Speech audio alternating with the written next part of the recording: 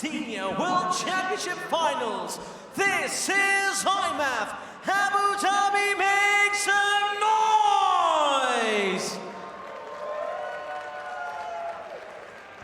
Our first bout of the evening is for the Atomweight Championship. Please welcome firstly into the cage from Finland, Jana Horto.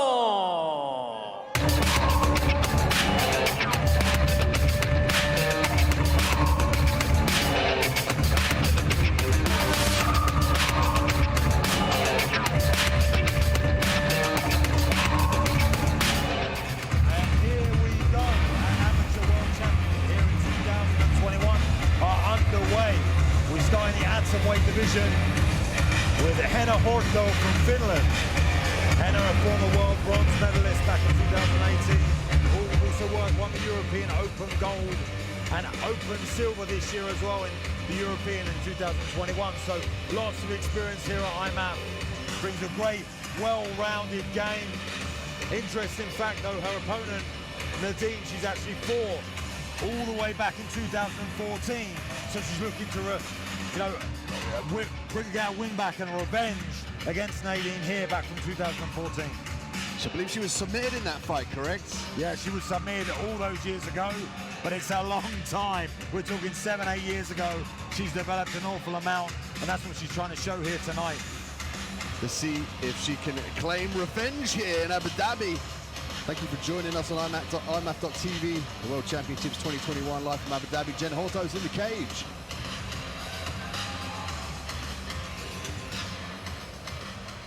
And now please welcome her opponents from Ireland, Nadine Bissett.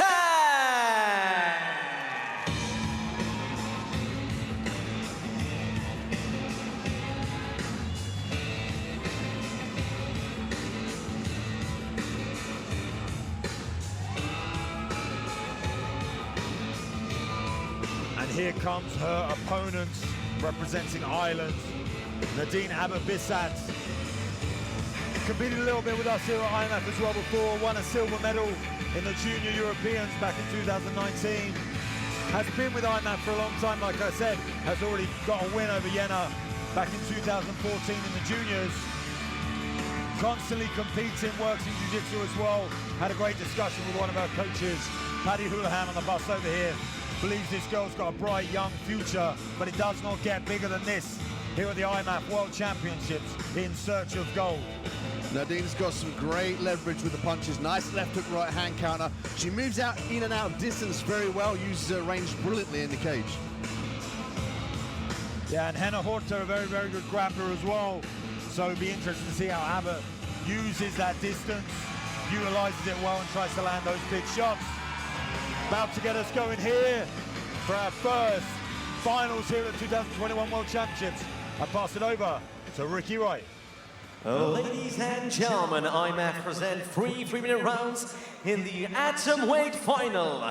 Introducing first in the blue corner, a former world bronze medalist, 2021 European silver medalist, and the 2018 European champion from Finland, Jana Horto! And your opponents in the red corner, a 2019 European silver medalist and a junior world silver medalist from Ireland, Nadine Bissett. Your referee in charge of the action from the Czech Republic, Václav Pribaj.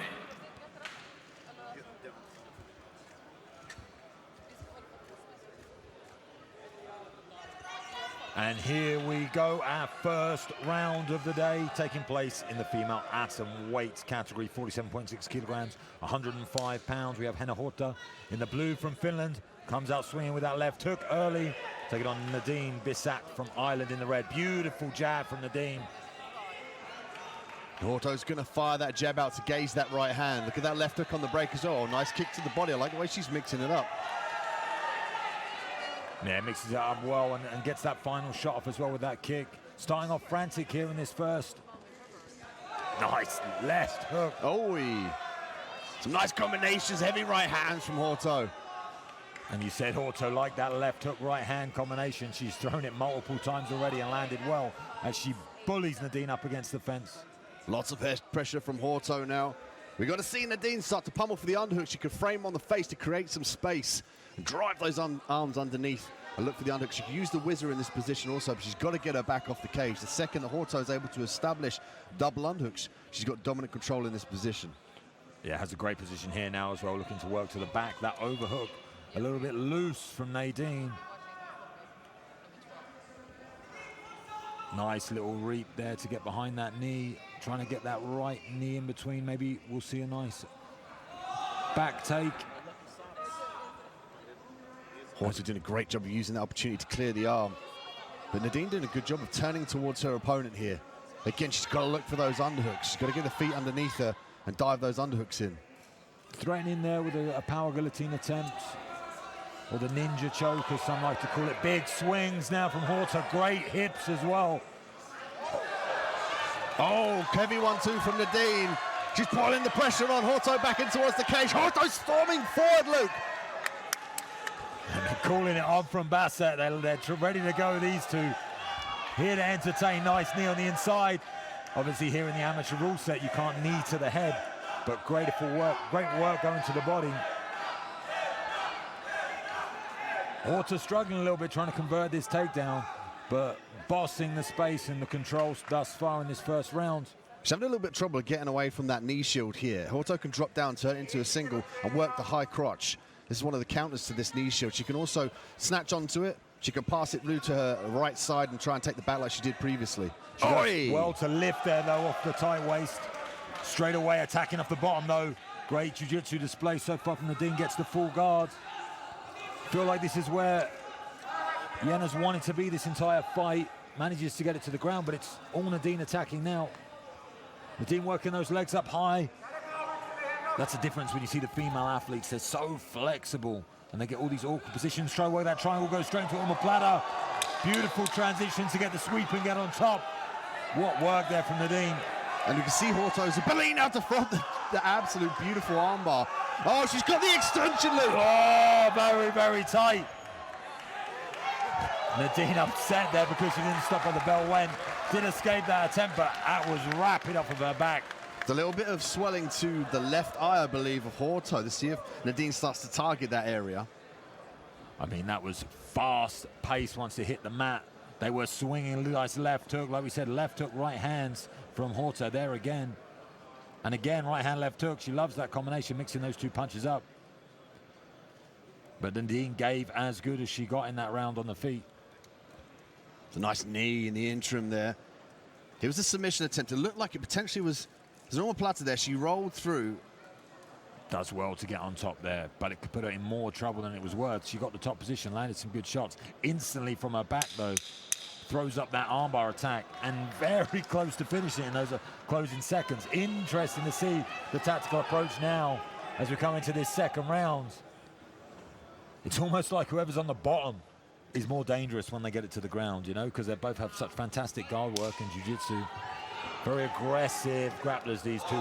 Beautiful left hook again from Horto, finding a home for that every time. And again, Nadine switching stances, trying to get away from that left hook. She's going to jump the back. She's got one hook in. Flawless attempt there to get to the back. Seamless as she flies up into the air to take the back control. Has laced the legs through now. Trying to search underneath that chin. Hard to see from that angle, but the speed of these two girls in the grappling is so good to watch. Nadine with the configuration on the right leg there of Horto. She's trying to prevent her from swinging that leg out and also turning into her. Fishing to try and get that right arm under the chin. Oh, maybe has it, but 2-on-1 defense here from Horto. She's got the left arm now. This is the arm she wants to choke with. When Horto's off to the left side, she wants to use that left arm underneath the chin. She can use the strikes and the right arm to distract and then fire that left arm underneath the chin. Right now it's underneath the armpit. She needs to pull it from out underneath the armpit and attack the neck. Has a good body triangle with the legs as well, though. A little bit off center, but still doing enough to hold Horta there, lacing that right foot underneath the leg to stop the turn. Long time here, we've got half a round left. Very dominant position early, trying to fight that right arm under again. Nadine as well, smart game plan. You could potentially give it to either lady in the first round, but this round, definitively, Nadine is in the position of dominance here on the back, using the strikes beautifully. Look at that, attacking that swollen eye of Horto. I like the way she's covering the mouth as well, Luke. Dirty stuff. Really giving it, pulling out everything to get this win. Great dominance here. Good work from Horta, though, to pull into the guard position to escape those dangerous back submission attempts with a rear naked choke. And from here, she's got to look for the sweeps. Trap one arm, one leg, sweep to that side. Or good hip, and use the hip escape. Oh, she's left the arm in. She decided to abort that position and re-give up the mount. She's got to try and block the hips, though, to stop the advance of Nadine. Yeah, Nadine in complete control in this position. I mean, Horta doing everything she can, but Nadine just one step ahead and has that arm looking to go underneath the neck. It's been real dominant since she jumped on the back from standing. Beautiful technical approach.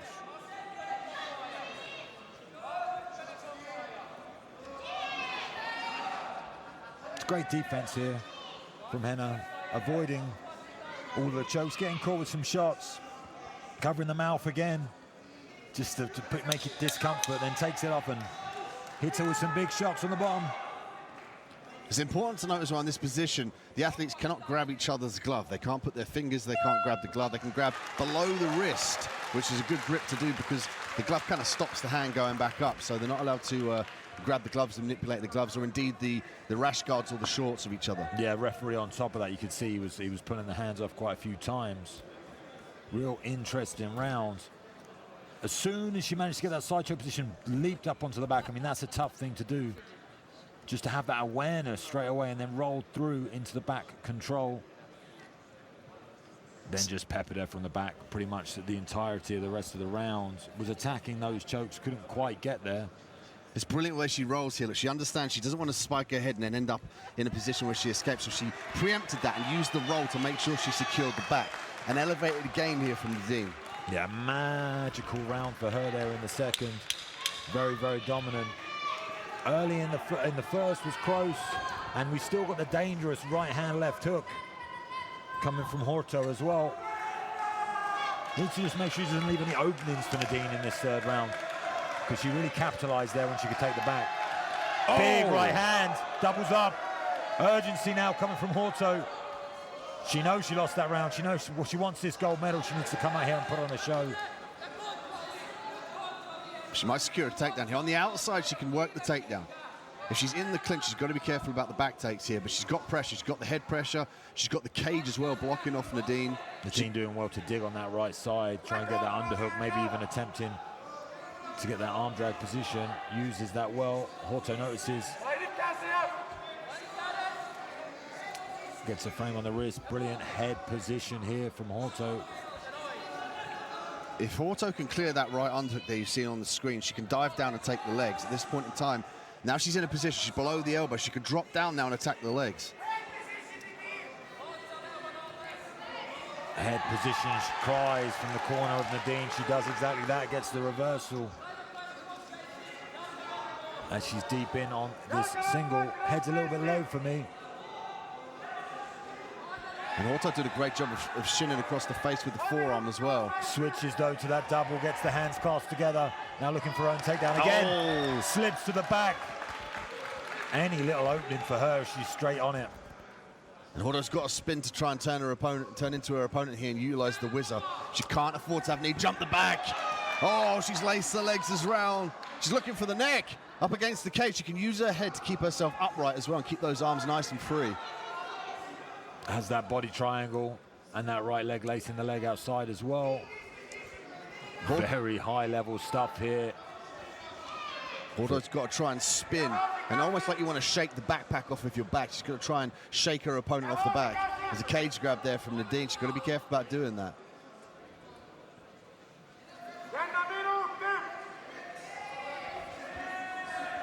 Maybe trying to reach through to the arm. Look to roll over the top. On a good defense, I can see now has the 2-on-1, making it very hard for Abbott to do anything, but big negative position this for Horto. There's not much she can do, and remember, she lost that second round. She needs to show some urgency here. We're in the final minute. Like you said, needs to spin, maybe roll, attempt something now. Well, here she's got the arm in jeopardy. I like the way she's up against the cage. She could pin Abbott up against the cage and try and straight armbar just to create a little bit of pain to make her escape, or maybe the tap. It's quite low percentage, but nonetheless, she can still attack that submission. Well, 20 seconds to go. She needs to do something. There it is. Look at the hyperextension. But that caused Abbott Bissett to pull the hands away from the neck at least, and that was the opportunity for Nadine to really finish the choke and Horto to escape. There it is, under the neck. She's hunting for the submission here. Trying to get the finish in every second of that fight. The Ulma 10, and Nadine looking to get that rear naked choke, couldn't secure it, but her aggressive style in that second and third round, I think it will definitely pay dividends. Beautiful opening fight for us here tonight. These two atomweights going to war. Here we see a few highlights, and I really liked Horto's straight right-left hook combination. She was powerful in that right hand. Yeah, she's just got to make sure she gets on her bike, you know, more outside movement, more lateral movement to set up those strikes. She comes forward and initiates the clinch, which is exactly what she didn't want, because Nadine did a great job of utilizing defense and then jumping the back later on. Yeah, Nadine impressed me by any slight mistake from Yenna Horto. She just capitalized on it, jumped the back. Got to be very, very, very confident to want to go out there and jump on someone's back, because it can go dreadfully wrong for you. But big smiles from the Irish corner. Great performance. Be interesting to see how they have this one. Consolidation of the judges' scorecards here, cage side. Who will be the next world champion here in Abu Dhabi? We will find out shortly as we hand it over to Ricky Wright.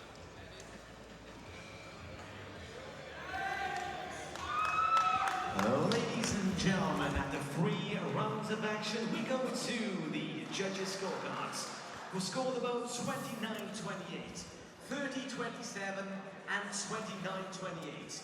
All three in favor of your winner by unanimous decision.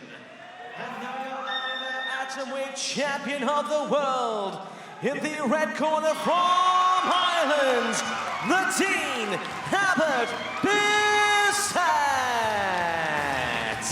Bringing that gold medal back home to Ireland. See how much it means there to Nadine. Fantastic performance here to open up our 2021 Amateur World Championships.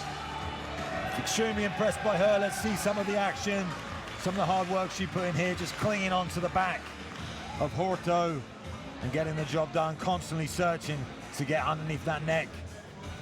Well, she had the perfect blueprint, which was the back control, and even Horto's defense of the forward roll. Nadine preempted that the first time around. Here we see the replay. There was the omoplata that caused Horto to roll. Nadine in the top position. Horto did a great job of throwing that armbar up, but she just couldn't shake Nadine off, even in this position, and again on the back, and that coasted Nadine to the gold medal. I mean, it's a real win here. This is the highest level you're ever going to compete at in amateur. You know, this is the real deal, the World Championships. We had 56 nations here competing, and Nadine has done her country proud, her nation proud, and bringing back that gold medal. And Yenna Horto did a fantastic job as well. Ladies and gentlemen, would you please welcome your first fighter into the cage, representing Kazakhstan, Baghdad Jubanek.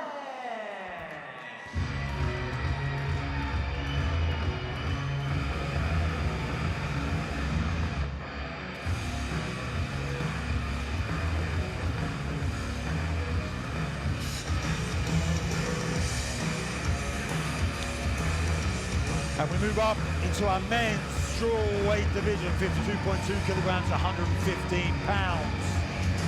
Our reigning champion, Baghdad Zanabinis, representing Kazakhstan. Kazakhstan doing a good job yesterday, taking home a few gold medals.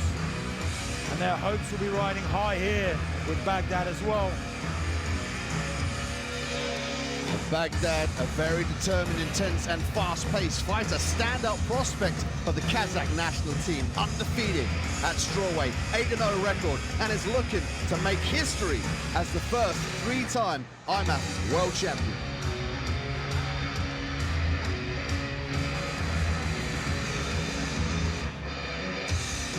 Very comfortable here at IMMAF is Baghdad. Understands the format, understands the rule set. He's been with us for a while. Trying to set records tonight. He's definitely been counting down the days to get back in the IMMAF cage, and he's here in the finals of the World Championships, making his way into the cage now, thanks to his God, and I'm sure he's going to perform tonight. Very exciting fighter. This is going to be a brilliant fight, Luke. And now please welcome his opponents, representing RMMAU, Farhad Rahman Aliyev.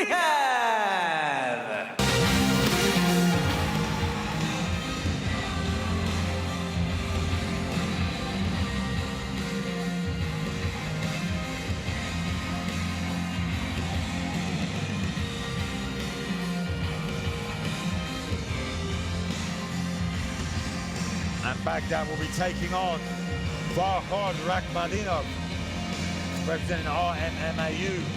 Look at the stoic face of this young man as he walks towards the cage. Intense stare. Yesterday, RMMAU doing a fantastic job, I believe, picking up 12 gold medals in the junior. Farhad will be looking to take home the first one as an adult here today. Has a big test in front of him, though. Our reigning champion, Baghdad, will be looking to dash the prospect here. Young man, 22 years old. Farhad has tasted a medal. He's tasted a bronze medal in the World Championships previously, but he's looking to get the silver or the gold. He's aiming for the gold. He's got a very, very tough test ahead of him. He's got to have an amazing blueprint here. We're going to see who comes out victorious. Ladies and gentlemen, IMMAF presents 3 3-minute rounds in the men's strawweight final. Introducing first in the blue corner, a 2019 Asian Open champion and the 2-time reigning, defending men's strawweight champion of the world from Kazakhstan, Baghdad Zhubanesh. And his opponent in the red corner, a 2019 World Bronze Medalist, representing RMMAU, Farhad Rahman Aliyev. Your referee in charge of the action from Finland, Asa Hokkanen. So, have a clean fight. Listen to my commands at all times. Now, touch gloves, step back. Intensity in the corner of Baghdad. We have our strawweight men's final here for you. 52.2 kilograms, 115 pounds, 2-time world champion. Taking on Rahman Aliyev out of the red corner, representing RMMAU. Baghdad starting slow, feinting, controlling the distance. And he'll try and test here, use fakes and feints, he use the jab as well as the leg kicks to distract. And if he senses that he can kill with the strikes, he'll barrage him with the hooks and straight punches, or he'll change to the level change. You can see the head movement here. He doesn't go too far from side to side to promote the kicks from his opponent. It's nice and nuanced for him in this boxing realm. Yeah, Rahman Aliyev needs to be careful not to overcommit, because he knows that takedown will be coming if he overthrows or gets too excited. So even if he does, you know, land heavily, he needs to be careful. He needs to be composed. Taking the center, switching stance now is Baghdad. Farhad looks like he's a little bit tentative here. His hips are back, so he's in the anticipation of the sprawl, which is good, but he's got to put the foot on the gas in certain instances there. He's got to throw combinations and then move out. He's got to claim some respect from the reigning champion in Baghdad. I'd be nervous too here. Big world stage, take another two-time world champion. Maybe going to take him a little bit of time to settle into this fight. But Baghdad giving him that time at the moment, showing him quite a lot of respect. Not, you know, coming in like you would see him normally, nice and confident and fast. He's just calculated, taking his time, trying to work him out. There's that takedown attempt. Obvious though, easily defended. Oh! Nice right hand over the top, timed perfectly. Baghdad setting those up with those slips. He'll slip the jabs and he'll slip the right hands of his opponent and immediately counter with the overhand right, straight right, or the left hook. Yeah, that slip, overhand right, swooshes past the face. Beautiful sit through there to try and get closer and connect. Gets in on this single. Beautiful defense being displayed though. Tries to cut the angle. Not enough. And Baghdad shows you how it's actually done and gets that takedown with ease. Gets beautiful pressure early. Bit overzealous though, trying to take mount too quickly. Re-hips him down, nice remat there. Pushing down the head, great control of the upper body. Control the head, control the hips, you control the whole fight. Look at the crowd respond. I mean, this is a wrestling feast here for us in Abu Dhabi. Look at that. Stuff in the head, the figure four to stuff the head to gain the top position. High level stuff. Yeah, Rahman Aliyev trying there to sit through, but gets put on his butt. Now he's in bottom position as we come into the last 10 seconds of this first round. Baghdad could be looking to threaten the knee bar there. Maybe a distraction technique to pass the guard, but the round ends. I think happy to see that round out, converting those takedowns. Close round, nothing too glaring, just on that overhand that off-balanced him. Probably the biggest moment of the fight that we see, and then some beautiful wrestling scrambles here. But look at that counter from Farkud. He did a great job of sensing he was going to get Uchimata'd, and he rolled around that single leg and came up on top. That was the shot, and he actually, that was one of the times he used it. He used it again. This beautiful takedown and conversion there. He chops that single leg. But I love that little head movement. Right hand coming off the jab. No lazy jabs now can come out of Rahman Aliyev. He needs to be very, very careful. If he's going to throw a jab, it needs to be sharp, and he needs to be aware there's something coming back at him. Can you see Baghdad just lean out, come back with the right hand? Beautiful counter. Round two, World Championships here in Abu Dhabi. 2021 World Championships on the line. The male strawweights, 52.2 kilograms, 115 pounds. Baghdad, reigning champion Farkud, looking to dethrone him. And that's a nice level change from Farkud. He's got to fire those punches, gain some respect, use the level change as well as the leg kicks. He's got to bring those leg kicks back nice and fast to limit the ability of his opponent to snatch up that single leg. Nice feints from Farkud, doing well. See, Farkud's kind of a little bit tentative. He throws something and like close his eyes and then immediately back out. Because he knows something else is coming back, or he's waiting for something else to come back. Scared of the beautiful sharp jab from the champion. All deep to the body, swing and a miss. Such a long way out, that shot. Baghdad really trying to convert that into something to be aggressive. Submission attempts didn't quite work, but gets up with ease. So responsive on the trigger, and the crowd applause. I mean, he went for that submission. He immediately understood that he didn't get it, stuffed the head, got back to his feet. Now he's going to try and fight to get that right leg out of jeopardy. Yeah, great reactive wrestling. As soon as he hits the floor, hits the mat here again, looking for something, looking for a triangle setup. Almost got it. Rahman Aliyev just passing well, but now to be careful of that arm. What he's got to do is secure this position here. Oh, nice pass. Good work. Gets on top of the champion. Good straight arm, though. The right arm there, you see, uses that straight arm as a frame to try and escape. Baghdad trying to get to his feet here. Lots of pressure from Farkud. Yeah, good work from Farkud so far in this round. This is the most successful he's been in the grappling. Hasn't managed to cause any damage and is always defending submission attempts. But he's bossing it at the moment, pushing in well. Freeing the head and avoiding all these submissions very well as well. His job here is to stay in this position, to maintain the top position, to try and make sure that he secures this round. There's the same counter, straight to mount, potential maybe back down to triangle, yeah. Rolls Yeah, back he's starting to adjust now. He's adjusted. Oh, we get it go. Back door, good work, great awareness. Farhoud now causing trouble, causing problems for the champ.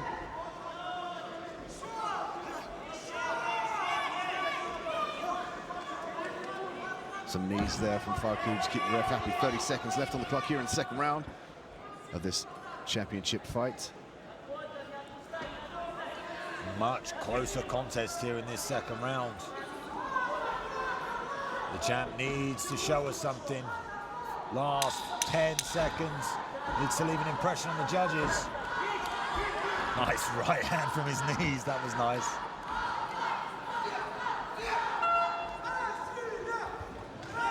Much better round from the man from IMMAF. Goes back to his cage with a sort of swagger a little bit more, going back to his corner. Did a great job, and that was starting from a very, very open takedown attempt. I feel like Baghdad was a bit overzealous trying to attempt these submissions. He really wanted to try and get the finish here. Even again, they're a little bit too open, nothing too tight, and Farhoud always finding an exit. Those submission attempts are great, and he's very reactive, but the question on my lips is, has it made Baghdad work too much to get up from that bottom position? Is that going to pay dividends now in this third round? And if Farhoud can have the better cardio of these two, he can keep that pressure going. You know, he's not been on the bottom having to defend himself back to the ground, constantly standing up, forcing his opponent's head down. Let's see if that makes a difference here in the third round. Well, Baghdad's been here plenty of times now, going to the third round of a World Championship final. He knows what it takes to take home that gold medal. Very, very close contest now as we go into our third and final.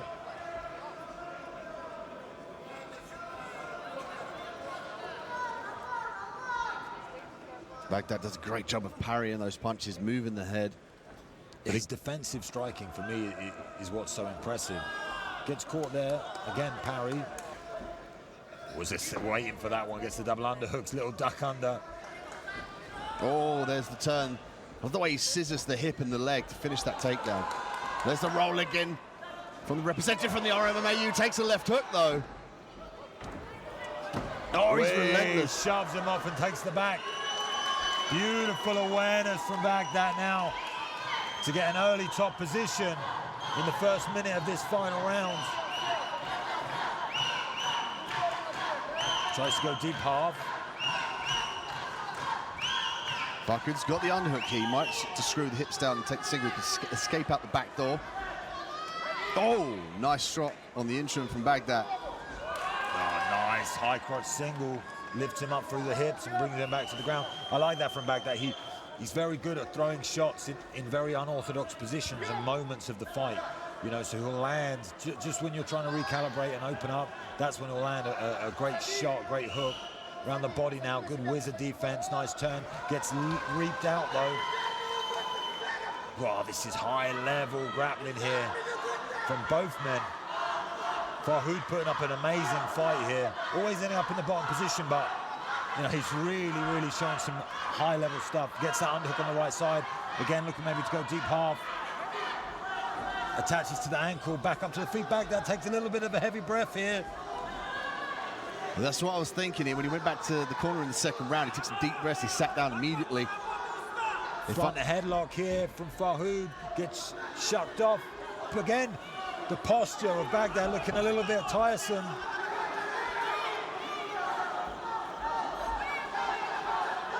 High-paced third round here. We're in the last minute. Can Farhoud capitalize on an upset here? And as I say, that championship stuff gets that takedown. And this is what wins gold medals.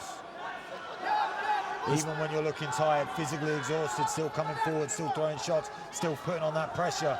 Top position here for the defending champion. It's the selection of the blueprint here from Baghdad that's standing out for me. He's changed the selection of mixed martial arts. One of the great affordances, makes it very exciting. Baghdad can change what he does. He can look for the takedown, he can look for the top position, he can look for the submissions off his back. Right now, he's selected the blueprint to dominate from the top. He's to secure the takedown, control his opponent, and stifle his abilities. Non-stop action and pressure from both of our competitors. Going to be interesting to see who's going to take away the 2021 Amateur World Championship gold medal.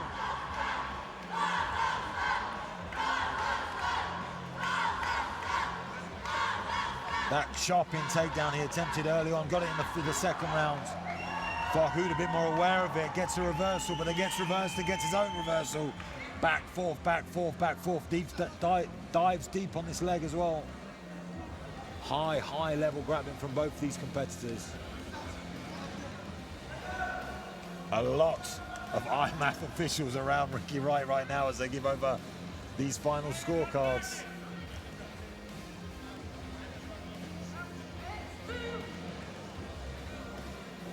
Mark Goddard with the overseeing eye here at the IMMAF World Championships as the Welsh Dragon, Ricky Wright makes his way to the cage.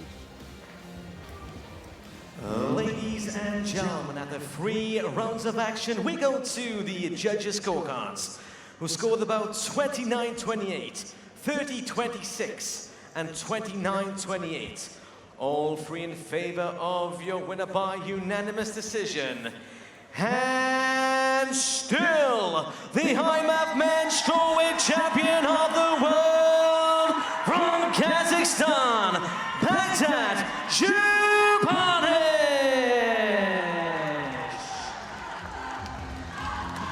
And another victory lap for Baghdad from Kazakhstan as he takes home, makes history here with his 3rd World Championship.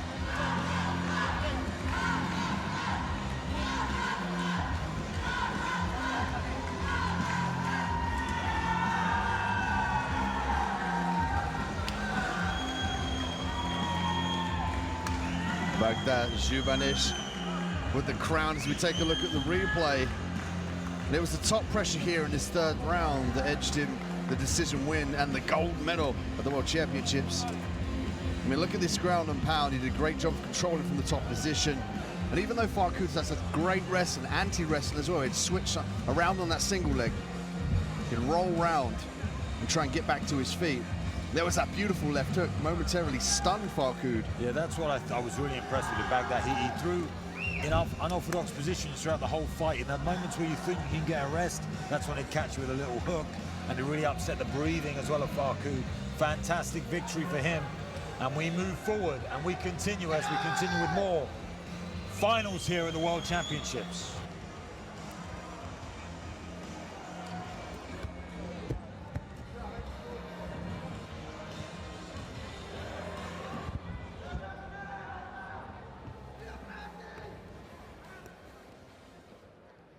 And now we move on to the women's strawweight final.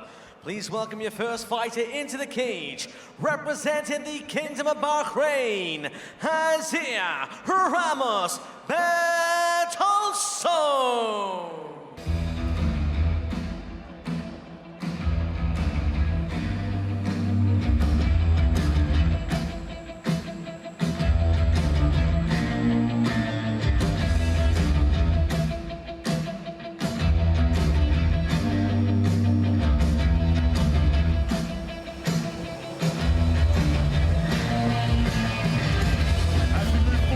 Female strawweight division, 52.2 kilograms, 115 pounds.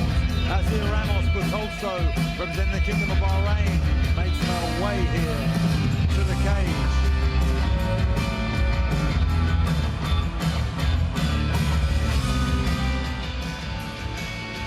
Azir now just coming off a fantastic victory in the European Open. Coming here to try and become European and world champion in the same year. Lots of confidence and respect and love there in the corner from Bertolso. Zia really bounced back from crashing out in 2019 to come and win the 2021 European Open, and she carries that confidence now walking into this cage tonight. Look out the focus on her eyes there. She's got the psychological preparations backstage. She's got a great coaching corner. She believes she's done enough to snatch the gold tonight. We will find out momentarily here at 2021 IMMAF, 2021 Abu Dhabi, and seniors here. We had the juniors yesterday, brilliant fights, excellent finals. We move on to the seniors this evening.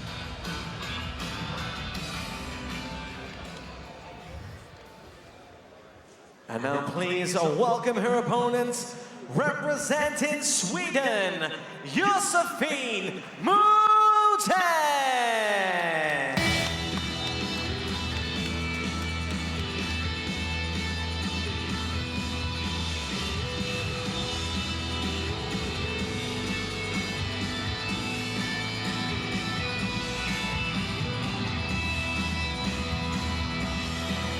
And Josephine Moten making her way to the cage. Extremely happy there, ordained in the blue and yellow Swedish flag.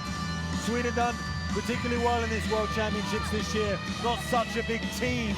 Normally they bring a huge team with them, and they have great competitive battles.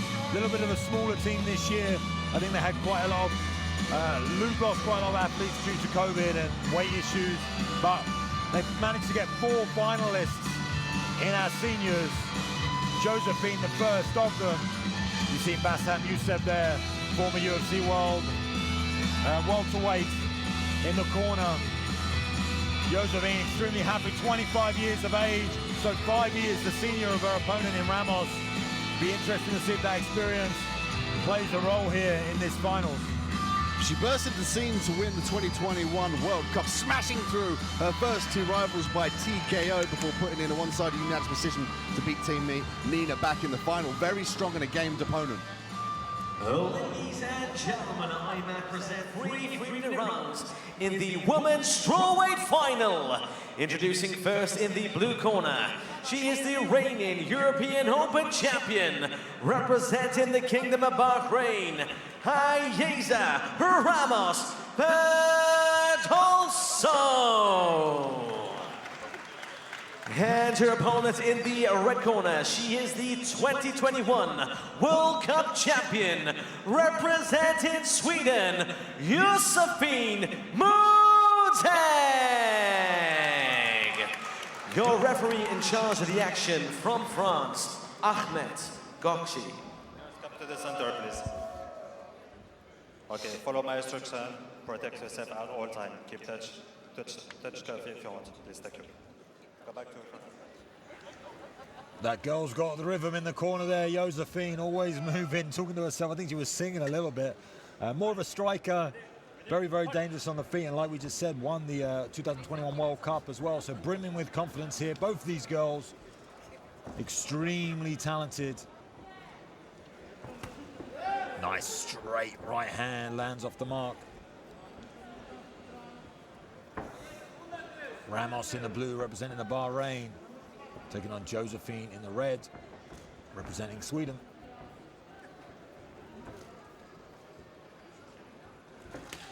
Nice high left kick, just kind of call that the Cobra kick, comes off the front leg.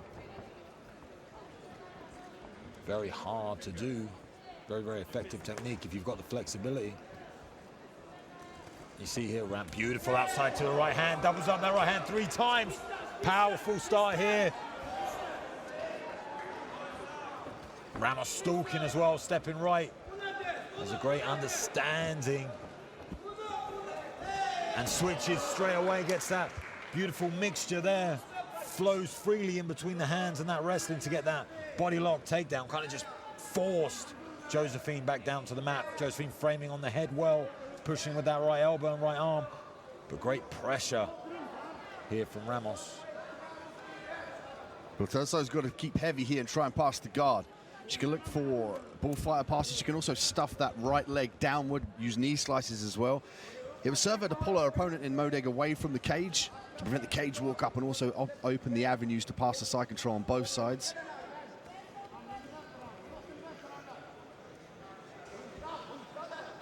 Josephine gets that leg high.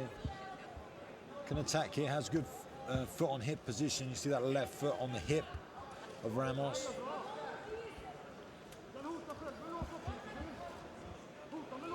But centralizing up the hips on top. 2 feet on hips. Now you can push away, try and stand.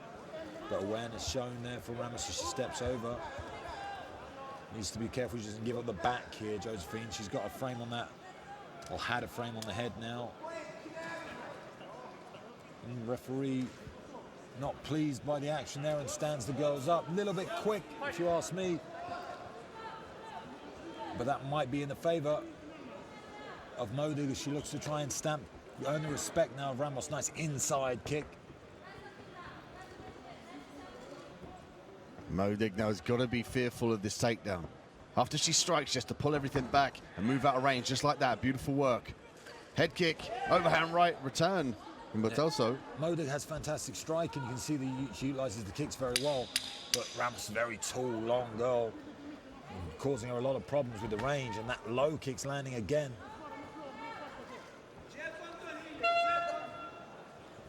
Great rounds early on for Isa Ramos Bertoloso, representing the Kingdom of Bahrain.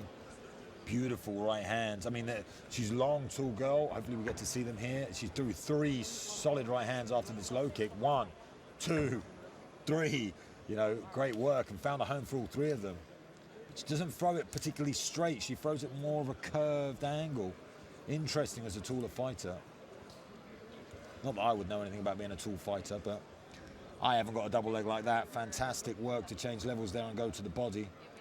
Very unexpected, and you can even see Josephine wearing the damage of that right hand on the eye. There we see it again. 1, 2, 3. They, for me, were the most definitive shots of the round.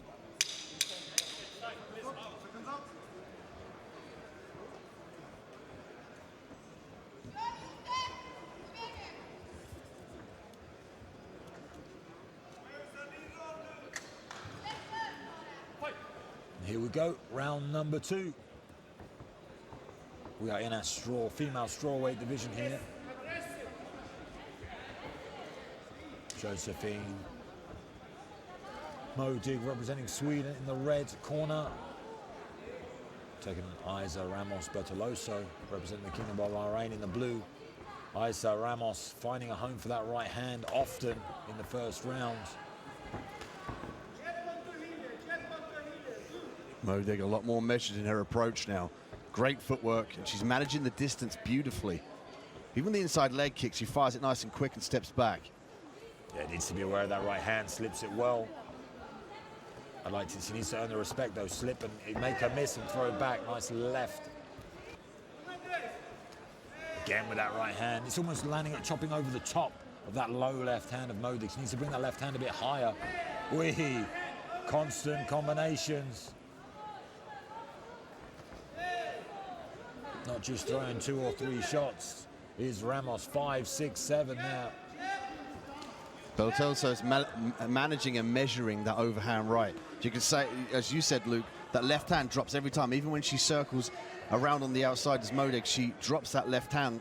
I call it the running man. The hands go down like you're running. But you've got to keep those hands up really high, particularly with a fighter with a longer reach and who has a dominant right hand. Or that right kick as well, maybe noticing that the hands dropping again, that lead hand dropping from Josephine. Maybe aware, trying to be careful of the takedown attempts, trying to keep that left hand low to get an underhook early.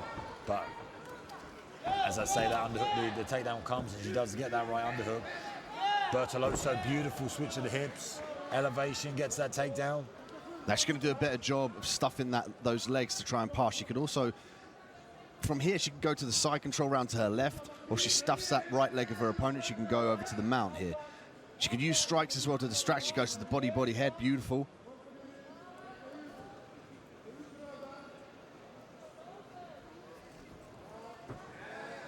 But also doing a great job of stapling that leg, though, to prevent the roll from her opponent. Oh, there's a triangle attempt here. Evaded easily, though, from Ramos, now on top, up against this fence. Has done a great job in this fight, controlling where the fight goes. Seems very comfortable here on top. And for a taller opponent, a taller fighter, it's sometimes not so easy to control on top. You usually have a very good ground game, like with your guard from the bottom and triangle attempts and arm bars. But it takes a lot of practice getting that forward pressure. She comes in here raining down, ground and pound, big left hands, and displaying that forward pressure, like I'm saying. Not an easy thing to do, because normally as a longer, taller fighter, you leave a lot of space. So you see the shorter, more compact guys and girls that when they get on top, they're very, very hard to shake and hard to move. Take a look at the replay here. Watch this high kick. Snaps into the chin of Modig.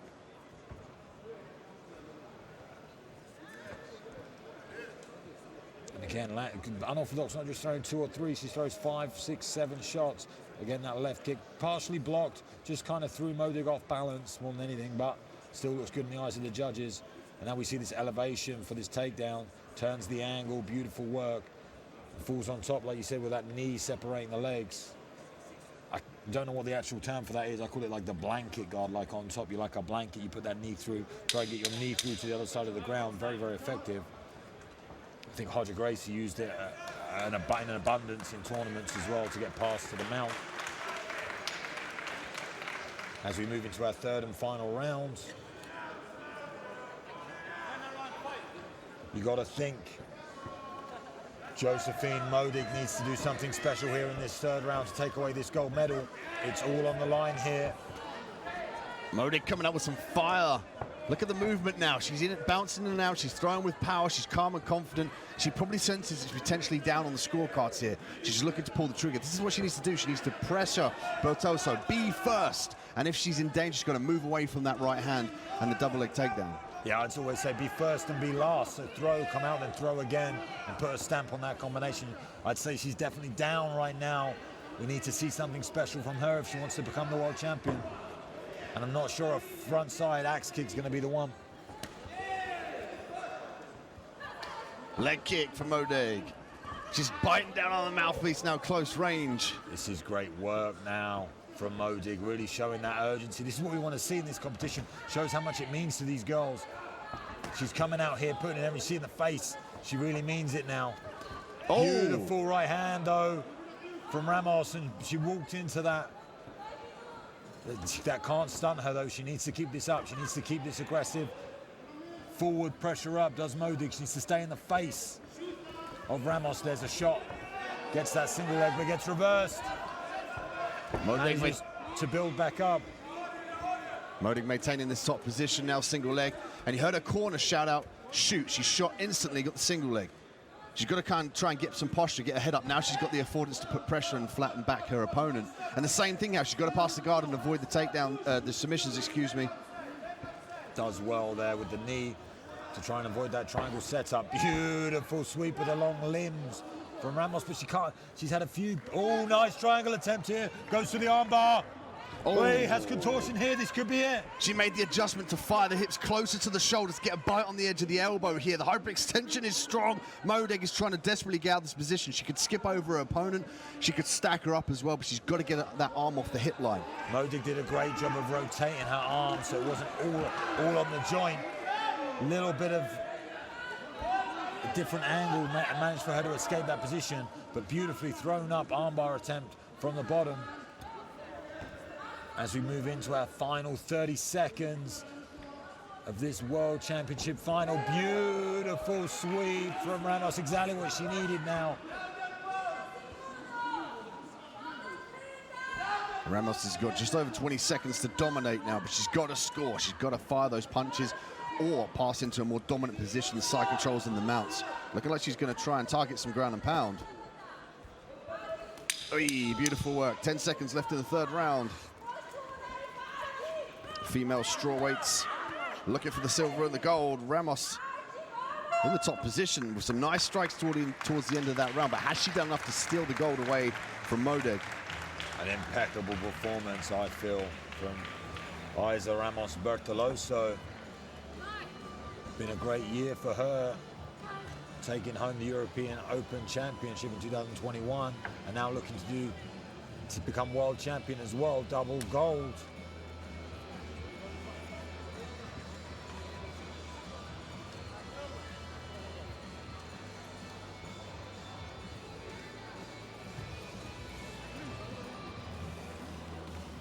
Ricky Wright making his way to the cage to let us know which young girl has become the world champion.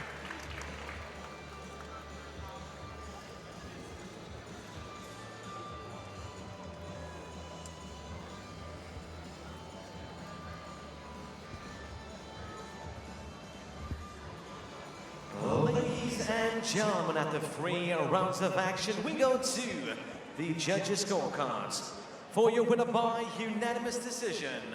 And now your IMMAF Women's Strawweight Champion of the World, in the blue corner from the Kingdom of Bahrain, Aiza Ramos Bertoloso.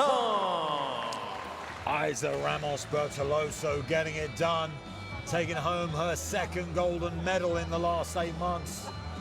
We can start calling her the Golden Lady, representing the Kingdom of Bahrain. Fantastic work. Beautiful performance from her.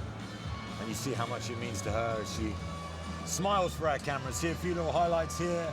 Tell us what you think, Dean. The end of the last round. Bertoloso did a great job of utilizing the ground and pound, the top position, the sweep as well. Some ground and pound return from Modig off the bottom, but you got to look at the judge's eyes here. Bertoloso was in the top position. She was threatening the guard passage. She landed some decisive ground and pound. Here was the switch of positions here, and this was where Modig re-hit down and chased the single leg. She listened perfectly to her corner to shoot that single. Yeah, Modig put up a great fight, did well, but I feel like Ramos was just one step ahead in the entirety of the fight. Tough one, but we've got to move forward rapid here as we move into the flyweight division. I pass over to Ricky Wright.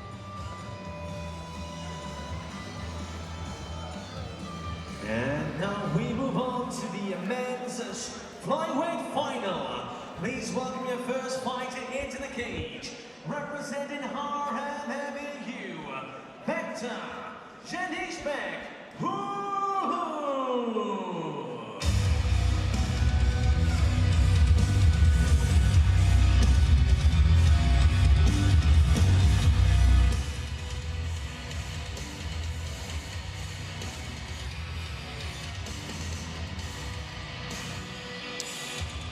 And we move in to our flyweight division, 56.7 kilos, 125 pounds. The representative RMMAU. And maybe one of the more challenging names of the day, Bekta Zaidbek Ulu. Let's call him Ulu. Mr. Ulu. That's correct. Has had a fantastic championships this year.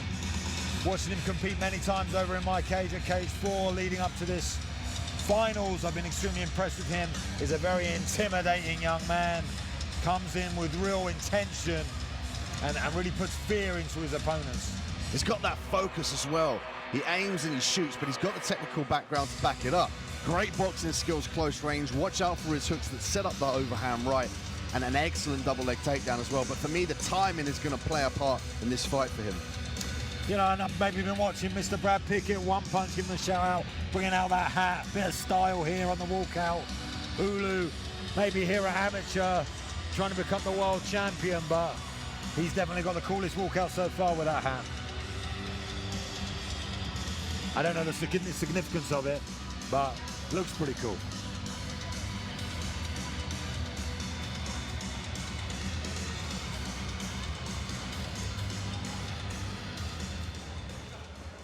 And now please welcome his opponent from Kazakhstan, Dastan Shakubekov.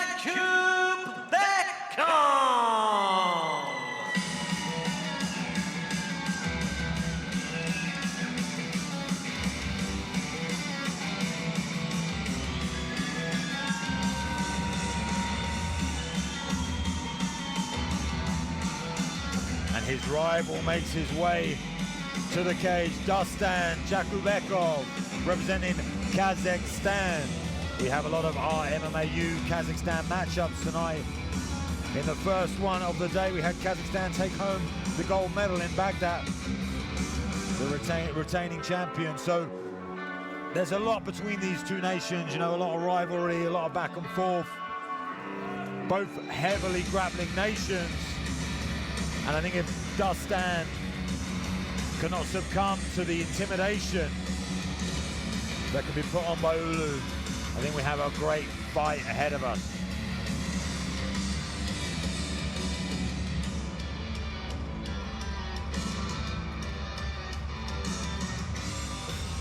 Looks cool, looks calm, as he gets embraced by his corner here.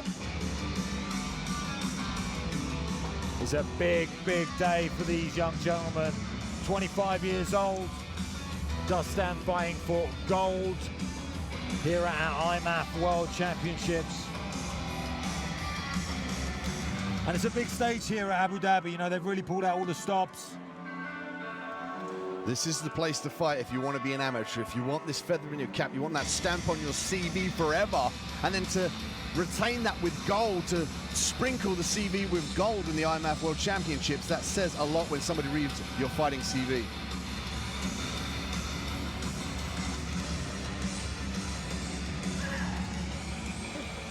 Ladies and gentlemen, IMMAF present 3 3-minute rounds in the men's flyweight final. Introducing first in the blue corner, he is the reigning European champion, representing RMMAU, Bektar Janishbek Hulu. And his opponent in the red corner, representing Kazakhstan, Dastan Jakubekov. Your referee in charge of the action from India, Prasad Gate Tunde. Fighters, follow the rules all the time. Keep the fight clean, touch gloves, go back to your corners.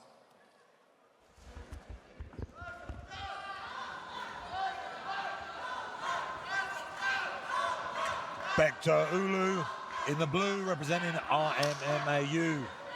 Taking on Dustin Jakubekov, representing Kazakhstan in the red.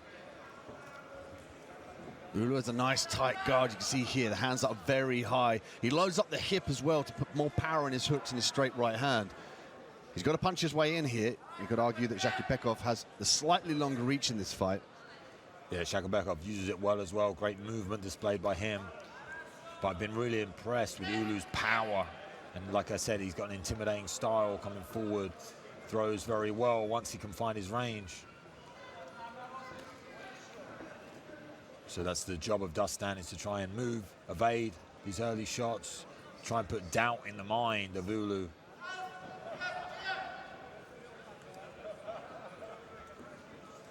Feeling out process here in the third round. A lot on the line, the gold and the silver respectively. Ulu in the blue corner now looking to jab his way into success. And you can see the right leg of Jakubekov taped up there. Let's see if that's something that Ulu could potentially target. I mean, these guys have been fighting every day this week to try and make it to this championship final, so I'm sure they're both carrying a few injuries. Hopefully it doesn't impede our final here. Nice left hook, right hand combination. Ulu trying to find his range. As he steps in and out, goes to the body with the right hand. Nice stiff jab. Jakubekov on the back foot, looking to show that uppercut. I like that. He's trying to deter Ulu from changing levels and looking for the takedown.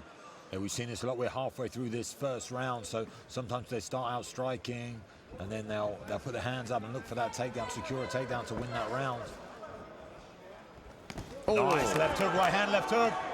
Lands heavy there, earning the respect of Dustin Jakubekov. But Bekov not backing down, coming forward, nice jab, uppercut combination.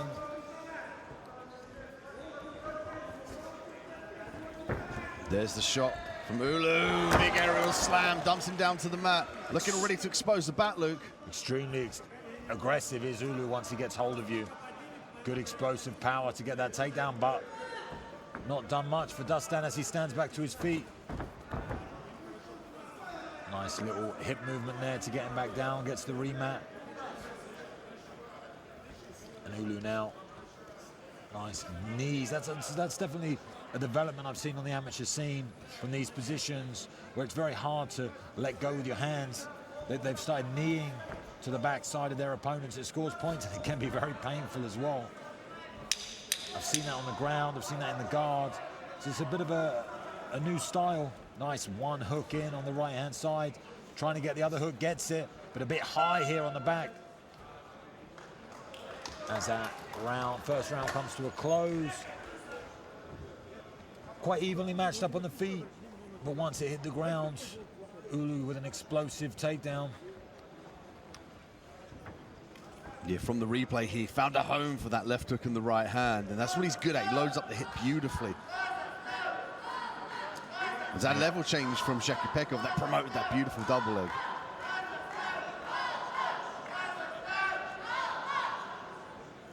Nice final left hand there. That was probably the most significant strikes, and here's the most significant moment with this explosive takedown. Could definitely argue that Ulu took that round. You know, he got that great takedown, and he established the back control with both the hooks right at the end of that first round. Yeah, we need to see the continuous movement, you know, from Shakibekov. He can't stand still. If he stands linear in front of him, in front of Ulu, then Shakibekov's always open for the takedown attempts, always open for that big right-hand left hook. So he needs to always be on an angle, always be off center. And if he's standing still, he's got to be throwing. He can't be just standing still in front, relaxed, because he's just going to allow Ulu to make that setup. Here it's a bit static for me, you know, how he's standing right in front of each other, toe to toe. It's not a great thing to do when you know that your opponent's got the ability to change levels and lift you high. I'd like to see more lateral movement from the man from Kazakhstan. Big counters coming back from Ulu. To the left, to the left. Maybe using these left hooks to set something up. As we see the half entry there, we come into the pummel position. 50-50 here, one underhook, one overhook. Again, the key is to drive your opponent back to the cage and look to drop down, but you need the unhooks for this position. You've got to drop your head and your hips lower than your opponent to achieve the takedown. And the cage will offer you an opportunity to pressure on the outside. As you can see here, Shakipekov trying to push Ulu back to the cage. At the moment in time, he's resisting it, looking for the turn, however. But his avoidance against the cage here shows that what Shakipekov's trying to do is drive back and then work for the takedown. It's all in the hips. Great hip movement there from Ulu to get him off the fence. And just awareness of where he is in the cage. You know, I don't know if you noticed that big circle in the middle of the fence. If you're on the outside of that circle, that means you're close to the cage. It's a good indication for our fighters to know exactly where they are, because it can get difficult and get lost in there. Again, good awareness of where he's on the fence. Manages to get bullied in there, though, from Ulu. Searching now for this takedown as he comes up to control the upper body. Ulu drops down for a single knee shield for Shakipekov. Trying to force the hips away of his opponent. His opponent wants to get his hips almost like to the side of where the pocket would be on the shorts. As soon as he does that, immediately exposes the back, gets the takedown. You've got to hip in these exchanges, sorry, Luke. No, tries to get that switch. Going for a groundy roll, comes out the back. Some I wouldn't say desperate moves, but some high-level stuff, trying to get some space. I feel like he feels Ulu's power and he's struggling to go the traditional routes to try and break the grips, or to try and turn here on the fence. So he's doing some high-risk stuff as he spins and gets that underhook. Ulu deep now in on this double. Last 30 seconds of this second round. Ulu with a nice head position underneath the chin of his opponent. Looks to drop the hips down to a single leg. Lifts the leg up nice and high. Head outside single for Ulu. Gets it top position now. Beautifully converted, that textbook. And again, that gives him a real moment in this fight, managing to utilize that takedown and get a finish. He's been the aggressor pushing forward. Didn't get much success, but managed to get that takedown. So, you know, I feel like it was all defense out of the Kazakhstani corner.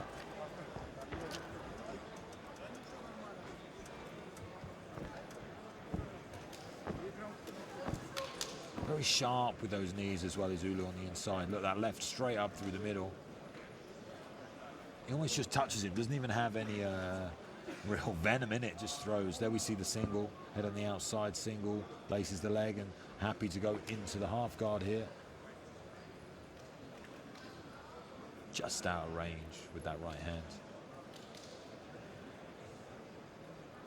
But again, if we look at the highlights, most of them in the favor of Ulu in that second round.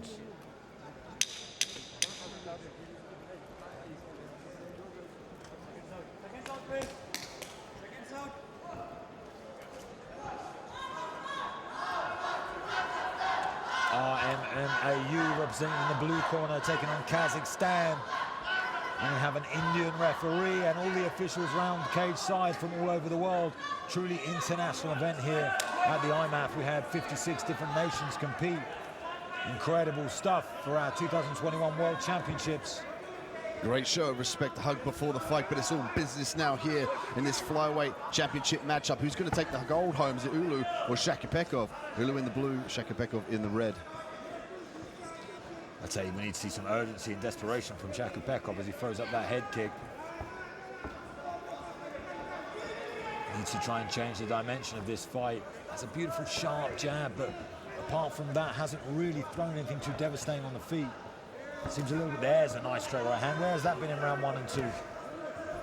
I think now he's got a bit of urgency here in this third round. He could potentially be behind on the scorecards. So he's got to be cautious and tactful with his power shots, not to give that level change up to Ulu. Oh, beautiful. Bringing all the tricks out of the bag now, looking very impressive in the early stages of this third round. Amazing hips there from Ulu, the speed as he turned the angle. You see how he sprawled? He didn't just sprawl in one direction, he sprawled circling at the same time. Extremely high level takedown defense.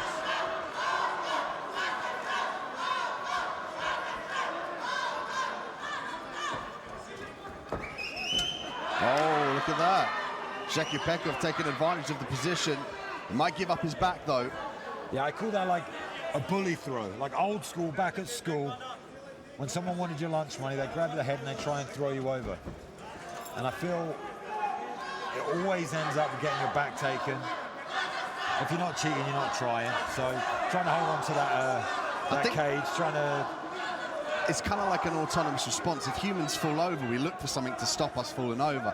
So I think maybe it could be not kind of like on purpose, but semi sort of like hold me up. But it does make a massive difference. So the referee's on the ball there. Gets that bully tossed again. Give me your lunch money. Get on that ground. Oh, armbar attempt here from Ulu. Ulu on the bottom though, bottom very active here. Foot on the hip, both feet on the hip. Can throw up all sorts of submissions from this position. Just needs to get off balance a little bit, off center, stuff in that head.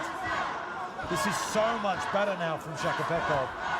Always wonder that when we go into the third round. And beautiful work from Ulu though to get on top.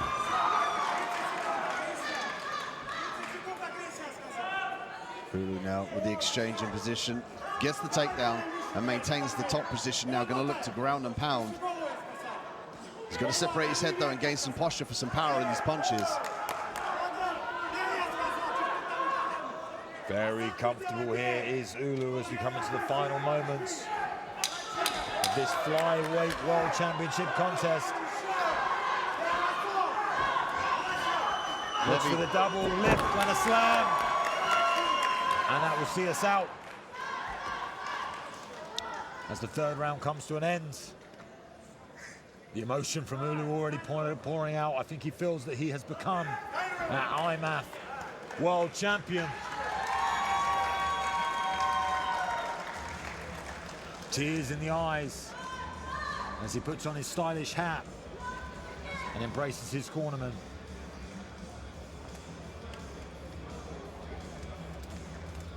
Take a look at the replay here. Ulu with a close, short shots. Turning back kick attempt from Shakipekov that missed. It's a nice exchange there as the two came close. Shakipekov pulling everything out of the bag in that third round. Had a beautiful straight right hand, nice sharp jab, spinning kicks, good takedown attempts. But for me, just a little bit too little, too late, as we so often see here. Be interesting to find out how the judges have it scored as I pass it over to Ricky Wright. Ladies and gentlemen, at the 3 rounds of action, we go to the judges' scorecards for your winner by unanimous decision. And now the men's flyweight champion of the world in the blue corner, representing IMMAF, Amateur MMA,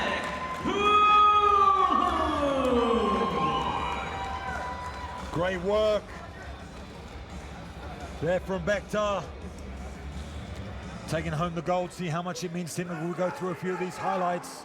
We will be taking a short break here now in the commentary because there'll be a short medal ceremony for our first 4 fights. Then we will return for lots more action here as we move into the females flyweight division. Have a cracking fight for you, so don't go anywhere.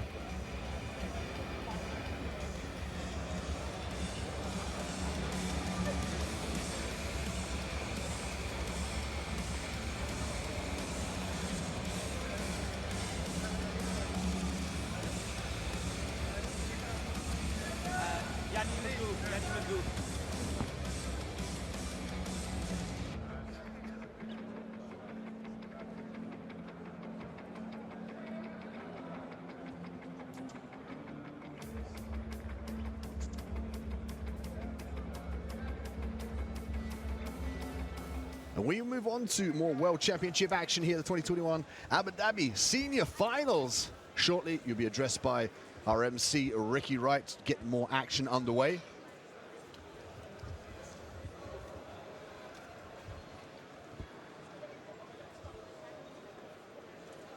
Ladies and gentlemen, we now move on to the women's flyweight final. Please welcome your first fighter into the cage. Representing the Kingdom of Bahrain, Beatrice Consuli Diniz.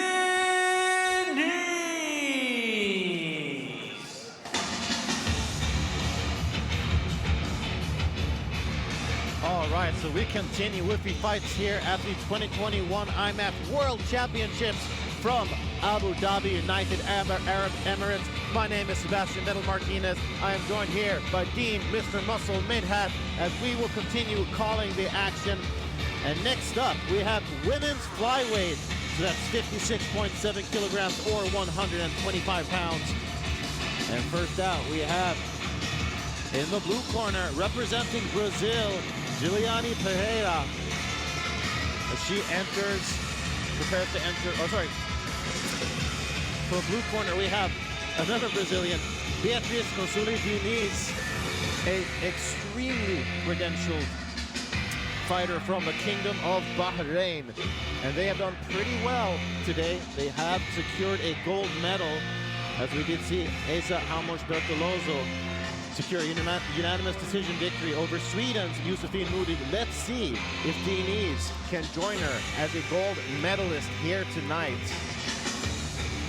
Diniz, a very strong contender for the gold. 2019 World Quarter Finalist and 2021 a European Open champion.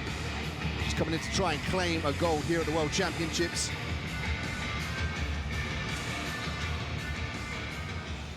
And now, please welcome her opponent from Brazil, Giuliani Pereira. All right, and here we have Brazil's Giuliani Pereira. She is a very, very hot prospect. A lot of people have been talking about this 29-year-old. She was actually voted one of SB Nation's top 10 Brazilian prospects to watch in 2022. She trains out of Nova União, which is one of the top MMA gyms, I would say not just in Brazil, Dean, but all of South America, in my opinion, maybe even North and South. I mean, really, if you look at all the fantastic fighters that have come out of there, Jose Aldo, for example, I mean, it's hard to find a better gym in the Americas. And what a way to boost the confidence as you walk across the platform to the cage with Nogueira in your corner from Brazil. I mean, that has got to boost your confidence as well as the technical background and the experience he has. Oh, definitely. I mean, I think having a former UFC champion in your corner definitely will give you a little bit of a boost, as well as just a wealth of knowledge and experience on your side in the form of your coaches. Wise, wise words coming your way. But now with the official introductions, we'll hand it over to Mr. Ricky Wright. Ladies and gentlemen, I now present 3 3-minute rounds for the Women's Flyweight Championship of the World. Introducing first in the blue corner, she is the 2021 European Champion, representing the Kingdom of Bahrain, Beatrice Consuli Diniz. knees. And her opponents in the red corner representing Brazil, Juliani Pereira. Your referee in charge of the action from the Czech Republic, Pavel Tosh. Ladies, final round. Fight active, fight there. Tie gloves and go back, please. Okay, Pavel Tosh in charge of this flyweight action. A world champion will be crowned in 3 rounds or less. Let's see here who draws first blood. Giuliani's got a nice long style, great technical Muay Thai for mixed martial arts. She loads up that rear kick beautifully as she sprawls back here to avoid the single leg.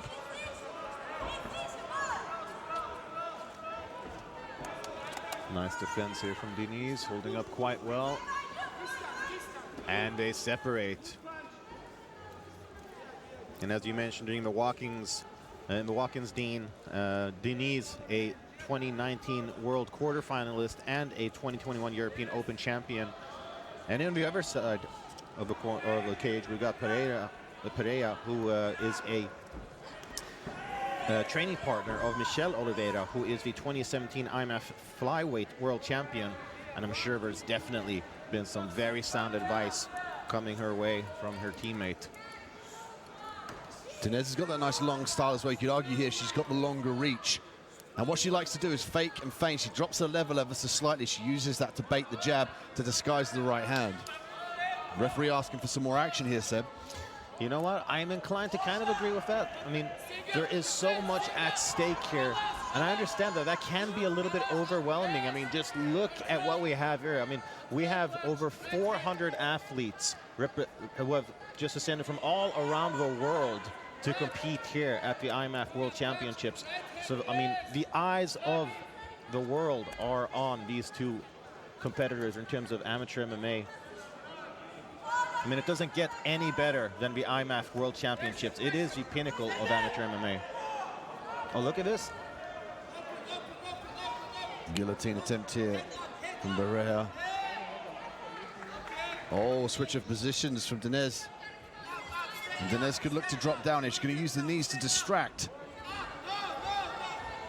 She's got to try and get that right underhook secured, though, and get the hands clasped together. It's going to be a little bit difficult with Pereira pushing her back towards the cage. Jumping guard here from Pereira, maybe looking for the flying triangle, but doesn't get it. And look at that. Denise lets her up, not really willing to follow her opponent onto the ground. Seemingly want to keep this fight on the feet, at least so far. Referee asking for some more action here, but there's a lot on the line as we see Pereira look for the takedown, inside trip attempt. And it comes to the nuances, or she might roll for the knee bar here. It's going to be difficult up against the cage. Nice defense from Denez. She triangles the feet. Difficult to see from the camera angle. She's triangled her feet to prevent her left leg getting extended out and hyperextended into the knee bar. 10 seconds left, or less than 10 seconds rather. I see some ground and pound coming courtesy of Bahrain's Beatriz Consuli Denise. Ends the fight on top. Neither fighter really being able to accomplish a whole lot of offense as such, but then again, as we said, there is so much at stake. You don't want to make a mistake because that could cost you a gold medal. Take a look at the replay here. There was the low single initiated by Pereira. She charged in beautifully, got a little bit of elevation, but the sprawl was the key there for Denez. She sprawled nice and heavy. This was some work up against the cage from Denez. Great head pressure as well. Absolutely. Utilizing your head in clinch and grappling exchanges is imperative. It really is that little extra oomph that you might need to get takedown or get a pass or whatever position you are looking for. Seconds out. We'll soon begin here with our middle round out of 3 potential. Let's see if these ladies turn up the heat a little bit. I mean, they've had a round now to be able to sort of feel each other out, find their rhythm, find their distance. I do suspect we will see a little bit more offense from both fighters.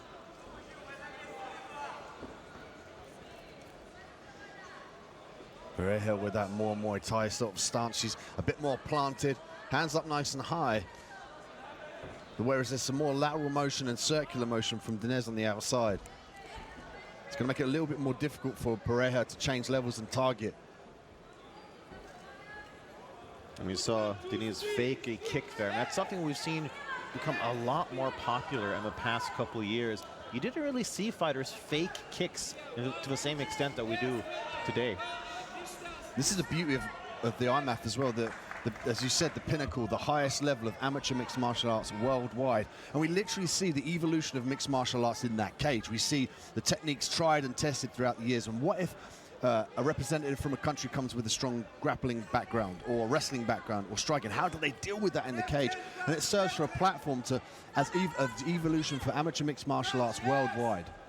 Oh, absolutely. You would be hard-pressed to find a bigger challenge in terms of amateur MMA. Just the fights that we had leading up to the finals, we've seen some great fights, some fantastic performances. Guillotine attempt from Denez is going to be difficult to finish up against the cage, given she needs some leverage. She could look to circle Pereira around and use leverage against the cage, just like that, or she could opt to go to her back. Great defense by Pereira. And it seems quite clear so far that Pereira wants this fight on the canvas, but Denez is having none of that. The defense definitely holding up very well. Pereira loves that overhook. I think something she hits in the gym quite often is the Uchimata from this position. It's difficult with the cage. She's tried it a few times in the center of the cage, but she's struggled to really get underneath the hips of her opponent. She jumps guards, an interesting prospect. Here in the second round, just under a minute left, if she accepts the bottom position now, and Denez stays in the top position, uses the ground and pound to keep the referee happy, she could steal the round, Seb. That is a very good point, Dean. And Denez also pressing her opponent against the cage so she doesn't have to carry quite as much of that weight. That is a smart move. But there's Uchi again, and she's not really connected with her opponent's hips, and now she's tried it a few times. Denez is understood that she fires her hips back. She can avoid this position. She looks to take the back. She's going to give up the knee bar, however. She's got the traditional defense of the legs clasped together. Now what Pereira needs to do is to pass that right leg away and pull the left leg out. So much like you'd want to kind of like separate two branches from each other. Not a whole lot of time left to work, though. Sometimes it's called the saddle position or inside Sekaku. She's got to try and roll Denez over to her left side as the time runs out. I'd love to see that on the replay, because instantly you saw Denez start to advance, start to threaten, and then as soon as she rolled for the knee bar, Denez was in defense mode. Check out the replay. There's a guillotine attempt here from Denez.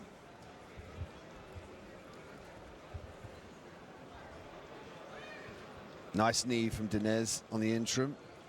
Pereira doing a good job of getting the head out of jeopardy. Nice open palm strikes from Pereira. And here was the saddle position. What she needed to do is roll off to her left side, frame on the chest of Denez, and roll her around to expose the legs to put Denez off of her back. But again, in mixed martial arts, you roll for a leg. You've got to remember, the person can punch you in the face. So it's a precarious position to be in. Absolutely. I mean, so much of MMA is risk versus reward. Every time you throw some offense, your opponent has the opportunity to counter. So you've got to weigh those risks, see what's worth it. Pretty close fight so far.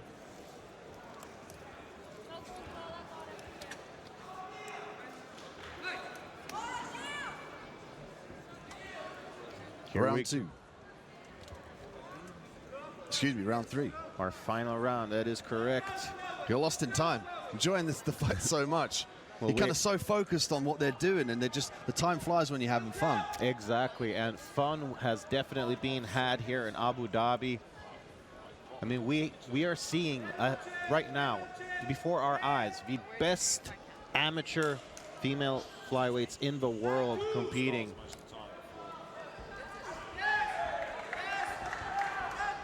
There's that clinch. So far, Pereira struggling a little bit to get the fight to the ground. Dean, what would you say? what could maybe help her get her opponent to the canvas, as she's been trying to do so far? Well, I think the overhook there, you see the right arm's overhooked underneath the left arm of her opponent. That whizzer there is preventing her really from dropping down and gaining control of the body in body locks. Unhooks are the key, specifically with your back against the cage. She circled out where that now, but it was more due to Dinez's actually backing off. So in these exchanges, I like to see Pareja drop down and pass the arms, go for the underhooks like that, look for the single legs, look for the double legs, because this overhook's not really working for her at this point. And it kind of feels like the grappling offense from Pareja has sort of mitigated some of the striking of Diniz. She hasn't thrown a whole lot, and I think it might be because she's very wary of that takedown attempt.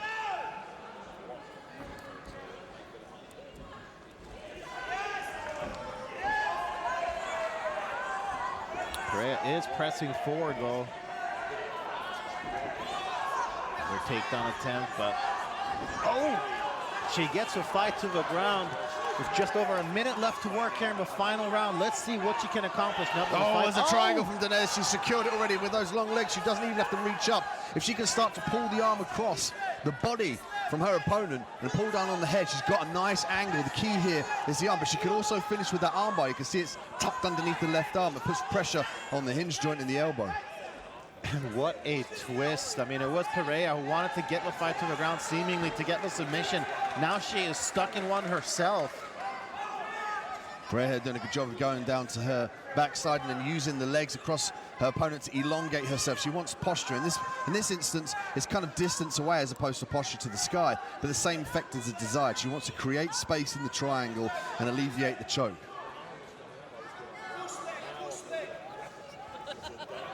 And this is not a fun position to be in, inside a triangle while someone is punching you in the face. And look at that, it is Diniz that gets the top position despite trying to avoid the fight going to the ground. Great submission defense by Pareja. She did a good job of reversing out that position, pulling the head out, and now an embracement of these two. A lot has gone into this journey. The travel, the training, the sacrifices, the diets, the weight cuts, not seeing friends and family, all the stringent COVID testing to get here. Just the experience is a win here as well. If you get to the finals, the experience of this whole event, being able to compete against different people from different natures who bring different skill sets to the game, only serves to allow these to move into the higher ranks and the pro ranks with a great skill set from the amateurs. Absolutely. I mean, they have been fighting inside the cage, but there have been several battles outside of it as well, like the ones that Dean mentioned. It has not been an easy road to the finals. Take a look at the replay here. And Pareja storming in, looking a bit again. She used the underhook now as opposed to the overhook. That was the key for her to get that top position. She walked into the triangle, however. She did a great job of defending. Watch this, look. Dinez slaps the triangle on and then tries to finish, but Pareja reverses out of that position. And it's time to crown a new flyweight champion with the official result. Let's hand it over to the Welsh wonder, Ricky Wright. And after 3 rounds of action, we go to the judges' scorecards. For your winner by unanimous decision, and now the IMMAF Women's Flyweight Champion of the World. In the blue corner, representing the Kingdom of Bahrain, Beatrice Consuli Diniz. And there you have it. The Kingdom of Bahrain has claimed another gold medal. Beatrice Consuli Diniz is the flyweight world champion. And just so much emotion. You could see it was a bit of an adrenaline dump afterwards where they embraced each other. And here's some of the action from that fight. There we had that scramble towards the end.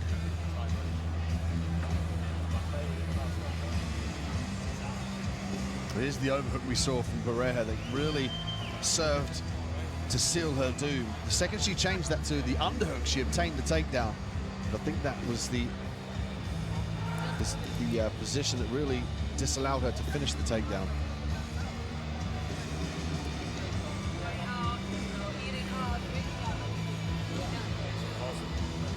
Ladies and gentlemen, please welcome your first fighter into the cage. Representing Harham MAU, Shahpan Gabison. class 2 bantamweights. That is 61.2 kilograms or 135 pounds. Here we have the RMMA youth, Shakhban Gazipov, preparing to enter the cage. Just 22 years old. And let's see if he can ride some of that momentum that his countrymen had yesterday. I mean, it was just a fantastic performance after fantastic performance, and so many medals collected by the RMMAU yesterday.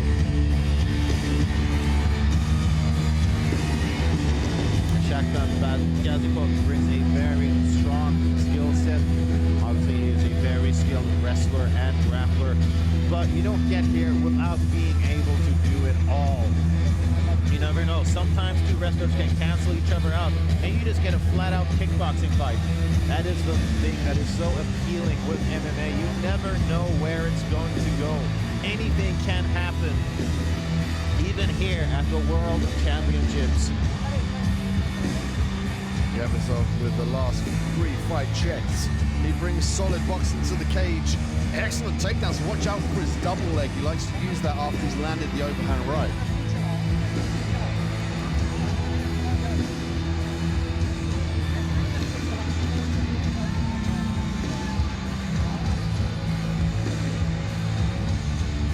And now please welcome his opponent from Sweden, Oskar Yaskari.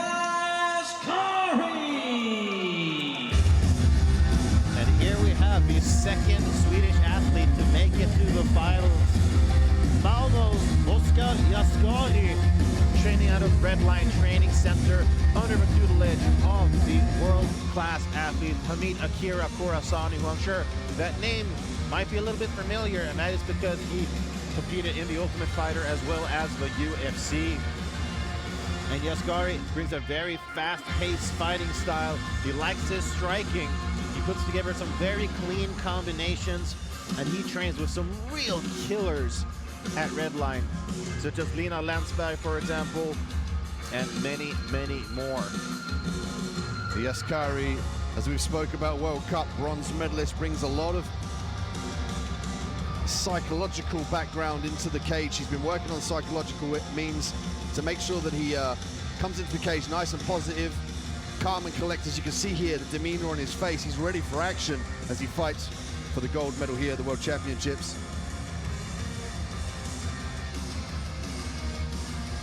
Just 24 years old. A lot of people in Sweden had their eyes on Yaskari.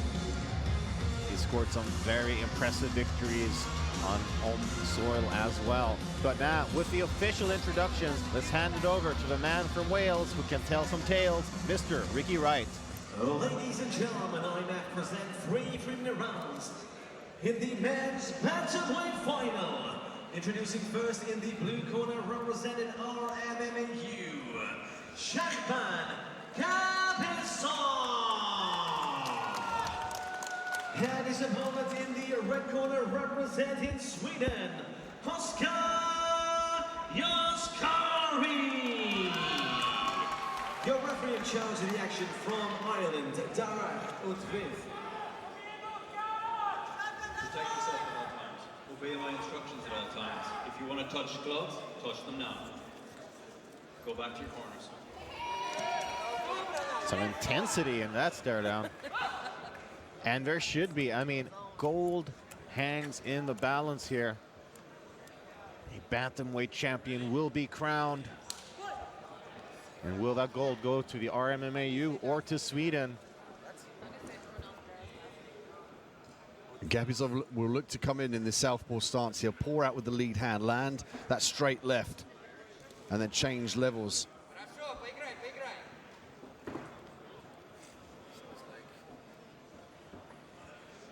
And as mentioned, Yaskari trains under Hamid Akira Khorasani in the south of Sweden. Double underhooks here for Yaskari as he tries to muscle the representative from the RMMAU down to the ground. But there's the wrestling pedigree that they bring to the cage, funneling for the underhooks. Threatening the single now, Seb. That was some fantastic defense there from Gazipov. Very, very impressive. I mean, Yaskari had double underhooks. I'm sure a lesser fighter would have been taken down. And look at that. The Russian neutral athlete turns the table on his Swedish foe. getting him to the ground. Gabizov now has got to stay heavy. He's got to make sure he controls the arm. Oh, he's going for the head and arm triangle here. Not viable from the full guard. Great work from Yaskari to get back to the full guard now in open guard. That is true. You would have to have an unearthly squeeze to be able to get that from full guard. It is extremely hard. I think I've only ever seen it once, and that was from Rick Story in the UFC. Gabizov's going to look to leg lace now. And it will serve him to fruit to pull his opponent away from the cage to prevent the cage stand-up and also allow him to walk up to mount and further put Yaskari's back flat to the mat. As mentioned before, Yaskari is a bronze medalist in the cup, and I'm sure he would love to get a gold as well. He's got a taste for medals now. Come to the last minute of the first round here. Gabizov, as promised, wrestling his way to the top position. And he's got to keep the strikes often and relatively heavy to keep the ref happy here. Yeah, Yaskari trying to create some space or perhaps go for a submission. Yeah, looked like he was trying to go for a triangle there, but the threat was recognized by the RMMA youth, Shakhban Gazipov.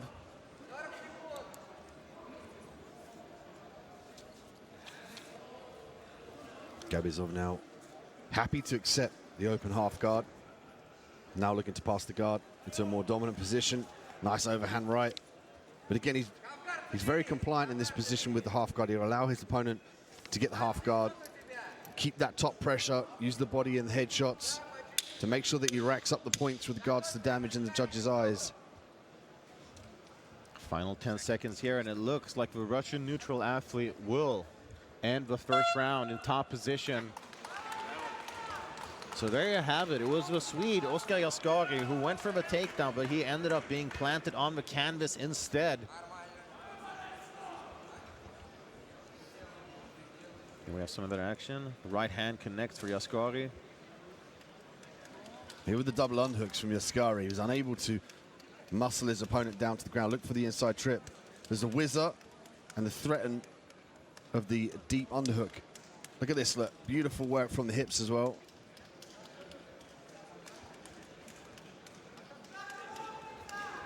Yaskari likes that front kick. I've seen him use it several times. It's a risky play, though, firing those kicks against somebody who wants to take you down. If they can time that kick, catch the leg, and turn it into a takedown, now you're off your back, fighting for the top position or to get back to your feet. Eagle-eyed viewers might recognize former UFC fighter Bessam Youssef in the corner of Oskar Yaskari. Again, that is very solid company. Here we go, round number 2. In day 3 of competitions, we saw Oskar Yaskari defeat Shamil Alikhanov of the Kingdom of Bahrain by a split decision, and that was a very tough fight. But in the end, Yaskari just did a little bit more, both on the feet and on the ground. Oh, big overhand right. And that's what we spoke about on the walkouts, his ability to tie that takedown immediately after he connects is a skill that he brings to the cage, and now he finds himself looking to establish this half guard position. Head pressure very important here, using the cage to his advantage.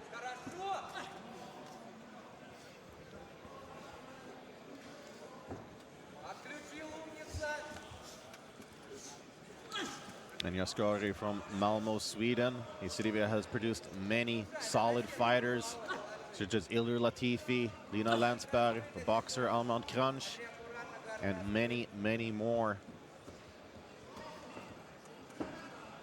It's also a city that Pani Kianzad now calls home.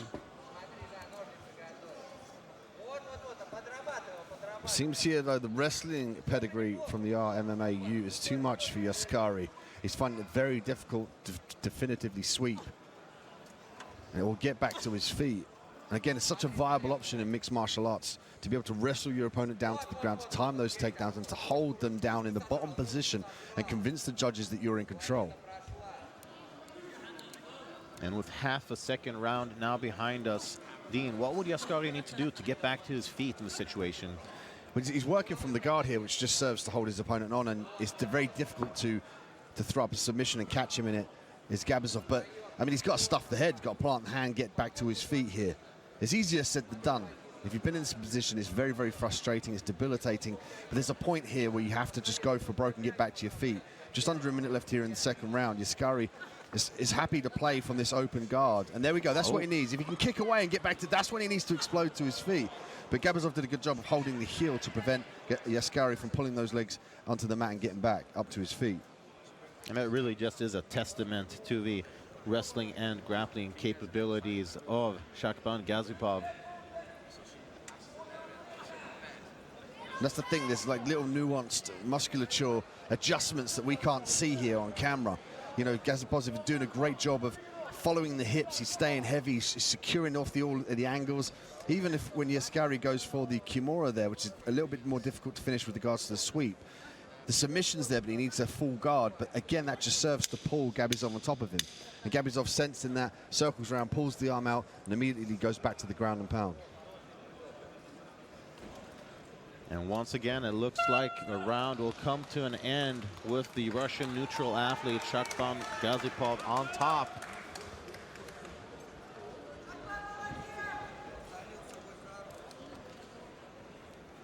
You could argue here that Yaskari needs to go for broke. As we take a look at the replay, this was the story of the fight. Gabizov in the top position, controlling, doing enough damage to keep the ref happy here, threatening the guard passes, stifling Yaskari's abilities to throw up submissions. And the kickoff on the hips was a key point for Yaskari to get back to his feet. He did a great job of gaining some space. Look at this, look, great space and some elevation. If he would just employ a little bit more explosive power and kick back Gabizov and try and get to his feet, then he could work the underhook, he could further stuff the head, then dive for the double underhooks. You know, there's a process on getting back to your feet, and the first port of call really is to either stuff the head or gain some distance to get back to your feet.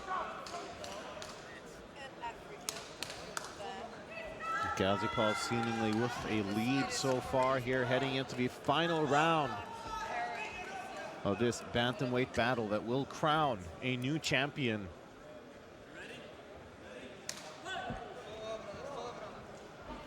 Okay, here we go.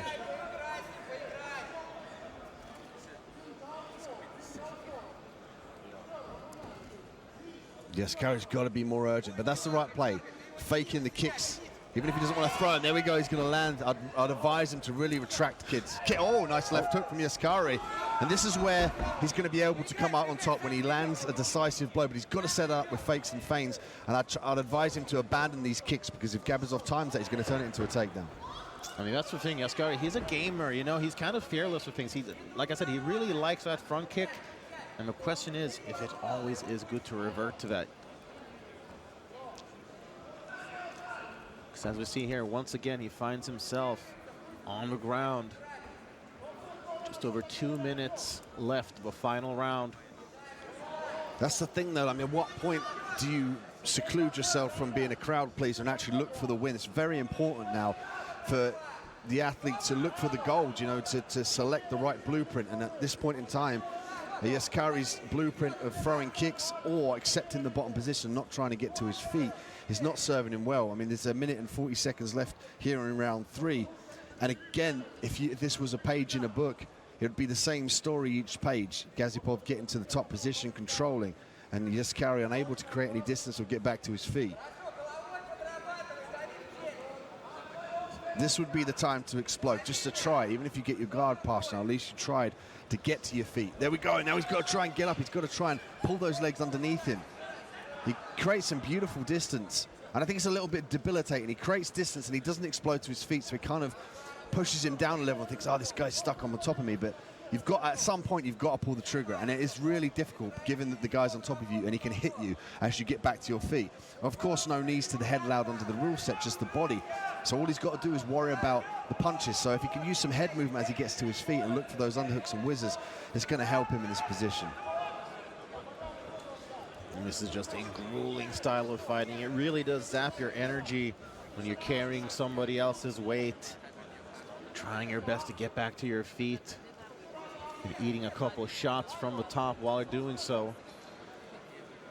Looks like Yaskari was going to try to go for Kimura again, but once more, Gazipov recognized the threat. This really seasoned fighter here. Ground and pound now from Gabizov. Heavy with the hips as well. Very reactive on the ground. He'll sense when there's a push, when there's a pull, when there's a time to walk in for the ground and pound here at the end of the round.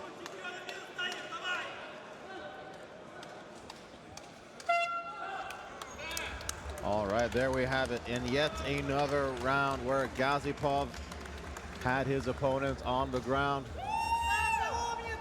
And he seems quite convinced of victory. And there may very well be some credence to that. Of course, we will have to wait for the official decision. And here's some of that action. There was one of those front kicks that Yaskari really likes. A bit of a striking exchange there. For a quick moment, it actually looked like Gazipov had been dropped, but it was just perhaps a slip as he spun around. Now, with the official results, let's hand it over to Mr. Ricky Wright. And after 3 rounds of action, we go to the judges' scorecards. For your winner by unanimous decision, and now your IMMAF Men's Bantamweight Champion of the World. In the blue corner, representing RMMAU, Shakpan Gapizov. There you have it. Shakpan Gapizov is the new bantamweight world champion. Gets the gold here for the RMMAU. A great and educated win as well, understanding his skill set and some of the affordances of mixed martial arts. If you have a great striker in front of you, you want to take him down, keep him there, avoid submissions, use the ground and pound. He did just that. Excellent blueprint selected here from the representative from the RMMAU in Gabizov.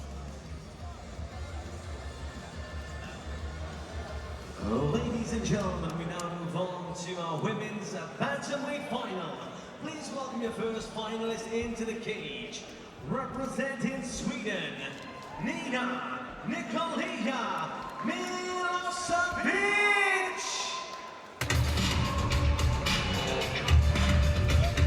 Okay, here we have Sweden's third chance at scoring a gold medal in the form of Gothenburg's Nina Nikolia Milosevic. Just 25 years old. She is also very, very credentialed. She's a Swedish, she has a silver medal in the Swedish Muay Thai Championships, as well as a gold medal in Swedish grappling competitions. So she is very, very skilled there. She has Jörgen Hamberg, head coach at Västerås Fight Club, in her corner. And that is a gym that is known for its striking. It's produced a lot of knockout artists, such as Tobias Havila and Alexander Löf, who have both competed very successfully here at the IMMAFs. Let's see if Milosevic can bring some of that knockout power into this bantamweight contest. Milosevic, she really does like her striking. She has some fantastic knees in the clinch. Let's see if she utilizes those. And now please welcome her opponents, representing the Kingdom of Bahrain, Rayane Venuto Shamarayes.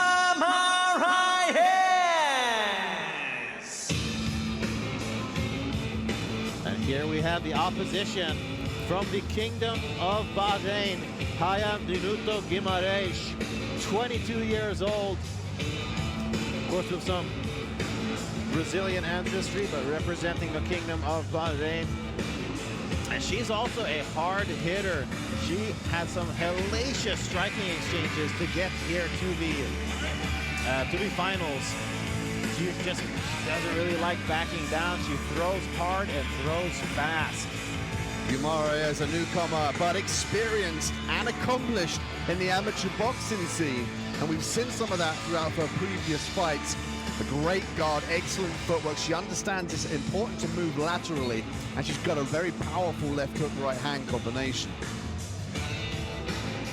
And based on some of those credentials, you might think that this could very well be a striking battle. However, that remains to be seen. As mentioned ad nauseum, You can never really predict how things are going to go in MMA. Anything can happen. As you see, the Bahraini fighter, Guimaraes, enter the cage.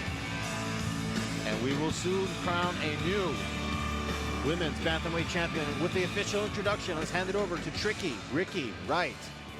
Ladies and gentlemen, IMMAF presents 3 3-minute rounds in the women's bantamweight final.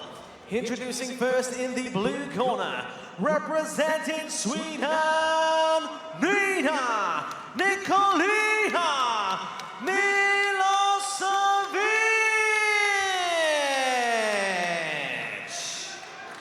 And her opponent in the red corner, representing the Kingdom of Bahrain, Rayhane Finito Guimaraes. Your referee in charge of the action from the Czech Republic, Jan Vorbornik. Let's go. Fighters, fight fair, fight well, and then always fall in. Okay, if you want to touch gloves, do that right now. Touch gloves, and go back to your corner. Good luck here. Quite the difference in demeanor as Milosevic smiling as her name is announced, and Guimaraes kind of stern-faced there. She's got the look of someone whose bad side you don't want to get on. This is going to be a great bantamweight final. I mean, Guimaraes is excellent with the right hand, as we've spoken about before. Look at her footwork, look at her demeanor, look at the focus in her eyes. She's hunting for this gold. Milosevic pressing forward. She has some great knees in the clinch. Let's see if she uses them now. Yeah, she throws one right away. Guimaraes looking to exit there, but got the arms stuck, but now opting to go to the double underhook. She's got the body lock. She could use the belly-to-belly suplex here, outside and inside trips. So far, Milosevic's balance holding up. She uses her knee to sort of create some space between her and her opponent. She's trying to disconnect the hips. The hips need to be very, very close. Oh, interesting. Guimaraes pulling guard. That is very precarious. Oh, wow. Looks for the sweep. Fantastic reversal there from Bahrain's. I was really surprised. I mean, Guimaraes wanted to keep this fight standing. And for her to pull guard, but in favor of utilizing the sweep, must have been very confident in her abilities. But it paid off. She's in the full mount now. She's got 1 minute and 50 seconds to work. She's got to posture up, though, and get some damaging blows. You can see there she's trying to push away the grip of her opponent in Milosevic. Oh, Americana attempt. Oh, there's the sweep from Milosevic.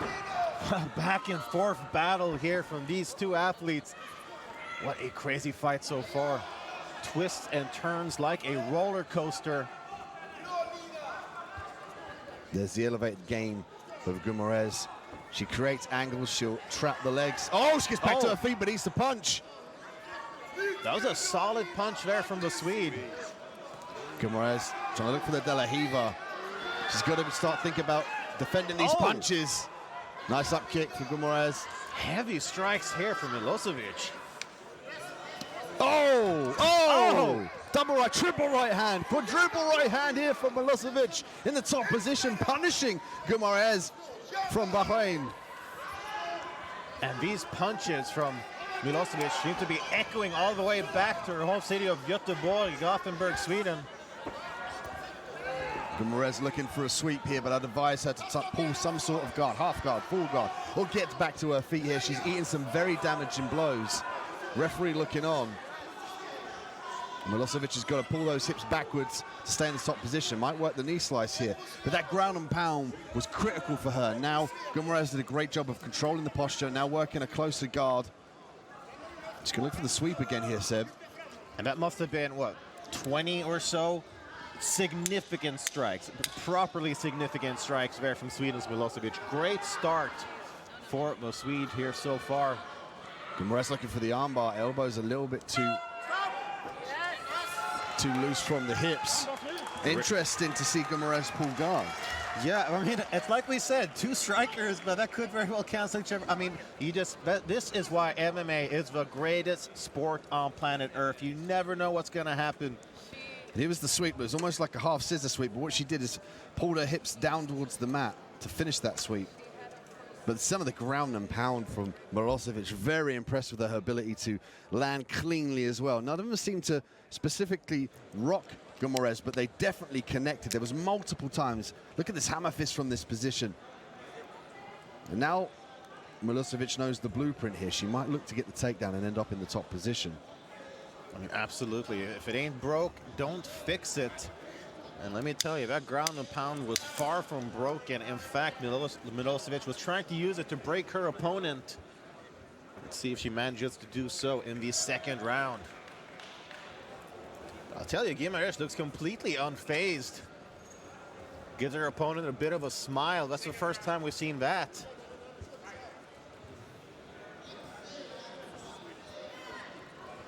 I like that, ref. He tells us the rounds. So, oh, overhand right. Sometimes I get lost in the rounds with the excitement. It's just amazing. Time goes so fast. I mean, 3 minutes really isn't a long time, but when you're in there, it can be very, very taxing. Oh, definitely. Oh, nice jab from Milosevic. Sort of a running inside leg kick there as well. She's got her guard a little bit low, though, does Milosevic. Guimaraes definitely has to play a game of catch-up here on the feet. Oh, heavy leg kick from Milosevic. There's the fake. She's got to put something on the end of their fakes, though. She's got to be careful about throwing those kicks close quarter and going forward, because she's going to walk onto those heavy shots.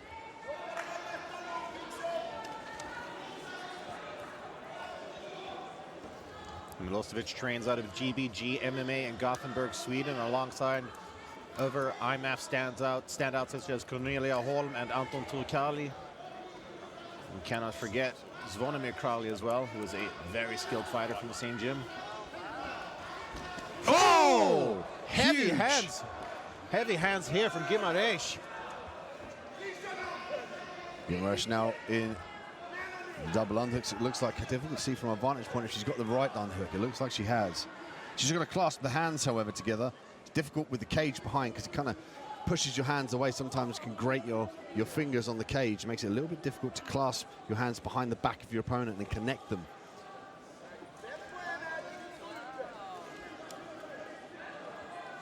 A minute and 20 seconds left now in the second round. Guimaraes on the outside. Milosevic trying to fight her back off of the cage. And Milosevic utilized some fantastic knees in the clinch to secure this spot in the finals. But so far, she hasn't really been able to utilize that technique properly here. I mean, it is, of course, extremely hard when you're pressed up against the cage like this. You can see she's firing off a couple, but none with the same authority that I'm sure she would like. At this point in time as well, I think she's recognizing that Guimaraes doesn't have her hands connected behind her back, so she's staying heavy with the overhooks. Usually you'd see an athlete create some space and try and pummel the underhooks inside, but she's happy to utilize the overhooks here up against the cage. Stay very heavy and try and nullify those underhooks of Guimaraes. That, of course, is very taxing as well. Trying to secure that takedown. So far, Milosevic looks unfazed by this position, though.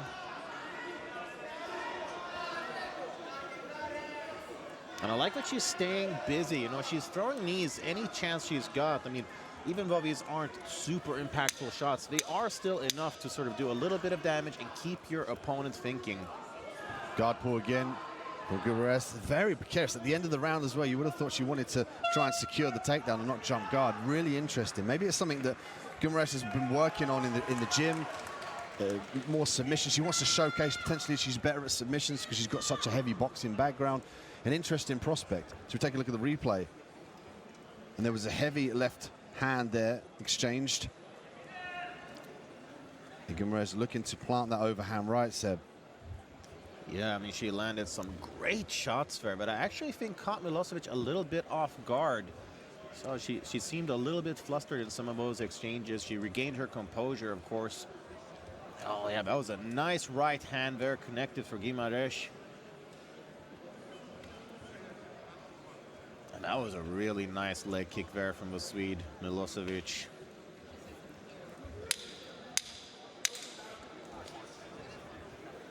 So these ladies delivering both on the feet and on the ground. Seems like a bit of urgency in the Bahraini corner. As we set to begin our third and final round, who will be crowned women's bantamweight champion in 3 minutes or less? We will probably have an answer. Nice leg kicker again. Whew. Nice work from Milosevic. She's utilizing footwork now, particularly lateral movement. Superman punch, body kick. She nearly gave up the top position. Flurry of punches here from Gumarec. Yeah, maybe she just, Milosevic came into this third round like a building on fire, firing away leg kicks, front kicks. Separate a little bit now, perhaps trying to find the rhythm, find other movement. Oof. Milosevic has got to be careful when she throws that leg kick. The counter is coming her way. If she can make Gumarec miss as well, fake that leg kick, and almost certainly Gumarec is going to look for the overhand right, come out of range, or look to land that left hook around to her left side to step. She could have some success there. She's got to try and read the natural reaction for Gumarec and then come up with a game plan to get around it. That was a nice switch kick to the head there from Milosevic. It was mostly blocked, but it can still do some damage, and if nothing else, it can really hurt the hand that you used to block with. Some haymaker. Those are the knees that I was talking about earlier on. Oh, wow! Armbar attempt here from Gumarec. This looks tight. All she's got to do is hyperextend. The leg now is, the right leg is making kind of a little bit of space from Milosevic, doing a great job of putting that in between her arm and her opponent's stomach, and preventing the full hyperextension of that joint. And I guess this would explain why Gumarec pulled guard a couple of times. That was a lightning quick armbar attempt. Submission defense holding up from Milosevic so far, but there is just a little bit over a minute left to go, and this fight could take many twists and turns before it is over. Milosevic doing a great job of utilizing the feet here to try and break the grip and pull the arm out. The second she can break the grip of her opponent, she can flex her arm and pull her arm through. As you can see here, she's pulling it through the legs of her opponent. As soon as that's clear, Milosevic is going to have the top position. And that is huge here in the third round with 40 seconds. Milosevic in the top position. Still the arm, just the glove there is seeping through from the camera angle. She's got to retract that out and end up on top and make a stamp in the judge's eyes here in the last 30 seconds. And looks like Gumarec was trying to say something to the referee. I'm not quite sure what that would be. Oh, and she's out of it. And now Milosevic is on top. 20 seconds left to go. Oh, the ground and pound pouring on here from Sweden's Milosevic. Will she get a finish? Final 10 seconds. It's all or nothing. She's pounding like a drummer here to try and get the finish. Gumarec holding on, and she holds on until the final round, but Milosevic already celebrating. What a way to cap off that exciting bantamweight battle. Great show of respect here as well between them. That was exciting, both on the feet and on the ground. I almost need to catch my breath after that exciting end to the third round. You could feel the conductive electricity here in the arena with that ground and pound. It's exactly what she needed to secure that round. A very interesting decision coming your way soon. But check out the replay. There was a Superman in the kick, and she ate that right hand getting back to her feet. But a worthy trade, given that she worked so well on her feet. We'll hand it over to Ricky Wright shortly for the official decision. Seb, what an exciting fight. Oh, I'm still catching my breath after that one. All right, let's hear it now. Who is the bantamweight champion? Ricky Wright, let us know. And after 3 rounds of action, we go to the judges' scorecards. For your winner by unanimous decision. And now the women's bantamweight champion of the world. In the blue corner from Sweden, Nina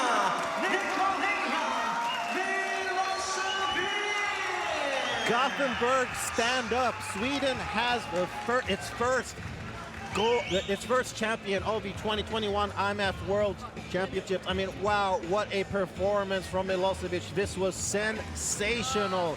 She just exuded confidence from start to finish and did not let up once she put her foot on that gas. Here she is celebrating on the side of the cage. Soak it up, young lady. You've earned it.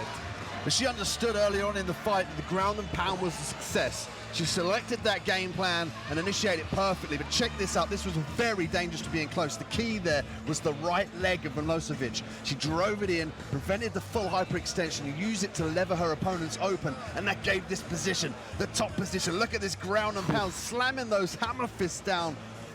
Beautiful work from the top position. There was a point there where I thought the referee was going to jump in and stop it, but she gritted her way out to decision. A well-earned gold medal here at bantamweight. And then we have Coach Jürgen Hamberg celebrating. And look, Josephine Mudig, silver medalist, happy for her countrymen as well. What a fight, and they've just started. Let's keep it going. Well, ladies and gentlemen, we now move on to the men's featherweight final. Introducing first into the cage, representing Spain, Juan, here's Gerardo. Okay, can Spain crown its first gold medalist of the 2021 World Championships? We will see as Juan Izquierdo prepares to enter the cage. He was the 2021 World Cup gold medalist, and he looked fantastic, pulling off some great performances in order to secure that gold. I guess some very stiff competition. I mean, featherweight is a very talent-stacked division with a lot of great wrestlers. But we've seen Spain emerge as true contenders here at the IMMAFs, and Izquierdo, I'd say, is leading that charge for Team Spain so far. Juan Izquierdo, great wrestling, excellent striking. Does his best work in the striking realm, close range, but he's got some nice head work that allows him to get to that close range. A very tenacious and exciting fighter from Spain, an up-and-comer, and a real favorite to snatch this featherweight gold. Absolutely. I mean, he, in my opinion, he has been the MVP, so to speak, from Team Spain. I just love his fighting style, the way he utilizes defensive striking to create counters or openings for takedowns even. I mean, I like the way he mixes things up. He does so very well, or muy bien.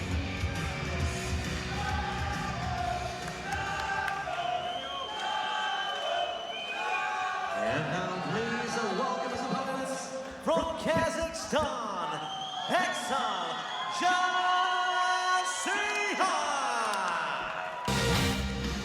And here we have the other fighter trying to get the gold medal for their nation, Kazakhstan's Bekat Jasiha. He also looked great getting here. He scored a fantastic first round knockout over Daniel Shamkalov en route to the finals. And he also brings some power. He also brings some wrestling. He also brings great movement. I mean, this should be a great fight between two very evenly matched and very skilled fighters.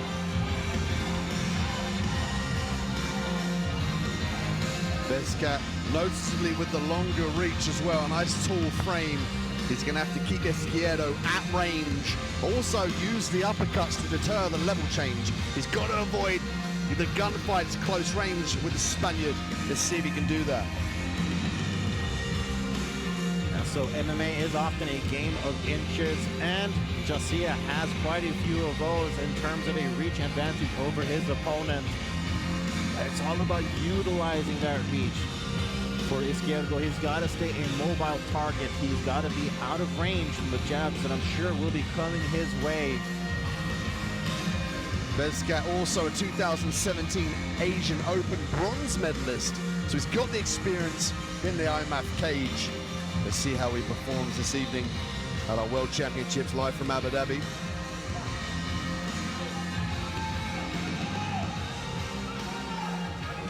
Ladies and gentlemen, IMMAF presents three-minute rounds in the men's featherweight final.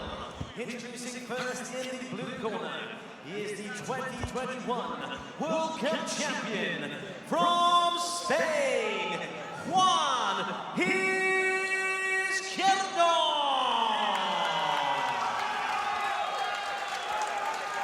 And his opponent in the red corner, he is the 2017 Asian Open bronze medalist from Kazakhstan, Exal Jasiha.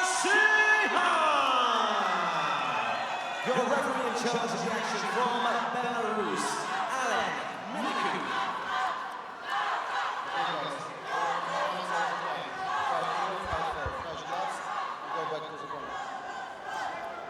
Okay, the crowd really getting into this one as both these fighter supporters let their support be known.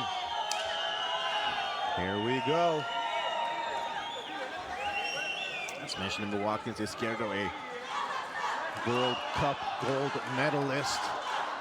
He's looked great so far in the World Championships as well. And Team Mexico and Team Spain have definitely befriended each other so far during the tournament. Obviously, two Spanish-speaking countries. Not a big surprise there. I'm really impressed with Mexico and Spain's emergence in the game. They've really made sure that they've got added the great wrestling. They had excellent striking before. And Izquierdo is a perfect example of that. Watch him as he changes levels, uses head work as well to complement his boxing. I mean, in many ways, this is the future of Spanish MMA. Before us in the cage, a young amateur who has made his way to the finals here at the IMMAF World Championships. And he asked for some more. Oh, and he received it with a straight left hand. He might be looking to bait his opponent in Begzat and change levels. That's what he wants. He wants to touch the face and then initiate the takedown and end up in the top position. That was a nice overhand from the Spaniard, Juan Izquierdo. And MMA really getting more and more popular in Spain. Seeing that with the emergence of fighters such as Yoel Alvarez and Ilia Topuria. Nice foot stomp for Bezcat. He's trying to disbalance his opponent here. But ultimately, he's got to try and push his opponent back to the cage or pummel for underhooks. Oh. Beautiful work. Look at that little foot sweep.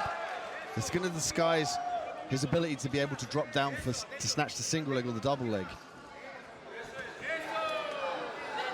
Really liking the kicks there and sort of sweep attempts from Izquierdo. It's like an inside foot sweep, isn't it? It's great work. It's not often you see that. But Izquierdo's very strong in the clinch as well. I think that's allowing him to allude to and kind of draw out these unorthodox techniques. And in this position, when they're pretty even in terms of the clinch itself, the one scoring those kicks is probably the one who looks better in the eyes of the judges. Once again, they find themselves in the clinch here. Will we see this fight go to the canvas?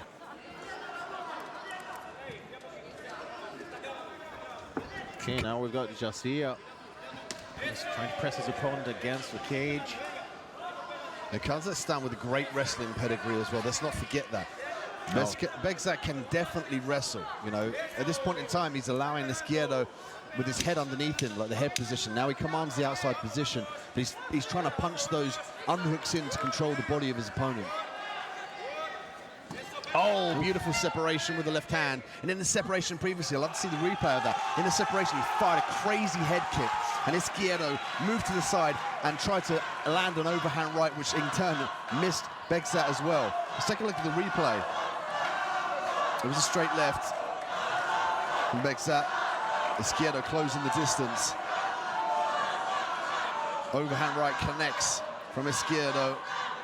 That was a very nice entry, but Garcia recognized the threat there, got an underhook, prevented the takedown.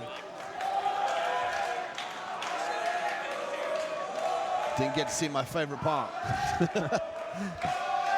But it's an example of the responsiveness from Izquierdo. He understands what comes next. He throws something, and if he misses, he thinks, right, if I've missed that, this might come, and he immediately reacts. It's beautiful to watch. It's great to hear the support here from the fans. I'm sure Team Spain would love to secure a gold medal here. 2021 World Championships. There we go. As you said, Dean Garcia, a very good wrestler, but he let his fist do the talking in his previous fight, scored a first-round TKO in a very impressive performance. He was just a step ahead in almost every single exchange. Begzat Garcia now looking for a home for that left hand. Izquierdo reinitiate the clinch. Now he's got over and under. He's got to try and pummel that right arm in. Liking those little strikes to the body there in the clinch. And that's the thing, Izquierdo, he's always busy. You know, he doesn't let a situation be neutral as such. He always tries to get the edge somewhere.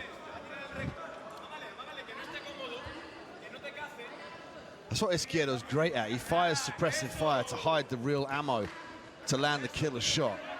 That's why you see him on the outside. Oh, hey, there's the head kick that whistled past earlier. Leg kick as well from Garcia. He's really turning on the striking. He's got the range, and he's using it very well. Absolutely. This is where those long limbs definitely come in handy. Izquierdo seemingly recognizing that threat, clinching up once again.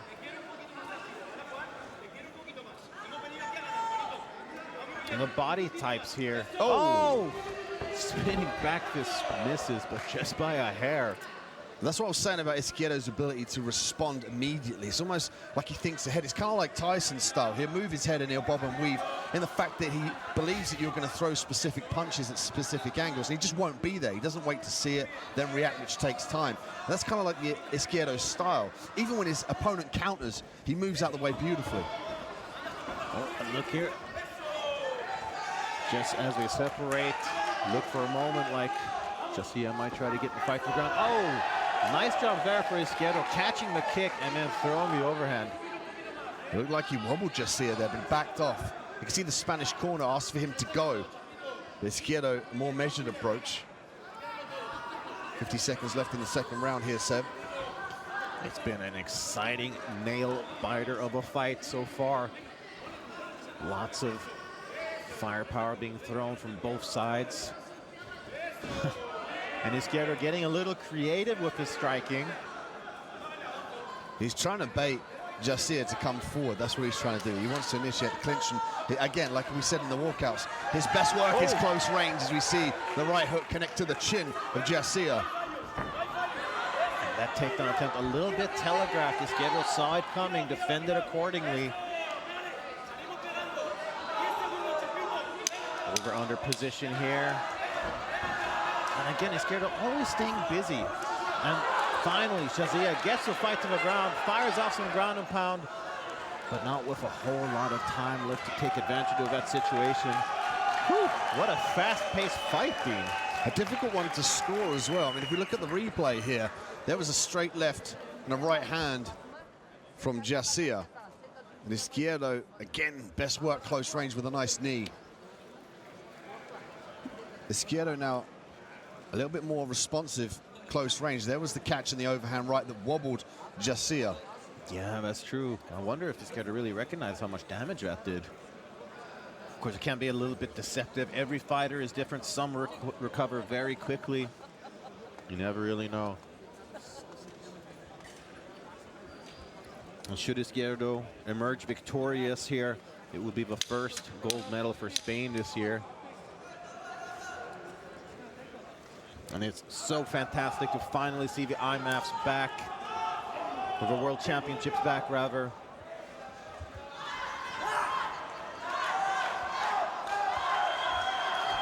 All eyes are on Abu Dhabi as the best amateur MMA fighters in the world have come together to duke it out and see who's best. Izquierdo now with some nice head work. And there's the level change. Izquierdo might look to put the foot on the gas. Oh! Heavy, heavy left hand there, Seb. Yeah, that definitely got Izquierdo's attention. A little bit surprised that Garcia sometimes has that almost like a bit of a tie clinch. When you know that your opponent is really trying to get you down, it could be a little bit risky. Oh, beautiful knee from Garcia. Again, he's trying to punch those underhooks and clasp the hands behind his opponent to gain optimal control of the body. A real viable position to initiate the takedown. There we go. Now he's got the clinch. He's going to start to use these knees now. He'll look to potentially circle round to the left side, and Uchimata counter, but he gives up the back, does Izquierdo. 2 minutes left in the third. Oh, and look at this. Garcia all over him, takes the back. It's got one hook in. This could be dangerous for Spain. Garcia very patient as well. He established this position. He wears heavy on Izquierdo, which is going to take some of the cardio away. Both hooks in now. And there's plenty of time to work from this position. Oh, look at this defense by Izquierdo. Clears the hooks now on the outside. Oh my goodness. What twists and turns. That was great defense from Izquierdo. But look at this. Once again, we've got Garcia in a fantastic position, landing some brutal knees to the thighs of his opponent. Izquierdo's going to try and punch that right arm and around the face of his opponent. He's going to explode to his feet and try and turn into him. Big knees from Garcia. He could also look to kick that right leg away from Izquierdo behind it. Much like we saw some of the crazy foot sweeps in the first round earlier on in the fight. If he could try and kick that leg away and drag his opponent down to his butt, he could have some success there. Oh, those are heavy, heavy knees.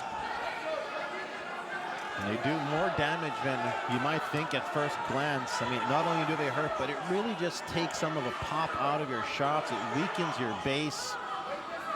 And we enter the final 30 seconds of this battle.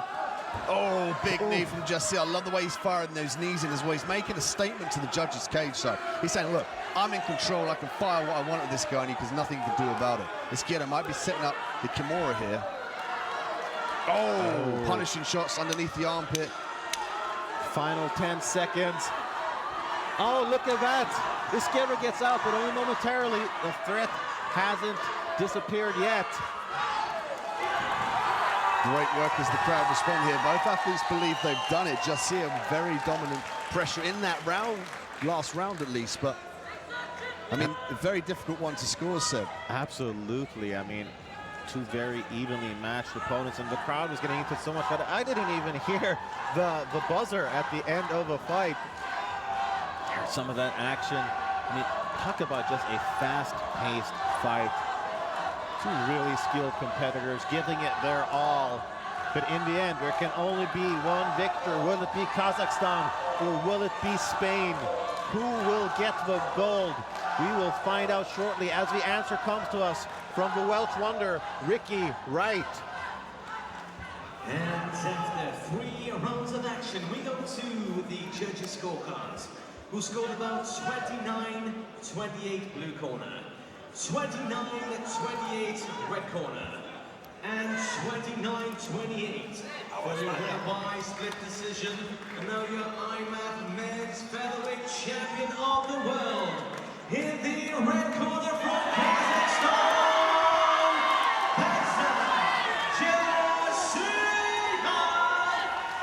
And there you have it. Beksat Jassia of Kazakhstan did enough. He gets the gold here at the 2021 World Championships as the chance of Kazakhstan reign over the cage from his countrymen. And how about those knees there in round 3, Dean? Dominant top pressure as well, and he stayed very busy, making a statement to the judges. He went to the body as well in this position, punishing and dominant. Take some look at the strikes here. Left hook lands from Garcia. Straight right as well down the pipe. Did a good job of firing the knee as well. But this was his bread and butter, the control from the top position, the knees to the thigh, the knees to the body, and making sure he edging his way out to take that gold medal back to Kazakhstan.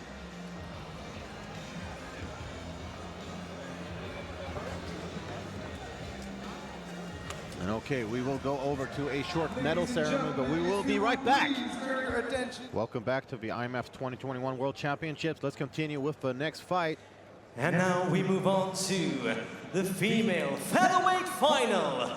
Please welcome firstly into the cage, representing the Kingdom of Bahrain, Sabrina D'Souza.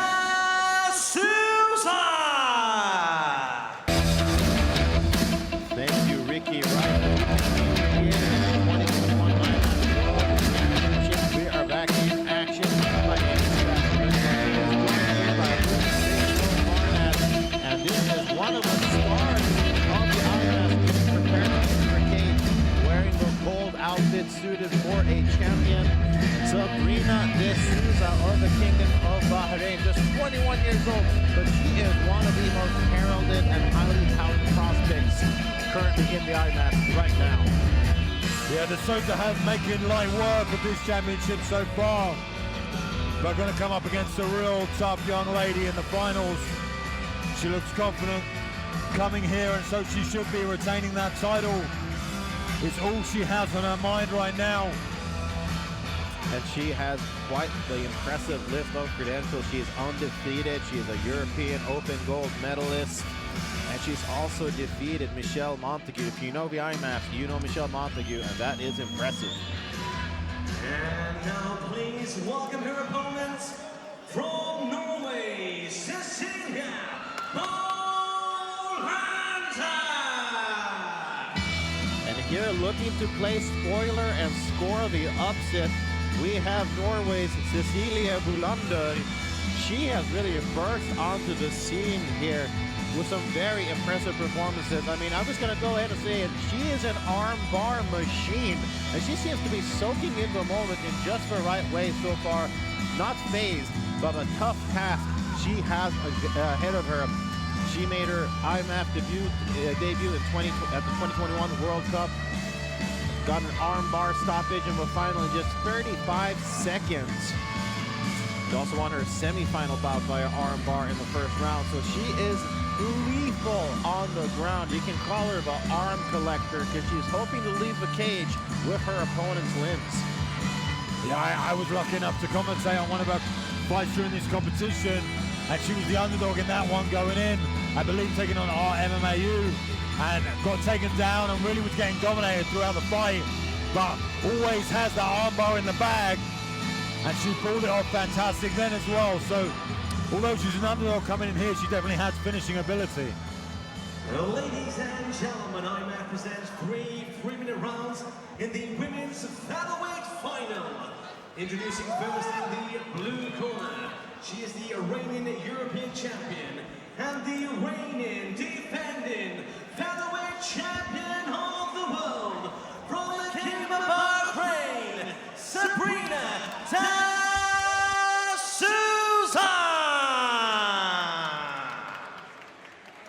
And her opponent in the red corner, she is the 2021 World Cup gold medalist from Norway, Cecilia Bolanda. Your referee in charge of the action, official of the year, Scott Manhunt. Respect the rules, respect my instructions. If you want to touch glove, touch glove. Okay, there is some electricity in the air as these two featherweights prepare to collide. The undefeated reigning champ Sabrina D'Souza against the 2021 World Cup gold medalist Cecilia Bolanda. Yeah, both these girls brimming with confidence. You can see it as they come in. Oh, wow, look at that. Cecilia trying to close the distance, but D'Souza just shrugs her off. As we mentioned in the walk-ins, Bolanda, a lethal opponent on the ground. Her armbar is vicious. She scored some very impressive first-round armbar finishes, but how about that striking offense coming from D'Souza? Way big swings here from D'Souza, landing heavy here.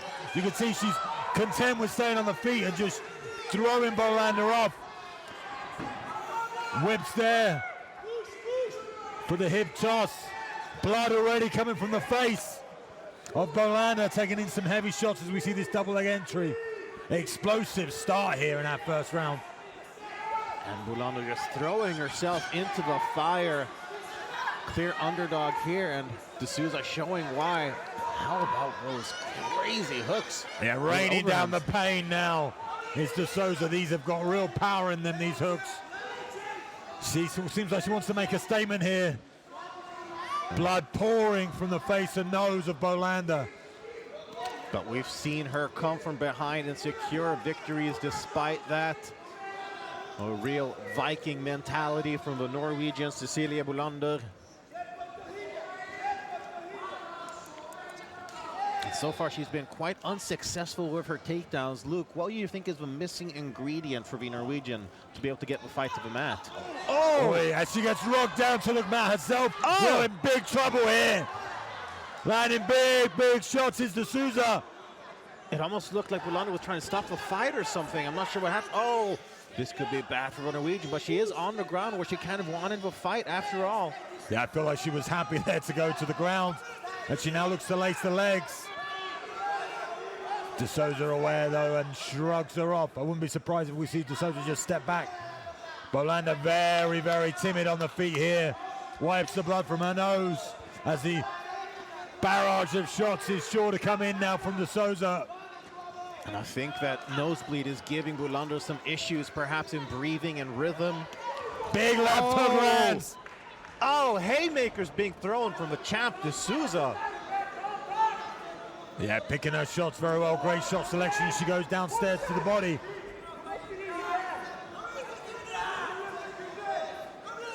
Need to see Bolanda earn the respect now of De Souza, because De Souza's just throwing whatever she wants.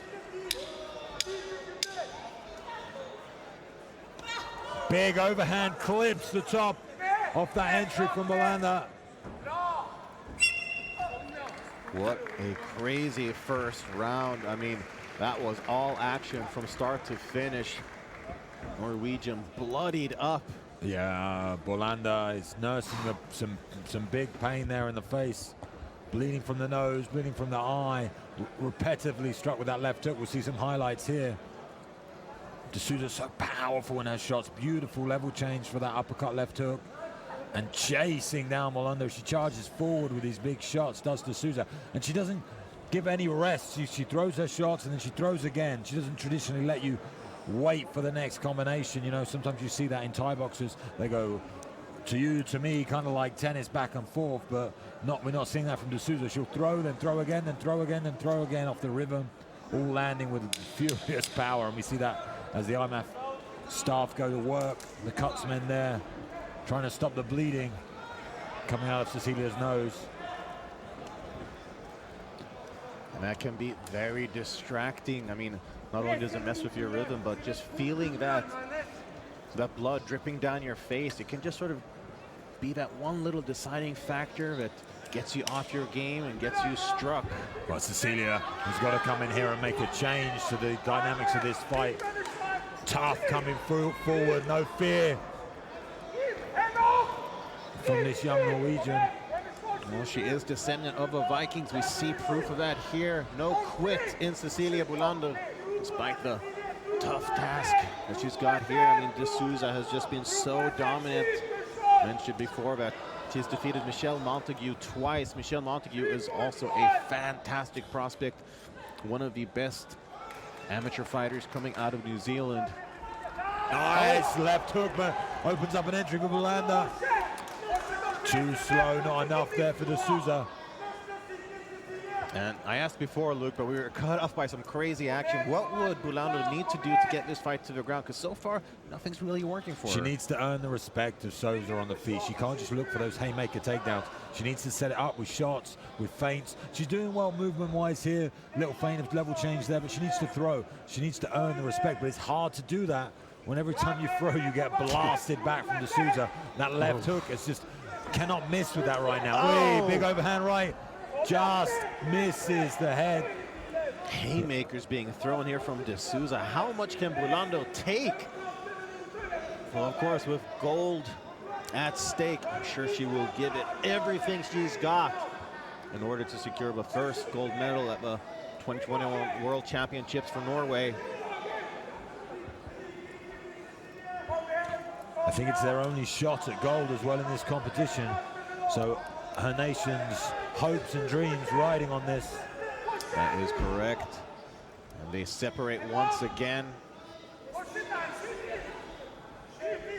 And of course, I don't doubt the conditioning of De Souza for a second, but that was a pretty tough first round, or a very sort of energy taxing first round. So you've got to be careful. You slow down just a little bit. That could be all that's needed for your opponent to succeed. And that nose is really giving Bolanda problems. She stopped several times so far to try and wipe the blood off. Yeah, a lot of stress here in the face. You can see in the demeanor of Bolanda, just in a lot of pain every shot she receives. Solid leg kick there as well from De Souza. Probably he's got a broken nose, so all that blood, just that stiff jab is going to hurt so much. And needs to be careful with that guard because she wants to protect that nose. She's keeping pulling her down now. Maybe looking to try and attack from the bottom. Only 10 seconds left, though. Final 10 seconds, and it looked like this might have been exactly what Bulander needed, but instead she turtles up and eats a couple of shots for her troubles. Incredible performance thus far. Yeah, from Sabrina de Souza. Two very one-sided first rounds, absolutely, Luke. She's proving why she is the champion. I mean, beautiful fading overhand right. Just that stiff jab. You see how, you know, how Bulander's defending. She's bringing those hands together. She brings them up and she brings them both in front of her face because I think she's so worried about getting hit in that nose again. But that just, you can't see because of that. And then if de Souza comes over the top with those right hands, which she has been doing, it's very dangerous in that left hook. So I'd expect to see a lot more curved shots now, more hooked attacks from de Souza, and I think she'll get a lot of success with them because Cecilia's just so worried about getting shot through the middle now. She's so worried about getting hit to the nose. So anything that you feint down the pipe and then you throw around the side is going to land heavy. That's what I would be saying. You know, I'd be telling de Souza, fake down the middle and throw over the top, and you're always going to land because Cecilia right now is biting on everything. Two very one-sided rounds in favor of a champion de Souza, so it's all or nothing now for Norway's Cecilia Bulander. Can she pull off a huge upset here in Abu Dhabi? And I mean, credit to her for continually going forward despite the pain that I'm sure she's feeling in her nose. I mean, she's stalking forward, bloody like Jason Voorhees, just not backing down. Yeah, no quitting, Cecilia. A little bit, like you said, soft around now from de Souza. Maybe just keeping safe. Doesn't want to overextend and maybe get taken down. And Cecilia looks there right in front of us, gets a little outside read. A lot of urgency from her. She goes to this judo toss, pulls her down literally with the arm and sits into the guard. Doesn't want any other stand-up, does Cecilia. Wants this fight on the mat. De Souza denies her there. Back on her feet with just over 2 minutes left to go. Nice stiff jab from Cecilia. Need to see more of that. And of course, it is very discouraging when you're just bleeding that way. You can't sort of take the momentum away from you. You lose that confidence in your striking. Yeah, I don't think she's been able to build any confidence throughout this whole fight from the off.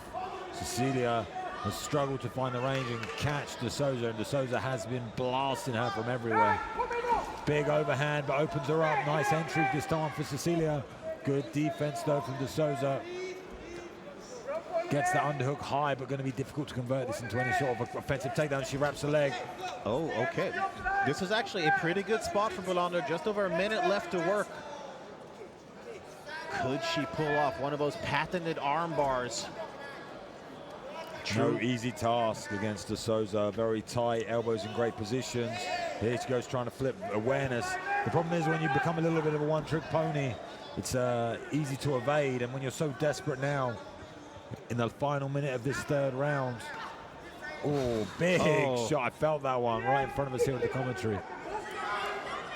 Yeah, these are some heavy shots here from the champ. Really like that lead left hook she's thrown as well. It's been money.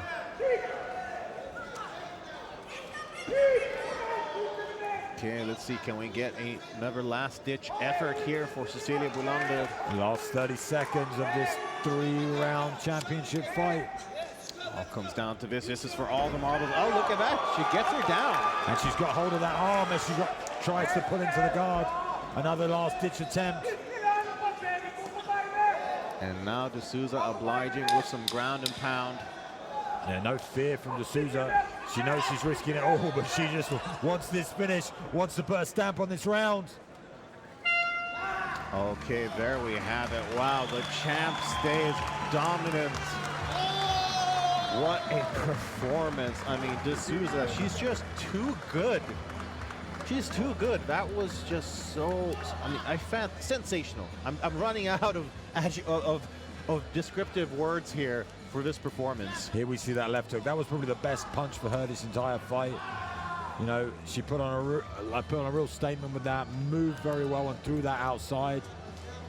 she stood up and she just wanted everyone to know, this is my world, this is my cage, I am the IMMAF World Champion. And real big statement there, a lot of respect from her coach. Yeah, and I mean, D'Souza's earned it. I mean, it can't be overstated enough how tough this tournament is. Getting to the finals in itself is a victory. And looking the way that D'Souza did now is truly something even beyond that. With the official decision, let's hand it over to Mr. Ricky Wright. Ladies and gentlemen, after 3 rounds of action, we go to the judges' scorecards. For your winner by unanimous decision, and still the women's featherweight champion of the world from the Kingdom of Bahrain, Sabrina D'Souza.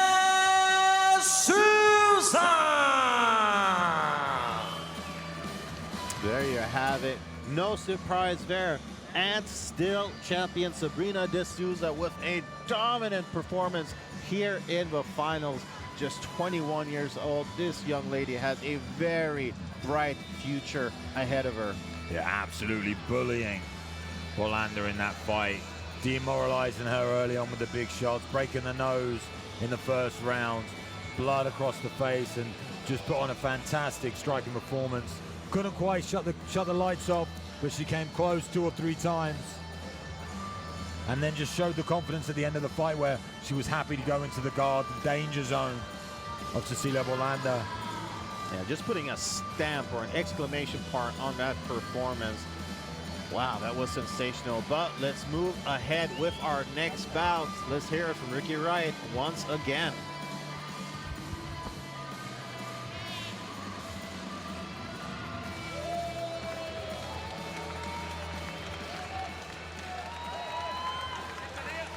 Ladies and gentlemen, please welcome your first fighter into the cage. Representing the Kingdom of Bahrain, Kurban Idrissa. All right, we have moved up to lightweight. So that is 70.3 kilograms or 155 pounds. Here we have the Kingdom of Bahrain, Kurban Idrissa, 24 years old, and he has also looked very, very good in getting to the finals. Bahrain have done extremely well now in the senior finals. I wonder if perhaps they can secure yet another gold medal for the Kingdom of Bahrain.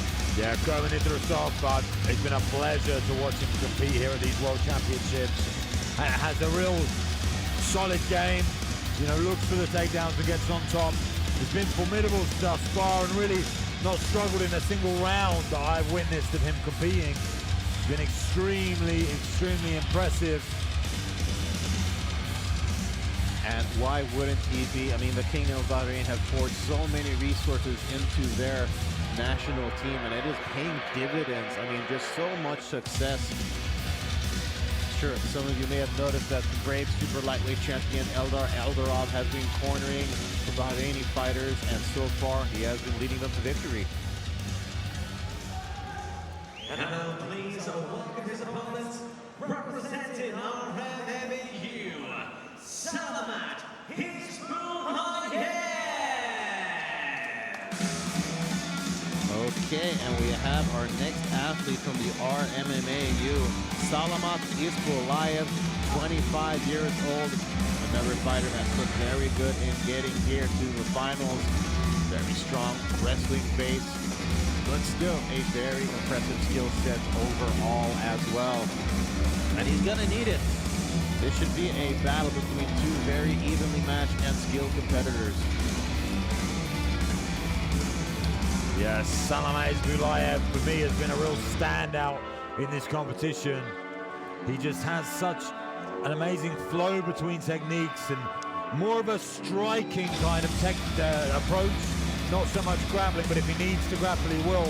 But has fantastic technique on the feet. And I'm really, really excited for this one because Kurban Idrissa has been, from Bahrain, has been incredible throughout the tournament and really hasn't struggled. And so, the same for Salamat Hizbullah. Both these guys have been flawless throughout these championships. And now they get to meet head-to-head in the finals. You know, it's two of the most talented guys that I've seen across these World Championships, and I'm very, very excited to see them go to war.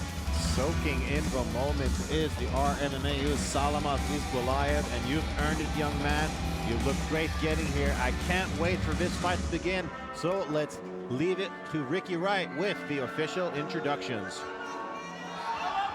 Ladies and gentlemen, I present 3 3-minute rounds in the men's lightweight final. Introducing first in the blue corner, representing the Kingdom of Bahrain, Turhan Idrissam. And his opponent in the red corner, he is the 2019 European champion, representing RMMAU, Salamat Isbulaev.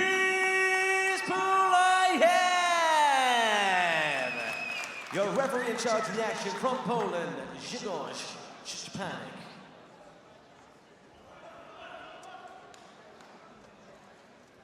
Gentlemen, you know the rules. Always listen to my command. When I say stop, you stop. Touch gloves. Back to your corners. How about the smile of Salamat Isbulaev, the 2019 European gold medalist? A few words exchanged there as they came together. I think these two know each other quite well. And like I said, Salamat has incredible striking.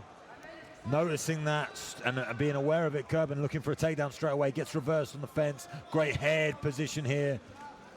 Kerben looking for that reversal again and gets it. I really hope we get to see these two open up and we don't see too much back and forth grappling on the cage, because when they open up, they're just fantastic to watch. Gets the double underhooks extremely well. Maybe gonna look for an outside trip. Gets a reversal, nice, uses that to turn him round. Salamat turns again, evenly matched. Yeah, definitely. I mean, they're kind of going tit for tat with position here. And I wonder if perhaps Salamat would like to disengage and fire off some striking on the feet. Those some nice knees there coming from both fighters.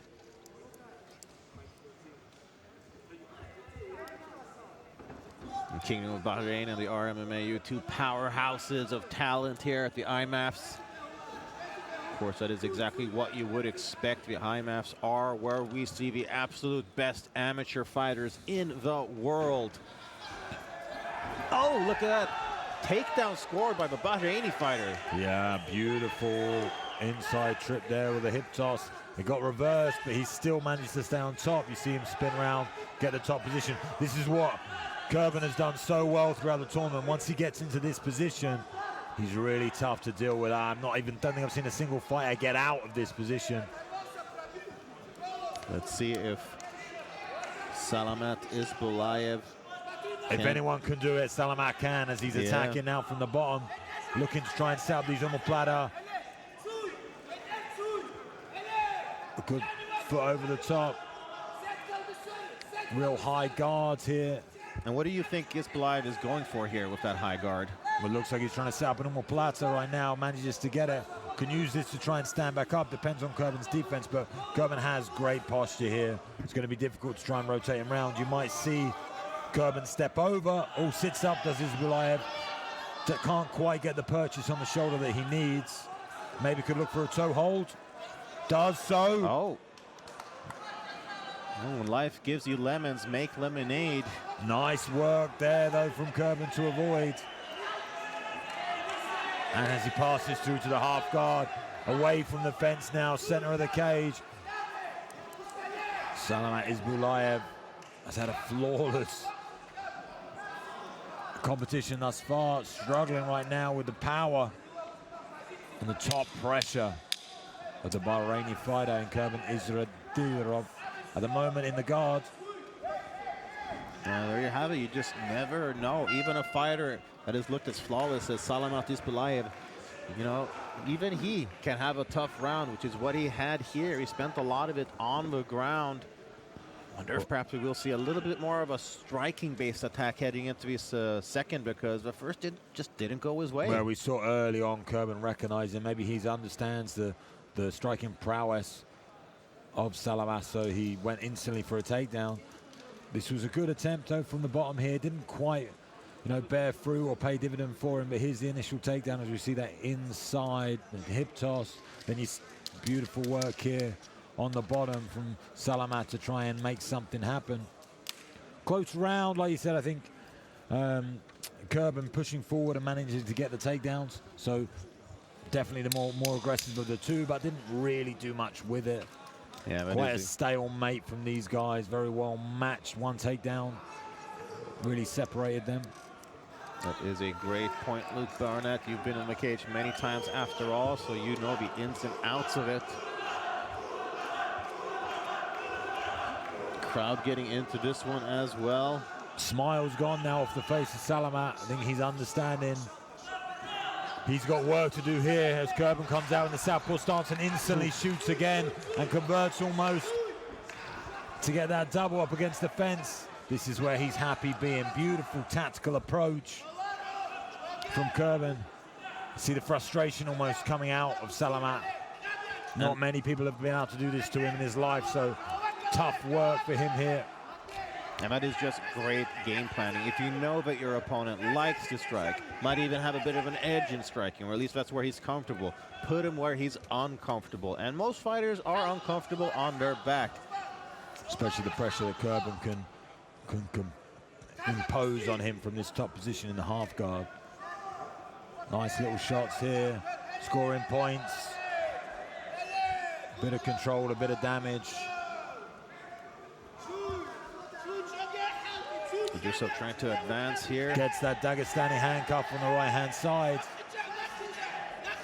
Getting more shots, but allows Salamat to get back to his feet. See if he kicks out the feet. Man tries to switch back down to a double leg. Good defensive position here, though, from Salamat. And MMA just constantly evolving. I mean, there's a takedown. But if you think about it, if you flash back, you know, just a couple years ago, like before Khabib was well known in the UFC, nobody would have known what a Dagestani handcuff even is. It's kind of a nickname for the position. It's just an outside grip with the far hand to the far arm. It's extremely effective now. And like you said, since Khabib made it famous, really, everyone utilizing it very well now. It's a very hard technique to get out of once you get put in it. Deep on this double now onto a single. Head on the outside single. Converts that well, but he needs to be careful of the triangle trap though here. Salamat needs to try and free that right arm and create the diamond on top of the shoulders. Aware of it though is Kurban as he tries to pass to his right-hand side. No doubt for a second that Kurban Idrissov of Bahrain has drilled submission defense many times, and he's very comfortable taking his opponent to the ground. He's stuck in the diamond position now, but has great posture, trying to feed that right hand inside. Knows that he can do it now, very comfy. As we enter the last 30 seconds.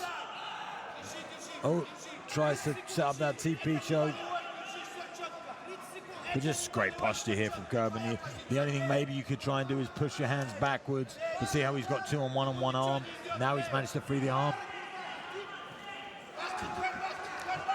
And Salamat Isbalayev really struggling so far. Trying to switch for the belly down armbar. Good awareness though, and now it's back to the triangle, back to the armbar. Offensive off his back. But ultimately stays on his back as Kurban tries to pass in the half guard position. Frustration coming from the RMMAU corner. I was just about to say that. I assume that Salamat Isbalayev is feeling a little bit down so far. He came in here all smiles. That's been a different story now between rounds 2 and 3. Here in the highlights we see holding this diamond position for the triangle over the shoulders. Not great success with it. Some good work on top from Kurban. And here we see a nice elevation. And if you were in Salamat's corner, Luke, what would you be telling him now heading into the third and final round? Hips low. The guy's going to try and take you down instantly. We know it's coming. Let's throw uppercuts and let's move off. Let's circle off. So once you get settled, let's feint and move. He's going to come for the takedown quick, and he's going to come for it fast. Once he gets on top of you, you're struggling. We need to stop this takedown early. And you're down 2 rounds. I can't see it any other way. So we need a finish in this round. Let's go for broke. The gold medal is on the line. Keep those hips a little bit lower for us, Salamat. We don't want to see this takedown too early. Again, from the corner. Nice inside leg kick, though. Gets the single. Oh, wow. Seamless between striking to wrestling from Kurb and Izradirov. And he gets on top now. Needs to be careful of this triangle attempt. Kurban Idrisov looking really solid with his wrestling here in this lightweight battle to crown the 2021 World Lightweight Champion. Trying to split the guard and pass, and does. Nice, goes through to the mount, almost three-quarter mount, back to the, maybe felt a bit off balance, so comes back into the half guard. Again, searching for this triangle. Salamat gets foot on the hip, has created some space now, could try and stand up.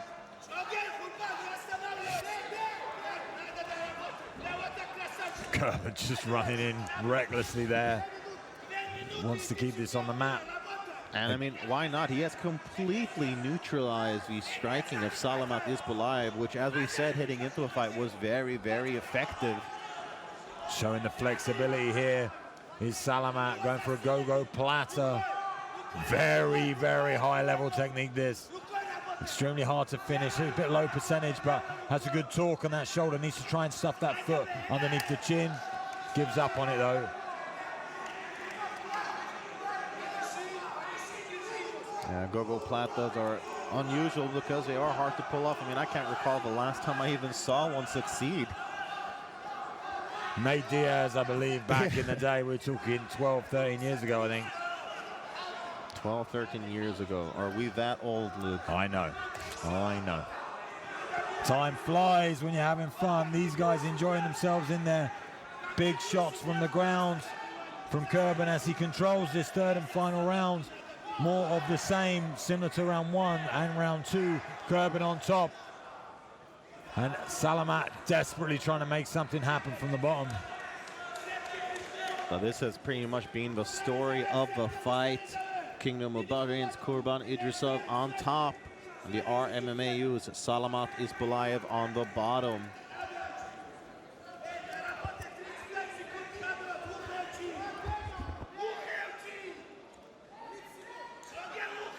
And just over 20 seconds left here in the third and final round. Looks like Kurban Idrisov will cruise to victory unless we see a just crazy submission attack here from Salamat. Dominance from Kurban. All 3 rounds. Getting the job done, a great tactical approach. And, you know, if you're just tuning in to watch the finals, you don't know how impressive that is, because the opponent in Salamat Isbulaev, if you go back and watch his other fights in the competition, this kid is good, incredibly good. And he got completely neutralized here by Kurban. Early single leg here, and once it hit the mat, just struggling constantly from the bottom. So, you know, hats off to Salamat Isbulaev for a valiant effort, but I feel like we're going to see another gold medal for the Kingdom of Bahrain. I suspect you are correct, Luke.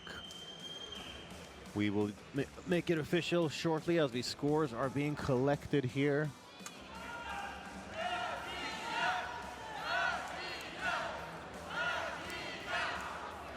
It's really high level wrestling there on display, courtesy of Bahrain's Kurban Idrisov.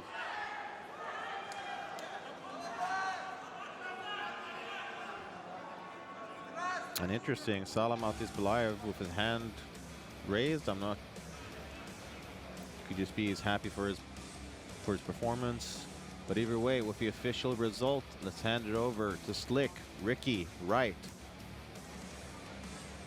And after 3 rounds of action, we go to the judges' scorecards, who scored about 29-28 red corner, 29-28 blue corner, and 30-27 for your winner by split decision.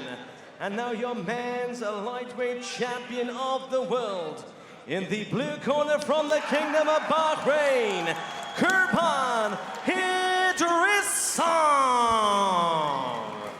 There you have it, Kurban Idrisov of the Kingdom of Bahrain, the new lightweight champion here at the IMMAFs. Not a unanimous decision. I'm a little bit surprised at that. Luke, what are your takes on the fight? Yeah, a pretty flawless victory, I feel, for Kerben. Maybe all the submission attempts from the bottom might have been scored quite highly, trying to finish the fight, but control and damage would definitely go to Kerben in my eyes, and he is crowned amateur world champion here in the lightweight division. Beautiful performance for him, and second in a row for the Kingdom of Bahrain. We will stay in the lightweight division for his next one. Let's move it along. And now we move on to the women's lightweight final. Please welcome your first finalist into the cage. Representing RMMAU, Olga Lagonea.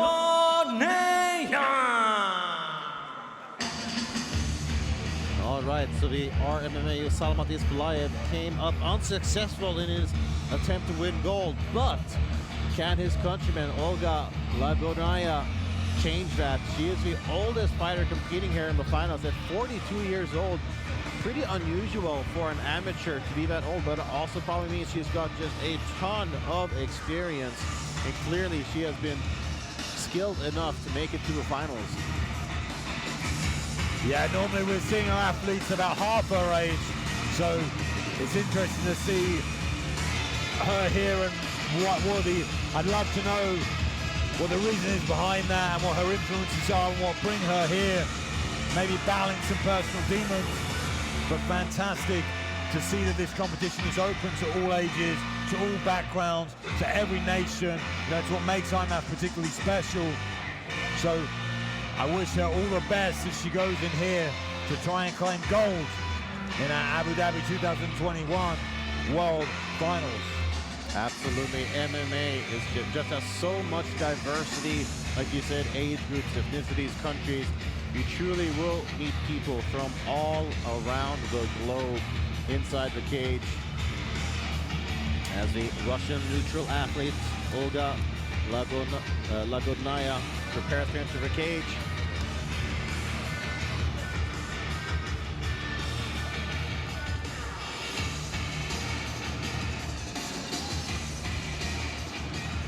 And now please welcome her opponent from Kazakhstan, Hayshan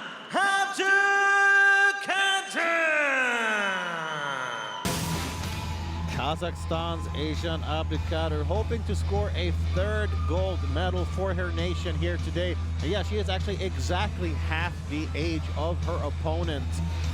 Traditionally, the younger fighter seems to have a little bit of freshness with them, but then again, there is no way that they can have the same experience as the older fighter. Two powerhouse nations of MMA, Kazakhstan and the RMMAU. Yeah, familiar nations here at IMMAF, both taking home many a gold medal. 21 years old, taking on 42. I remember when I was coming up and I was on the Ultimate Fighter at a young age of 24, and I took on Dylan Andrews, and he was 34 at the time, 35 maybe, and I was very nervous for the fact that he had about 4 times the amount of fights as me and 4 times the amount of experience. I feel like it did affect my performance. Hopefully, in this case, Aizan has got a much stronger mind than me.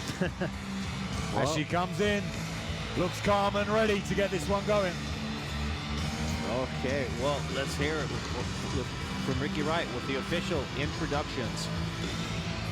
Well, ladies and gentlemen, IMMAF present 3 3-minute rounds in the women's lightweight final. Introducing first in the blue corner, representing our RMMAU, Olga Lagonea.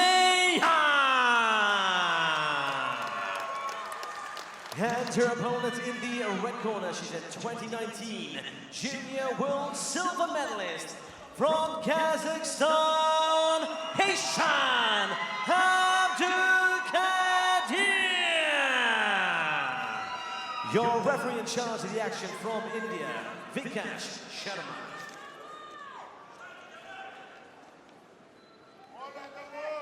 Follow my command. And touch gloves. Go back to your corner.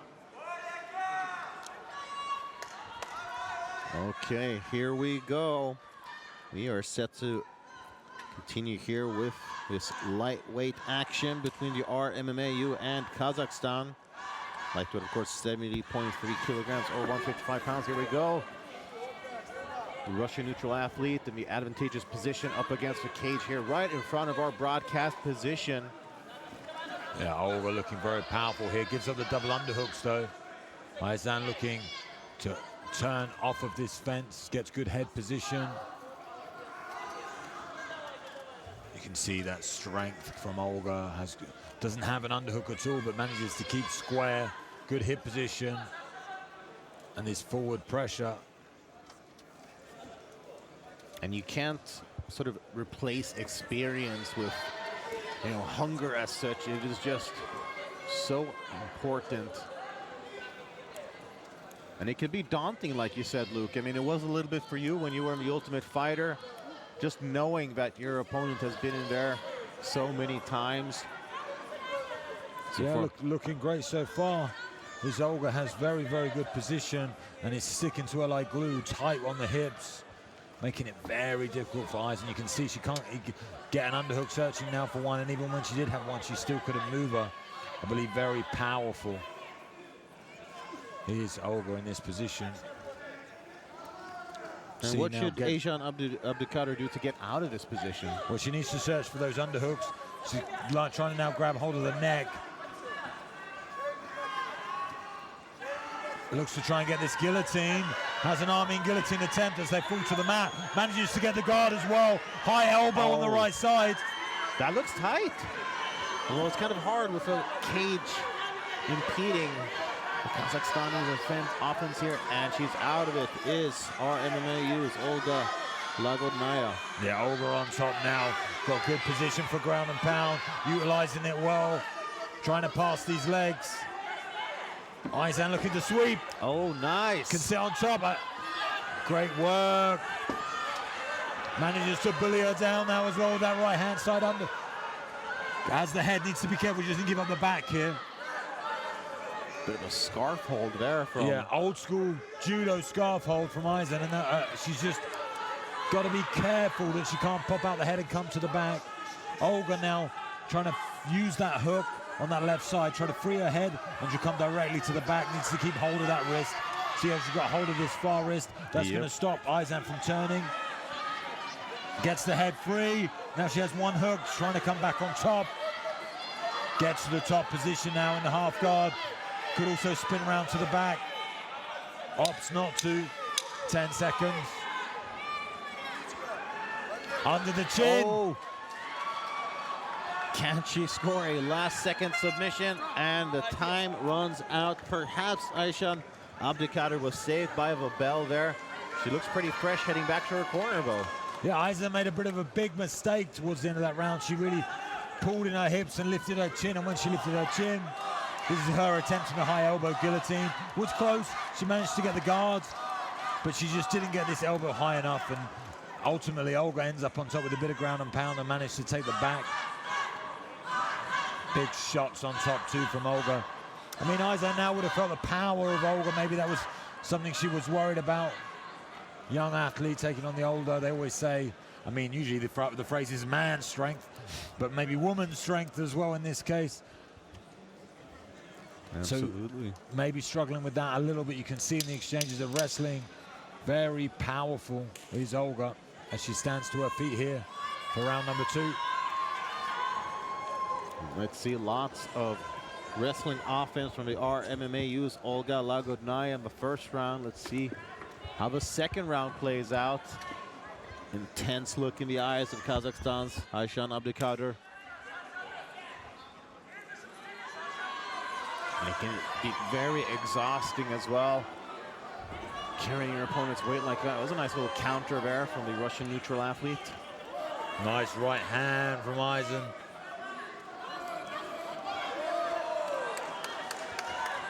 And heading into the finals, Aishan, she likes to throw. She likes to trade shots. She's doing it so far in the second. Yeah, landing a nice left hook there. Throws little barrages, comes through with 2, 3, or 4.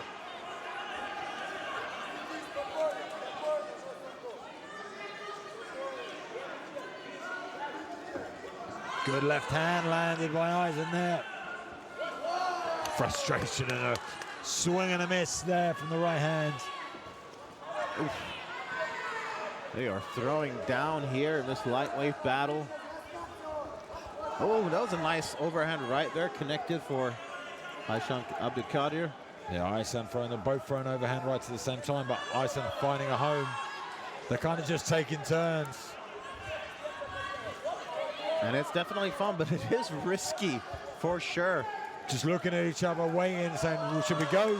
And then they just throw shots, and whoever lands, lands. No setups, no movement, no feints, just toe-to-toe action back and forth. Bit better there, lateral movement from Eisen. Sets up with a feint, comes charging through, forward, that's better. Big swing.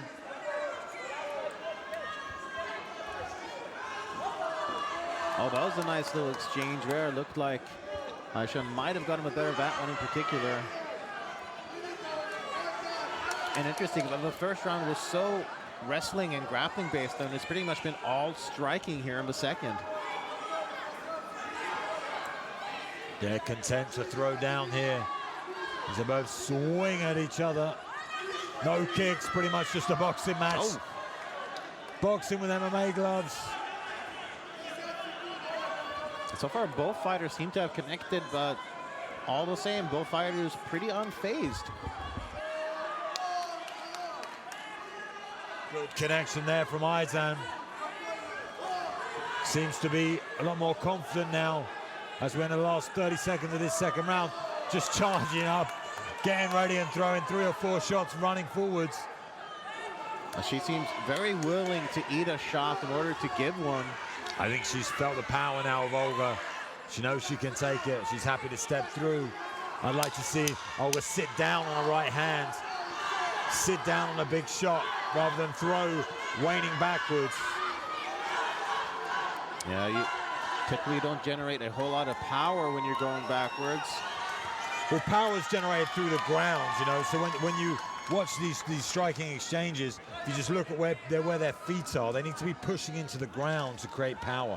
As you're charging forward, your weight creates power, and but you're not going to knock anyone out with your power off the ground. So for Olga, when she's coming in, she just needs to sit her weight down, bend her legs a little bit, twist through her right hip and throw that right straight down the pipe, and there's no way she can miss because Eisen just charging forward.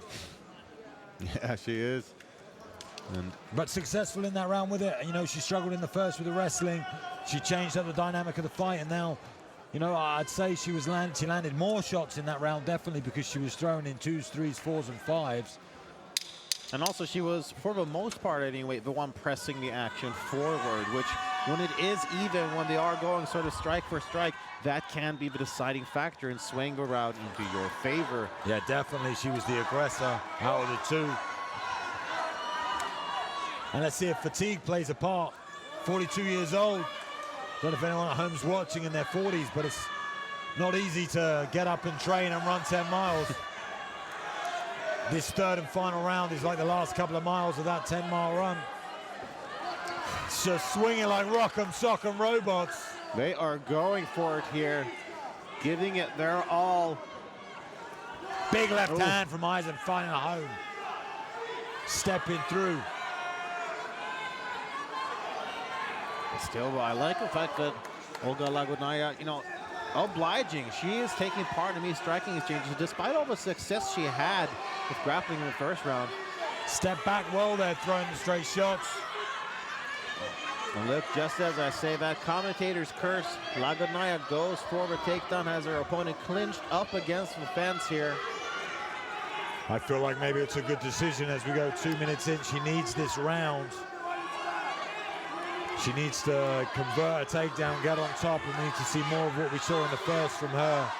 Eisen needs to exit and get back to throwing those bursts.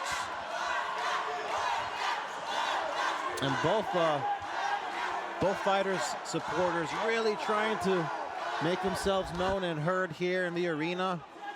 And I wonder if perhaps the Russian neutral athlete's corner told her to get back to some of the grappling that she was successful with in the first round. I mean, why leave it up the judges in such an even fight. Why have it that close when you might have an advantage? Oh, but look at that.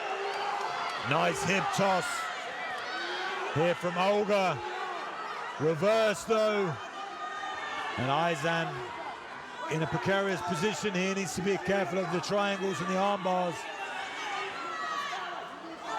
Seems to be out of danger so far. Yeah, good high hips. Forward pressure as we enter the last minute of this round. Someone needs to make a statement.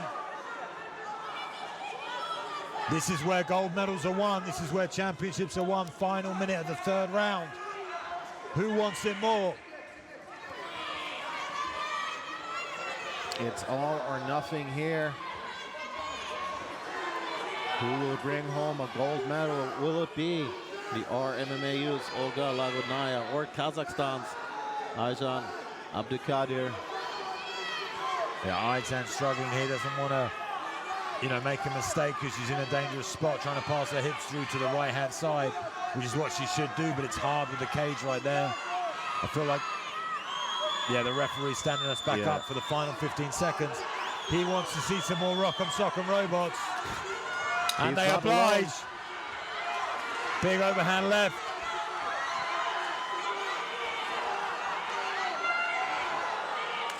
And the fight comes to an end. Close competition between these two girls. They embrace, show respect. 2 times the elder is our RMAU Olga. And I'll tell you, there's not a whole lot of 42-year-olds that can make it to the finals at the IMMAF World Championships. So there is always time. Here in the highlights, we see just a barrage of shots that come in. Both girls landing well. Hard to see who was more definitive. That's up to our judges here at IMMAF as they collate the scores and do the math. Let's just hope Ricky Wright is not in charge and they've got a calculator. I love this unofficial ongoing beef here. He interrupted me yesterday when I was commentating, so he's in for it. He's in for it as he waddles up to the cage. Here we go, we pass it over to the Welsh Dragon, Ricky Wright. Ladies and gentlemen, after 3 rounds of action, we go to the judges' scorecards, who scored about 29-28 red corner, 30-27 blue corner, and 30-27 for your winner by split decision. And now the IMMAF Woman Lightweight Champion of the World, in the blue corner from RMMAU, Olga Lagodnaya. There you have it. Age is just a number.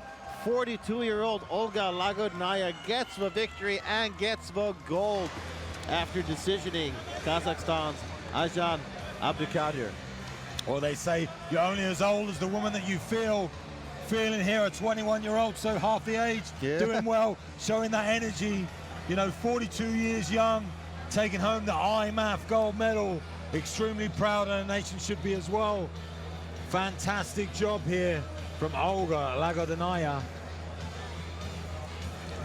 Yeah, I mean, she stood her ground in those exchanges, and I have a lot of respect for that because she was having so much success with the grappling. You wouldn't fault her for shooting right away. Ladies and gentlemen, we now move on to the men's welterweight final. Please welcome your first fighter into the cage. From the Kingdom of Bahrain, Ramazan Guillotino. Okay, here we have one of the most heralded and credited fighters heading in here. He is seen as the pound-for-pound #1 athlete in the IMMAF worldwide rankings. And he just has almost too many medals to list. Kingdom of Bahrain, Ramazan Guillotino. I'll see if I have time to list all his medals before he enters the cage. 2017 Africa silver medal. 2019 European gold medal. 2019 Asian silver medal. 2019 World's gold medal. 2020 Oceania gold medal, 2021 European gold medal. Okay, I had time, but just barely. They're taking their time prepping him. how about those credentials? And at the most important of the final three there since 2019, has converted 3 gold medals, looking to make this the 4th. I mean, we've been without a World Championships because of the pandemic for 2 years. So this guy has been lying in wait, wanting to become a gold world champion here as well.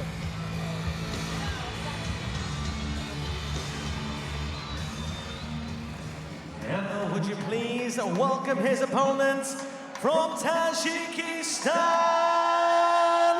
Javidon Mamunov. And here we have the fighter looking to play spoiler and pull off the upset. Tajikistan, Javidon Mamunov. He has looked very solid in getting here, although he doesn't really have the same credentials as his opponent. But he is very, very skilled nonetheless. He looked fantastic in the World Cup last year, but didn't really manage to score quite as much. 22 years old, and he will have the full support of the Tajikistan contingency here. They have been loud, they have been proud, and they have been making sure that their countrymen inside the cage hear their support. Yeah, Tajikistan's last hope at a gold medal here at these World Championships. Unfortunately, yesterday in quite a few split decision losses. So there'll be high hopes for this young man to pull off one hell of an upset here against the pound-for-pound #1. But he looks poised and ready for the challenge. Calm as he comes in here. Gets Vaseline from our IMMAF staff. Checked over for those final pointers to make sure he's ready for competition. And he is slick though. I mean, if someone can pull off the upset, I would say it is Tajikistan's Javidon Mamunov. He looked really, really good against Norway's Peter Koivu, securing a second-round submission finish. Let's see if he can do that here as well. But first, let's hand it over to Mr. Ricky Wright. Ladies and gentlemen, IMMAF presents 3 3-minute rounds in the welterweight final. Introducing first in the blue corner, he is an Asian and African Open silver medalist, an Oceania gold medalist, 2-time European champion, and the reigning, defending IMMAF welterweight champion of the world. From the Kingdom of Bahrain, Ramazan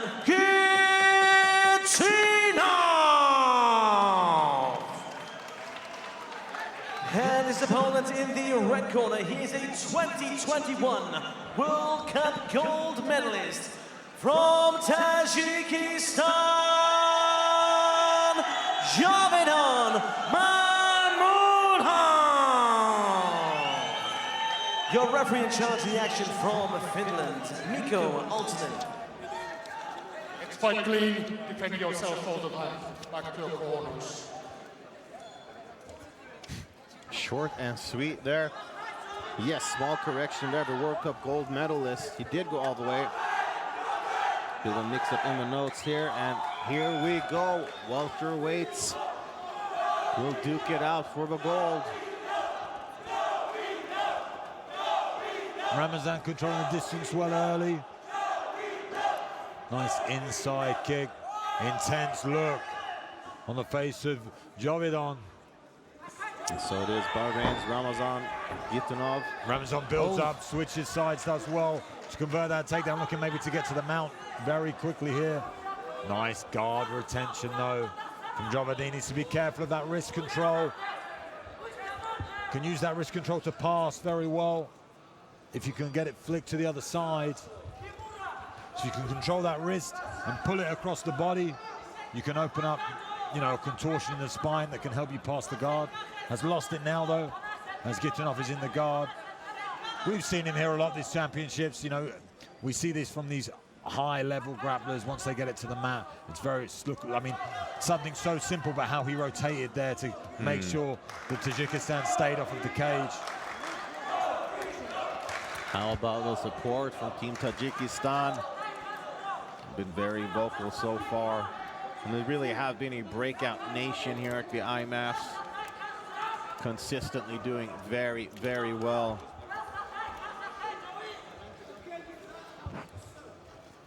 Javidon a little bit lost on the mat here, struggling to try and mount any sort of offense or open up any opportunities as that big overhand lands. And it is just such a tough situation to be in when you've got somebody the likes of Ramazan Gitanov on top of you. Beautiful pass there, pass to the half guard.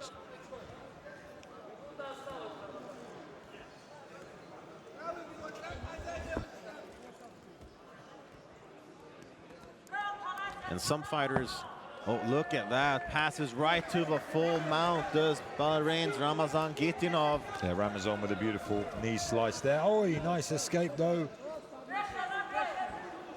From Javidon now, he's trying to build up on the fence, needs to get his head a little bit higher. Gitanov got that one hook and he's laced the leg as well across the shin. And I was wondering when we would start seeing some of those knees to the thighs. Very effective weapons. Yeah, I think that's been here at IMMAF, especially in the amateur ranks. We've seen that a lot. I think it's been one of the, changes we've seen over the years, how they can score points from different positions. You never think to throw that knee. It's not something that's so obvious, but they've grown in these positions and start throwing slightly different techniques. To see it from the guard as well now when they're pinning them up against the fence. Complete dominance and control from the Kingdom of Bahrain's Ramzan Gitanov. Easy round one for him.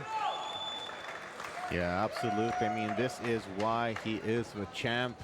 Let's take a look at some of the action there from the first round. There is the takedown. Yeah, met with some resistance for that takedown as well, but seemed so calm and relaxed to turn it around.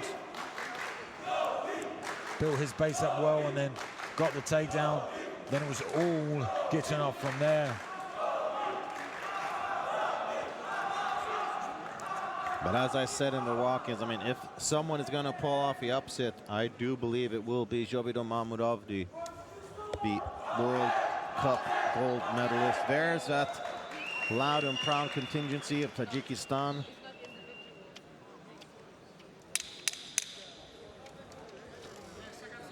Seconds out, and we will now get our second round underway. Need to see if it's possible for Javidon to try and avoid this early takedown, or if Gitanov will be happy to stand in this second round. Touch of gloves, and we are underway with our second round. Nice solid right hand there from Gitanov. It's got solid striking as well. He uses it well to set up his takedown attempts. Nice takedown, big right hand. Shucks off Gitanov. Angers him though and makes him enter in tight. Much better now, has the tight waist on the body. So effective here up against the fence once he gets hold of that hip. Looking for the inside reap. Now that's the thing, when you've spent the majority of the first round on your back, it can sort of make you a little bit gun shy, but I like that we did see some solid striking from Javidon Mahmudov early Gets the on. connection behind the hips. Gitanov going to try and convert this to a takedown up to the waist, gets to the back. Good defense here from Javidon. Kicks out that leg. Beautiful takedown there. Nice tripod, good hips, nice and high. Manages to get back to his feet.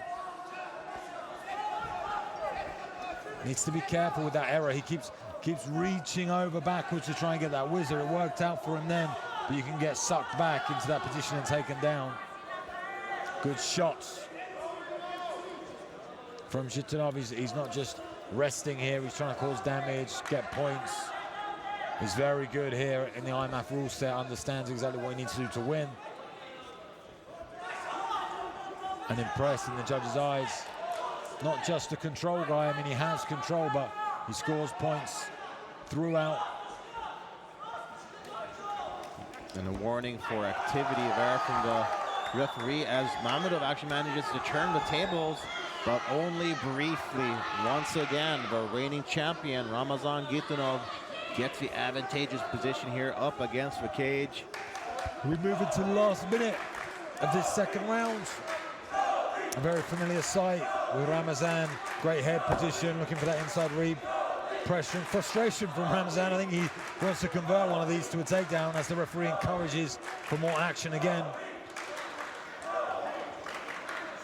And this is such a grueling style of fighting. It takes a lot of energy. Though, of course, both these athletes very well conditioned.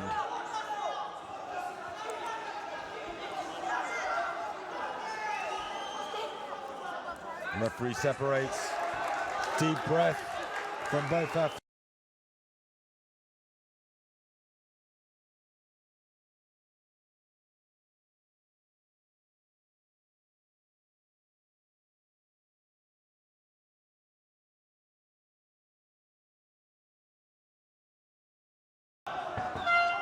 Ducks under and looks for the entry. Deep, deep breaths from Gitanov. Gave a lot there to try and convert into a takedown. Couldn't quite get it. Not a bad round.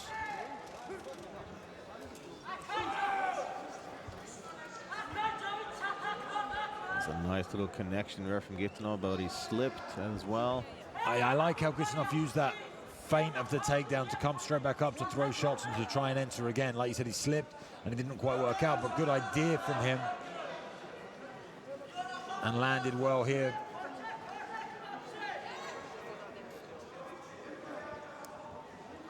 And if you are in Gitanov's corner, I'm sure you are very happy with your fighter, as we see Eldar Eldarov clap his hands in approval.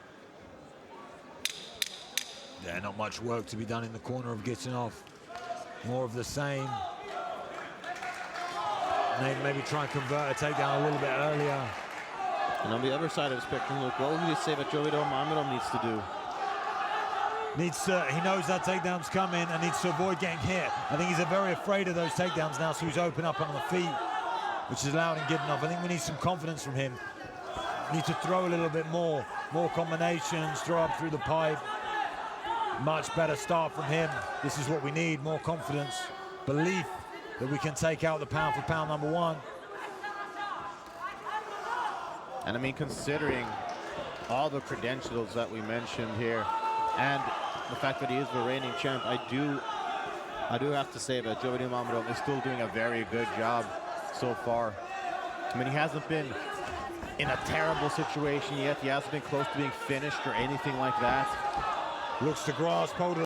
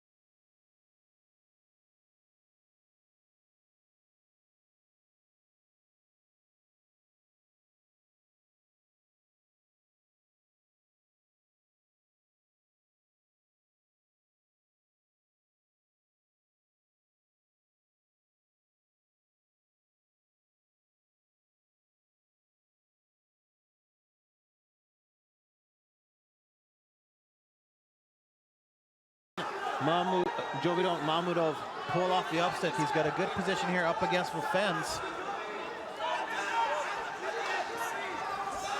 beautiful hips, straight into a re-entry, gets the double, but nice defense from Jovidon here. Valiant effort from him thus far. Final minute, needs to create something special if he wants to be crowned the champion, as that single leg dump runs the pipe. Gets the arms wrapped around the body, does Gitanov. Controls that wrist, looks to get the Dagestani handcuff, can't quite get it. Good body control here. Mamedov back to his feet, but always defending, constant defense from this forward pressure and control. I mean, this is why he is the pound for pound best IMMAF athlete. Ramazan Gitanov just dominant, putting it on his opponent, constantly forcing his opponent into a defensive shell, basically. Yeah, Tajikistan there, looking for maybe a Hail Mary. Guillotine choke, didn't work out on the bottom, and now Gitanov really going to work.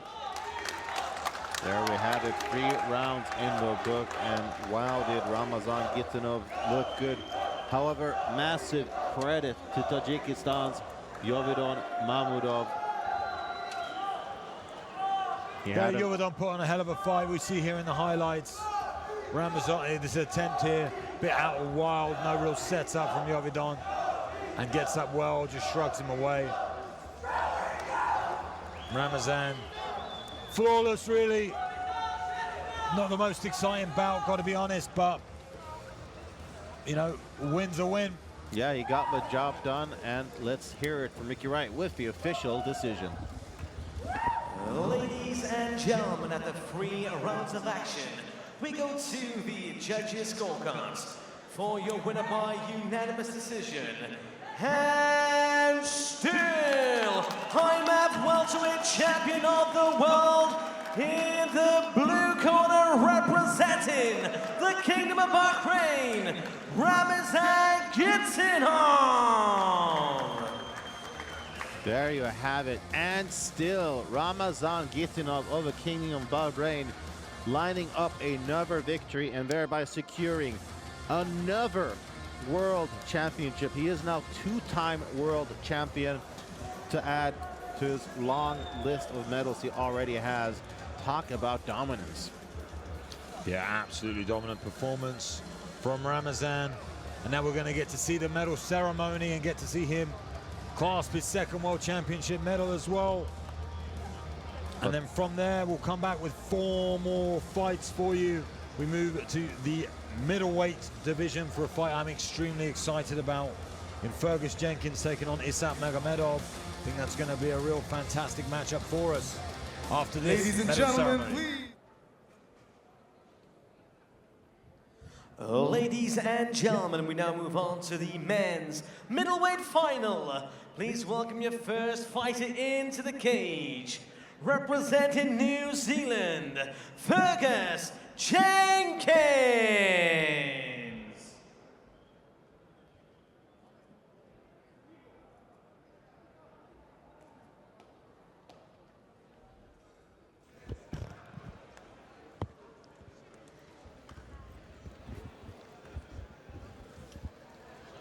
Here we go, we continue on in our men's middleweight division, 83.9 kilograms or 185 pounds. We have Fergus Jenkins representing New Zealand. You see him there in the New Zealand flag. We have a nice little treat for us here. Jenkins taking a moment here, 21 years of age. As we get a performance of the Haka.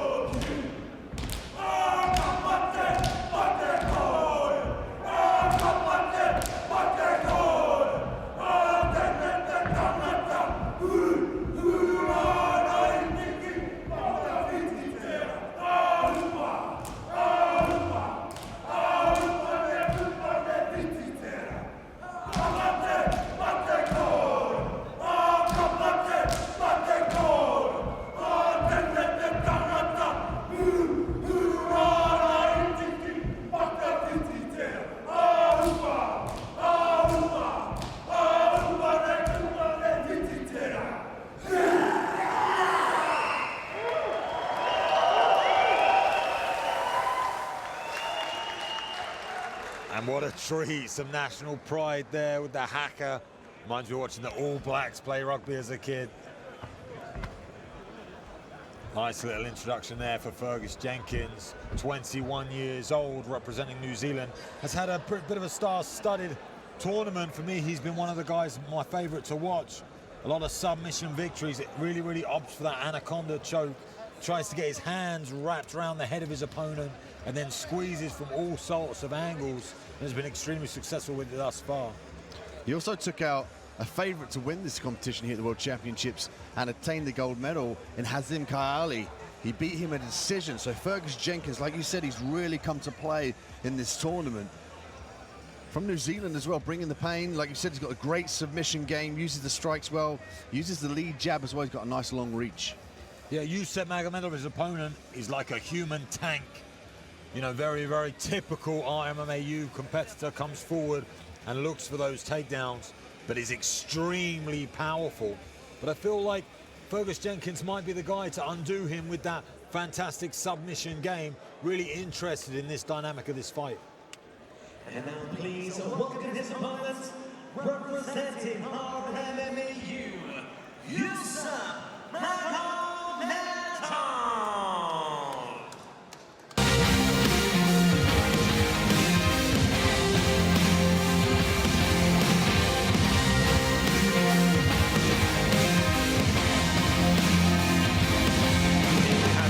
Magomedov, 25 years old, making his way to his World Championship final match. Has done an extraordinary job of controlling his opponent and running through him, like I said, a human tank. Look at the shoulders of Yusuf Magomedov, extremely powerful once he gets a hold. Quite short and stocky for the weight, very different build to Fergus Jenkins. And like I said, Jenkins extremely good at that choke game, looking to wrap up the head.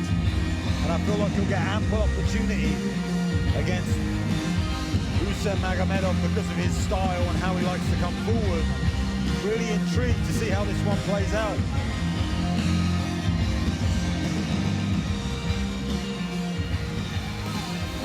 Ladies and gentlemen, IMMAF presents 3 3-minute rounds in the middleweight final. Introduced first in the blue corner, representing New Zealand, Fergus Jenkins. And his opponent in the red corner, he is a 2019 World Silver Medalist, representing IMMAU, Yusuf Magomedov. Your referee in charge of the action from Romania, Catalin Ozelia.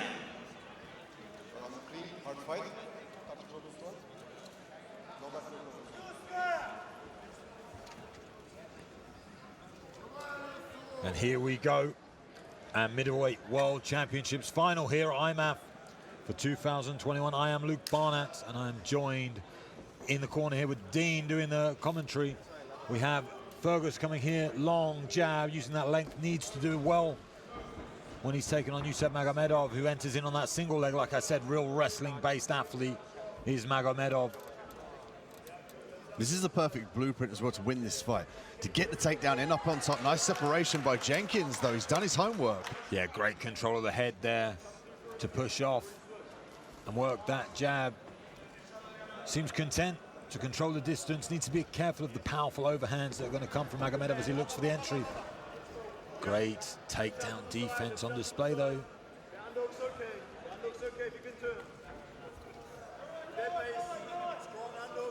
Magomedov with fantastic head pressure and good head position, looking to get the hips and twist.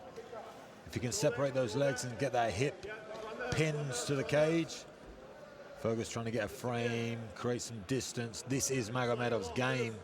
Very, very good at it. Pummeling in well, though, is Fergus. Little trip, back to his feet, gets a turn out, needs to create separation.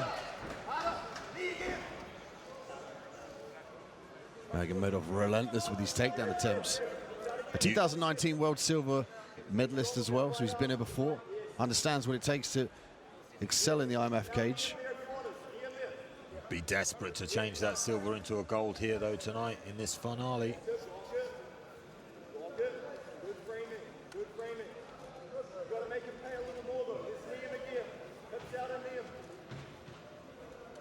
Great control, nice little shot there. Fergus doing a fantastic job of stopping these takedowns. I can hear his corner saying great framing. He's framing well, but needs to cause a little bit more damage or try and circle out and create some space. Because Magomedov, although this is extremely tiring, I think he can do it all day long as his bread and butter game as he tries to get the outside reap on the left leg. Good balance on display from Fergus. To the center of the cage. This might be a little bit more difficult now to stop Magomedov. The open mat wrestling is a very different dynamic. Finds the cage again, though, does Fergus. Has a heavy whizzer on that left side, switches it to the right.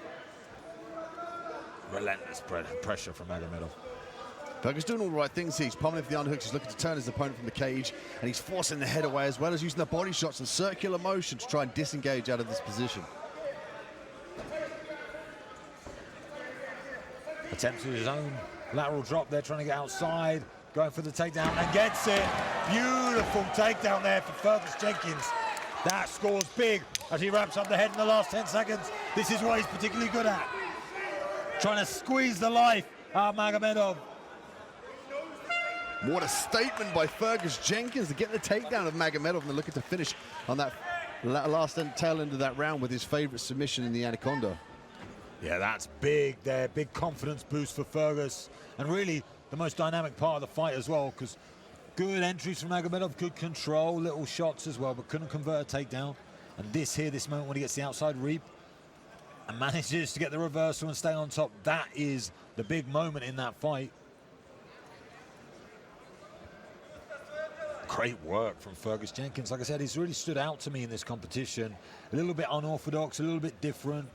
You know, tall, long, but very powerful. Look how he's dealing with Magomedov, who's, you know, your atypical wrestling type who's going to come forward and look for takedowns. A very animated corner of New Zealand, understanding that takedown was huge.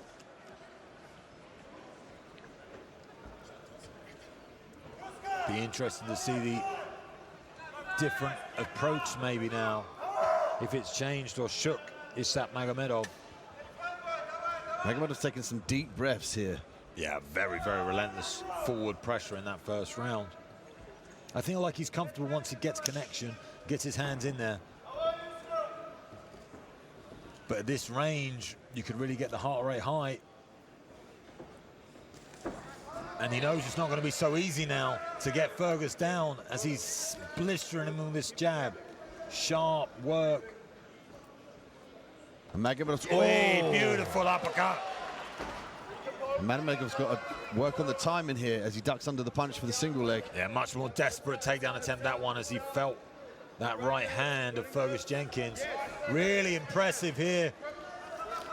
Oh, might be able to convert this one, though. Deep underhook.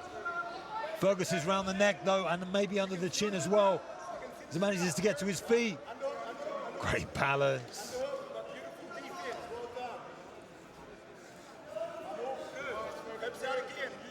It's hard not to cheer here for Fergus Jenkins because he's doing such a great job against such a, you know, relentless onslaught of wrestling for Magomedov, and it's good to see the other nations be able to compete and put on a show here. You know, smaller nations, smaller teams like New Zealand. Well, this is how mixed martial arts evolves, with the competition, the various different skill sets that the countries bring to the cage. And obviously, New Zealand have done their homework, knowing they're going to come up against some dominant wrestlers. And they've worked on the anti-grappling, they've worked on the underhooks. He's even worked on his takedowns and took Magomedov down in the first round. It's brilliant work from Fergus Jenkins. I agree with the corner of New Zealand. This is great defense, but we need to get off this position. We cannot just be defending this entire round. Otherwise, Magomedov, as he clutches the hands together, maybe will look to get a big slam here. Over the top, but Fergus has now got this anaconda grip round the neck. He set that up before the takedown. Difficult to finish without the roll. He's got to try and roll round towards the side of his locks, where his hands are engaged, to his left side. That sits through very well, does Magomedov, and I'm not sure that man has got a neck to choke. As Fergus tries to dig deep and get this underhook, but got the takedown, got the choke, managed to get back to his feet.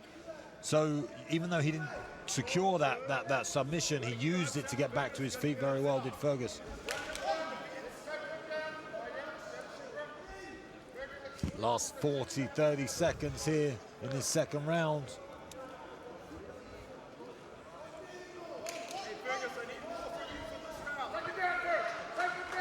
Jenkins looking to circle out here. Ref asked for some more action, and Fergus responded with a separation. Look at that knee, drop Magomedov. And manages to get to the mount position, just bullies him down after that knee. Good work, though, from Magomedov to build back up to his feet. Fergus displaying great balance as well. as he pushes forward again. Fergus has got to clear that underhook to take the back, however, and another dominant performance by New Zealand. Yeah, interesting round, that one. Not sure how it will be scored, but enjoyable to watch the takedown defense of Fergus, and also the stand up, that beautiful uppercut he landed, probably the the most definitive strike. And here, like you said, already got that anaconda set up before he gets slammed back to his ground, to the floor. But already had the submission in tow. That uppercut, beautiful, very significant strike there. Look at the big slam. Doesn't phase him though, but he needed to roll round to almost drive his right shoulder to the mat and then roll a gator roll into hard the to know anaconda. how that will be scored because it's a big slam, kind of counts as damage as well as a takedown, but he was in a submission before he even hit the mat. So interesting outlook on this fight. Fergus looks quite tired as well. He's had to work extremely hard in those last 2 rounds. You could argue it's one apiece here now going into the 3rd round. So let's see who can pull the trigger most. There might be some more urgency, but Fergus still has to stick to the game plan. He can't overthrow and risk the takedown. The tank that is Yusef Magomedov, looking to secure gold and become our IMMAF world champion as he takes on the crafty Fergus Jenkins in this 3rd round. As he drops down, gets that anaconda set up, but sits through. Like you said, the Magomedov done his homework here as well. Have avoided those choke attempts very well with that sit through. And now resting in the middle of the cage is Fergus, very confident here. As he slides off. Nice 1-2.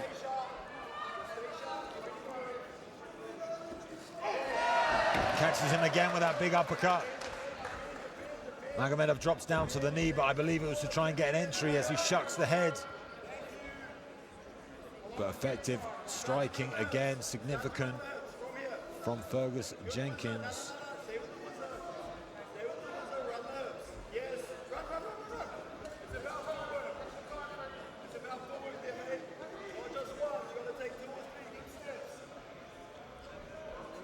Outside pressure from Magomedov, but referee looking on. He might ask for some more action momentarily.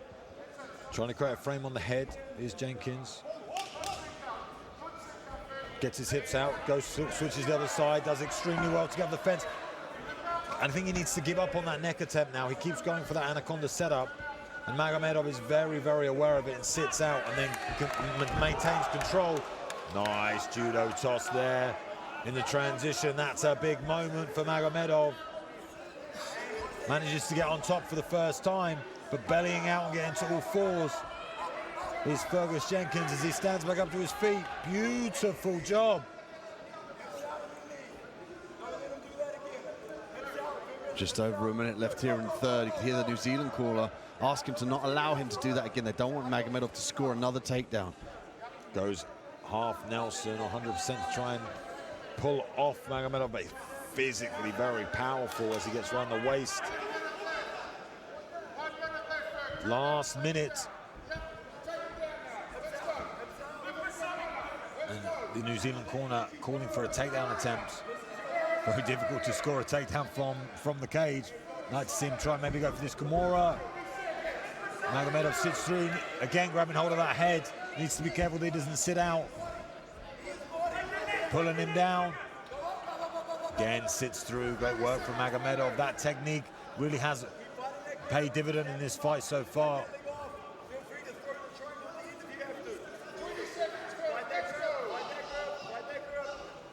Referee separates him here as we enter the final 15 seconds. Who's going to put a stamp on this round as Fergus Jenkins drives forward? Try and convert a takedown here. And offensively grappling against Magomedov, he looks very impressive as well. A great contest between these two men. I thought this one was going to end in an early submission from Fergus or a decision in Magomedov's favor. That's how I saw it leading into this fight. Hard to say how it's been scored. And these significant uppercuts might have a big thing to do with it, but I feel like that judo toss that Magomedov was the real pinnacle point in this 3rd round. Hopefully we get to see it. Unfortunately, no. Great contest. exciting throughout, mainly grappling, but you know, I was really invested in this one. Felt like Fergus Jenkins did a fantastic job. Not sure if it was enough though to take home gold home to New Zealand. And after 3 rounds of action, we go to the judges' scorecards. We'll score about 30-27 blue corner, 29-28 red corner, and 30-27 for your winner by split decision. And now the IMMAF middleweight champion of the world in the blue corner from New Zealand, Fergus Jenkins.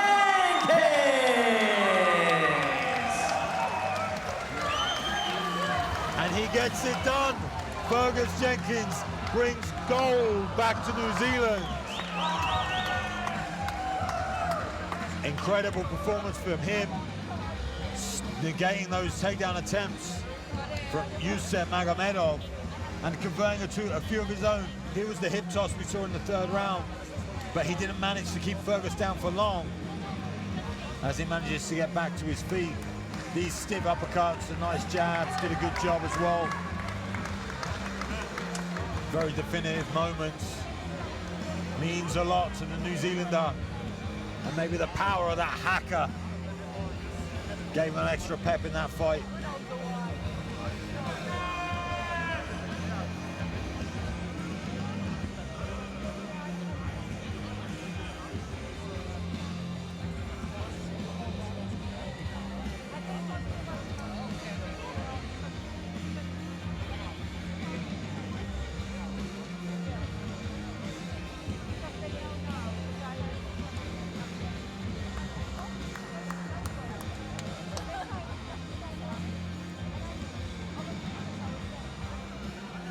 Ladies and gentlemen, we now move on to the light heavyweight final.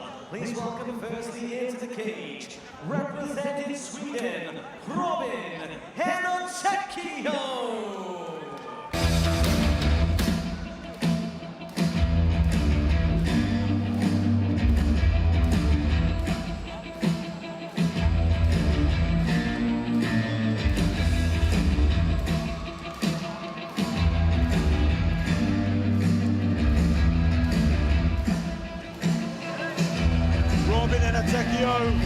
Makes his way to the cage for this light heavyweight amateur world championship fight.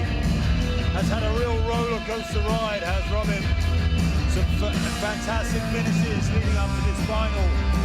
Showed a beautiful armbar finish, I believe in the quarters, in a fight where he was losing, getting beaten pillar to post. Managed to pull it back with a beautiful armbar. And then I think in his last semi-final fight, winning by a left hook, knockout as well. So extremely capable, this man. 35 years old, so a little bit older for here at IMMAF, but with the weight class as well. You know, you generally see older competition. Robin, though, with experience alluded to his age, 2016 Africa Open gold medalist. So he's been there before, he knows what's demanded of him here in the IMMAF cage. And as you alluded to, is the older age sometimes matures him with experience. He's going to bring experience to the cage here today at our World Championship Finals.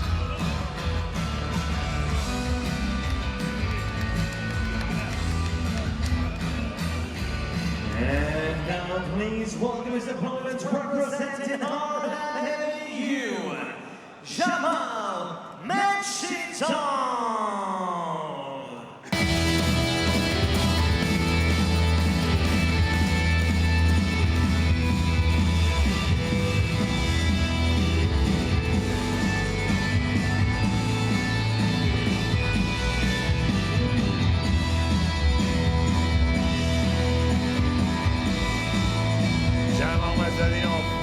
Making his way, representing IMMAU. Younger of the two at 27, shorter, stockier, and very, very stoic indeed in character. Very rare you see this man smile. Very serious when it comes to mixed martial arts competition. Jamal, a 2018 world gold medalist as well. So again, bringing the experience to the cage, but can he overcome the older man in his opponent, Robin? Yeah, Robin, a real character. These two extremely different in personalities. You know, Yam, a very, very, very serious competitor. Takes this extremely seriously, as does Robin, but does it with a little bit more flair, a bit more happy. See a few more smiles coming from maybe a little bit of a dance.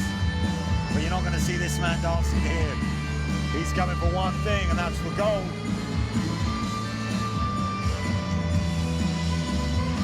As he enters here for our light heavyweight World Championship final.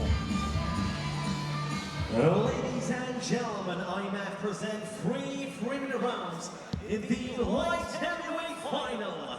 Introducing first in the blue corner, he is the 2016 African Open champion from Sweden, Robin Henachekio.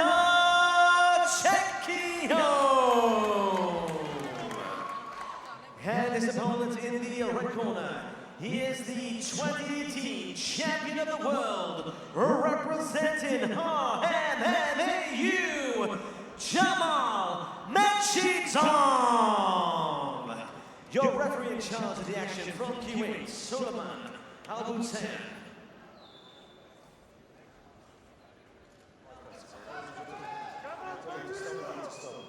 If you want to shake hand, check it out. God bless.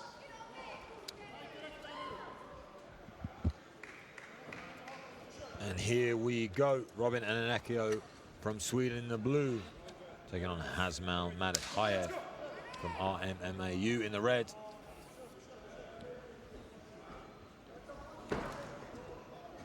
Robin needs to be careful of that big overhand as he enters and gets a nice conversion of that takedown.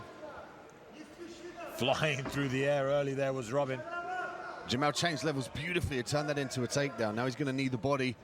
He's in a dominant position now. He could start to free that right arm for ground and pound, but what he wants to do really is go to the mount where he can do some more damage.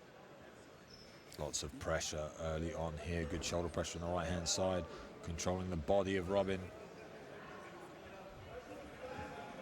I've seen Robin in these positions earlier already in this competition. They do not phase him. Always has the ability to pull off a quick victory, both on the feet and on the ground.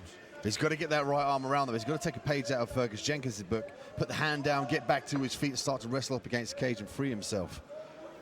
A lot of that is pulling the trigger as well, being confident in your abilities, getting your hands underneath you, springing back to your feet, and kind of not allowing yourself to buy into the bravado that you're going to get struck too much as you get up. Yeah, because ultimately, if you stay on the ground, you're definitely going to get struck. So you're better off risking it, taking that risk and trying to stand to your feet and taking 1, 2, or 3, because otherwise you're only going to be there for three minutes as we enter the halfway point of this first round. A great start here from the RMMAU athlete.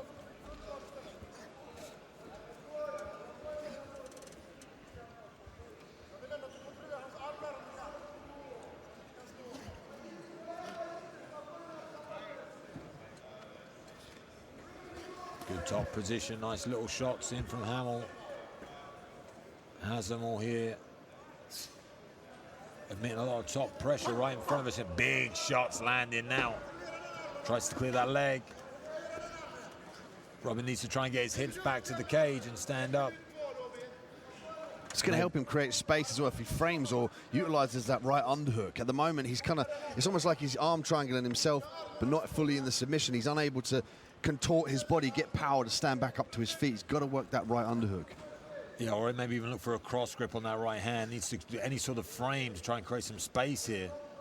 Has spent the better portion, the lion's share of this first round on his back. Full guard now for Robin. Looks like he's switching around.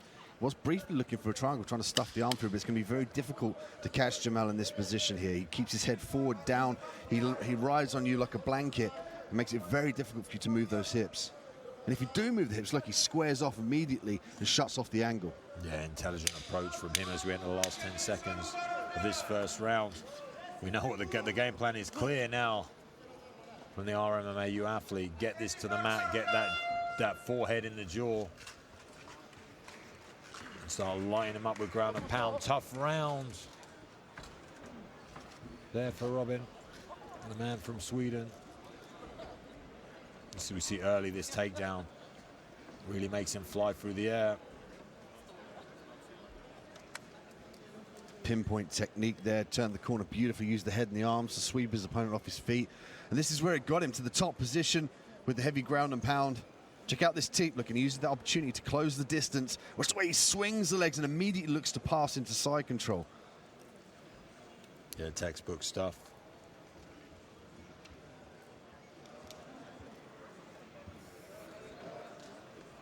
Deep breaths in the corner of Robin there. Instruction comes from Bessam Youssef, UFC vet in the welterweight division. Looks like he's eaten a few pies since then, but a great competitor and a fantastic coach now over there in Gothenburg. Needs those words of wisdom now, though, does Robin, as he comes forward into the center of the cage. He needs to keep those hips low. We know what's coming. We need to avoid that takedown attempt. But he throws thunderous power in the hands as well, so we need to make sure the hands are up. Very difficult. Oh! As that overhand right comes, staggers Robin. And Hasmall just uses that to get him down. Big shot there. Big overhand lands, heavy. And Robin needs to be desperate now to get back to his feet. We can't have another round on your back. Gets that wrist control, creates a nice frame, gets broken with the knee. But again, Robin holding onto the head. He's almost holding his opponent onto him. He's got to get that right underhook into play, because he can use it to buck and create space, which he needs to get his back on the cage and then to stand on his feet. Nice hammer fist there from Jamal.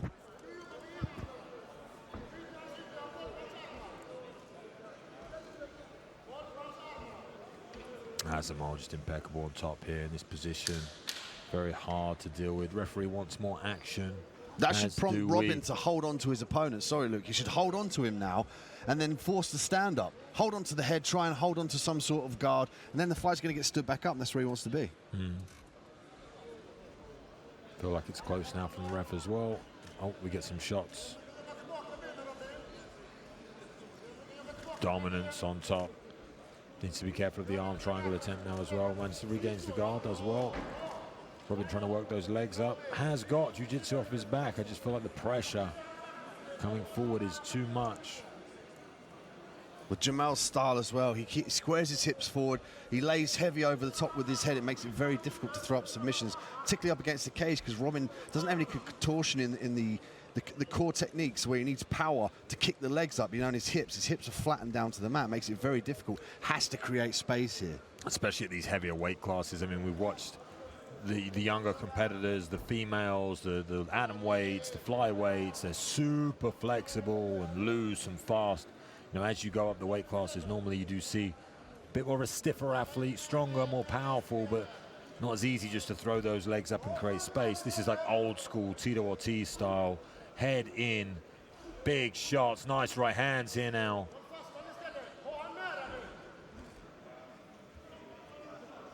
Talking to each other. Maybe Hasmall just whispering in his ear, I am Batman. Alfred should be whispering in Robin's ear to hold on. That's what he should be whispering. Because then he's going to get the stand up. I mean, he's not going to have much success if he can't get back to his feet. A second round, very similar to our first. Hasmall finding a way to get it to that mat. A little bit more luck for Robin earlier on in the round, but once it hits the floor, he seems a little bit lost. Here, big overhand right lands. And here we see the takedown, nice little trip. Kicks out the knee.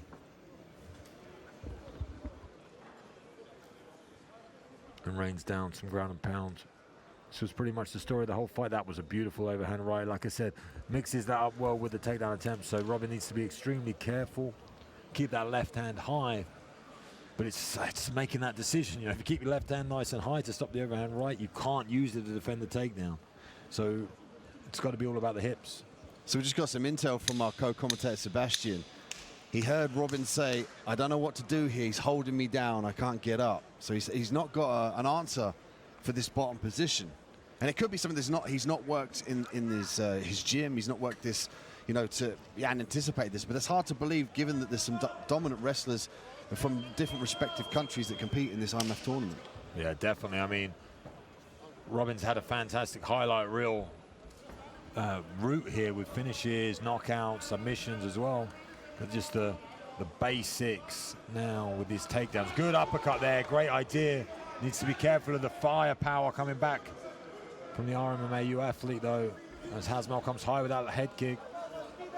Not just a wrestler, this guy's got stand up too. We just don't see it so often because, you know, in the tournament style it's easier to get the takedown. But this is the finals, so let's let it all fly as he goes with that left hook.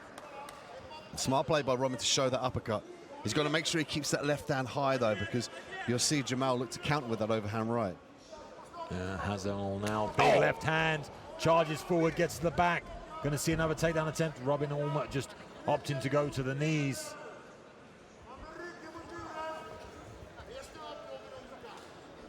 Robin's halfway there now, though. You know, there we go. He's planted the hand down. He's going to try and swing that right arm around the head of his opponent and utilize the whizzer to further face his opponent. He wants to try and turn into him, but he's got to spring to his feet here. Yes, there we go, Robin. Mat return, though, from Jamal.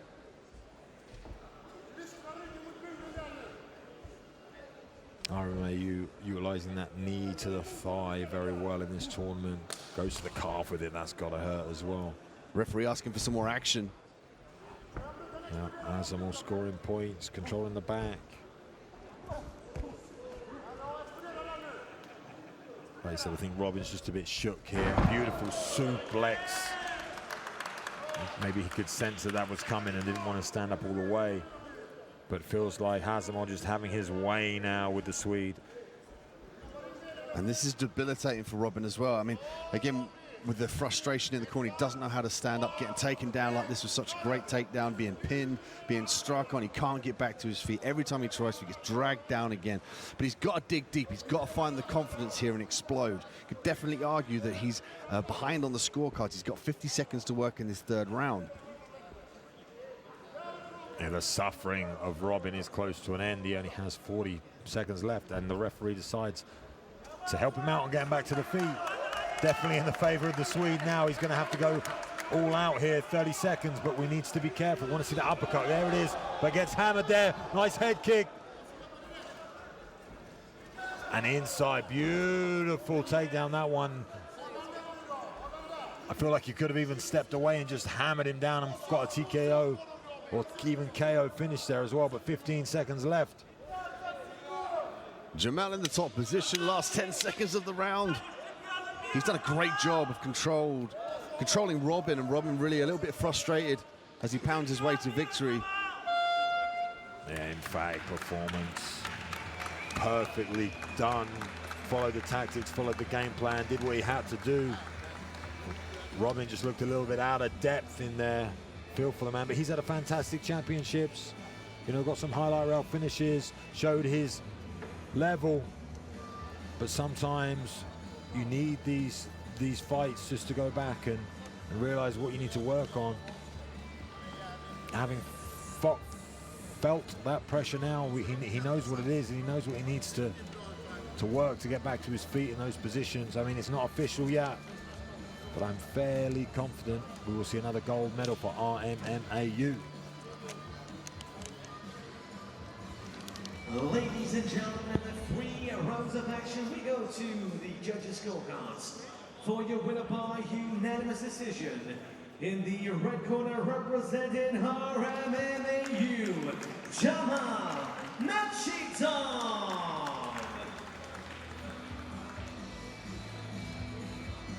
If I was Robin, I'd go straight backstage and go and ask Fergus Jenkins where he trains to work on those stand-ups and the anti-grappling. I mean, look at this suplex, beautiful work from Yeah, when the Jamal. confidence come from Jamal, he felt that he could get that.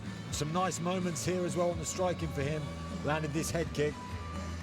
And I agree, I think if you could find Fergus backstage and watch that fight, go back and see how he used frames and control to try and negate the wrestling. It was a very similar opponent. You know, that would be very intelligent from him. But we're going to move forward now. Only 2 fights left as we go into the heavyweight division. I pass it over to Ricky Wright. Ladies and gentlemen, we now move on to the heavyweight final. Please welcome your first fighter into the cage. Representing the Kingdom of Bahrain, Rasul Magomedov.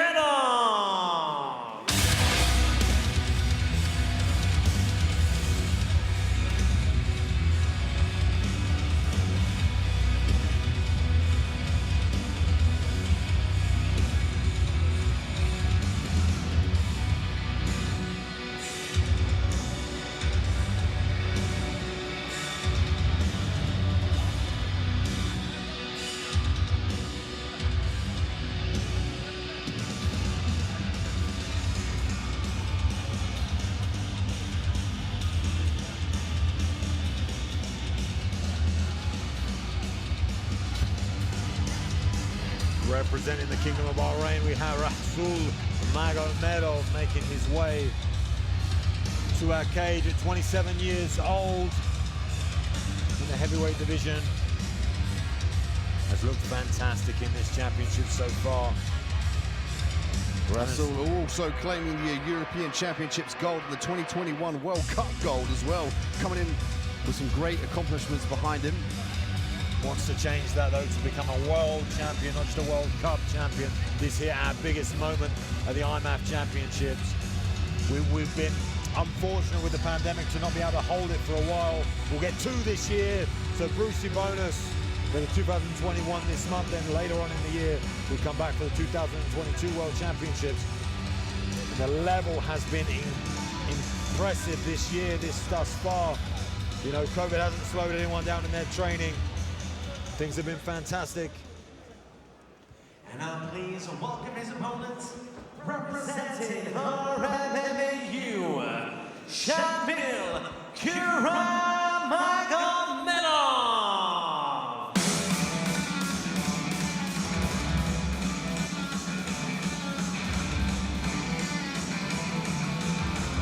And Shamil Kuramagomedov, representing RMMAU at the age of 30 years old.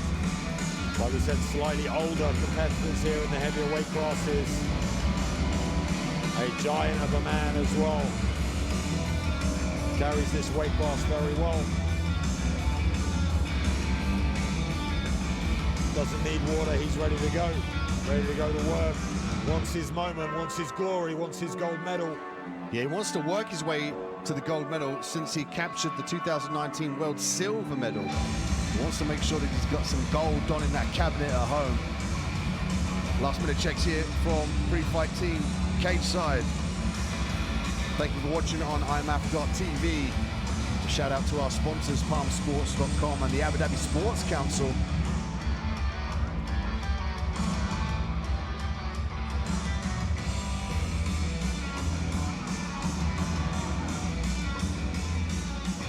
Big man in our cage now. Some power in both of these competitors. Let's get it going. I pass over to Ricky Wright.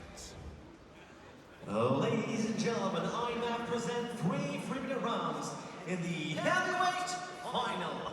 Introducing first in the blue corner, he is a 2021 European and World Cup gold medalist, representing the Kingdom of Bahrain, Rasul Magomedov.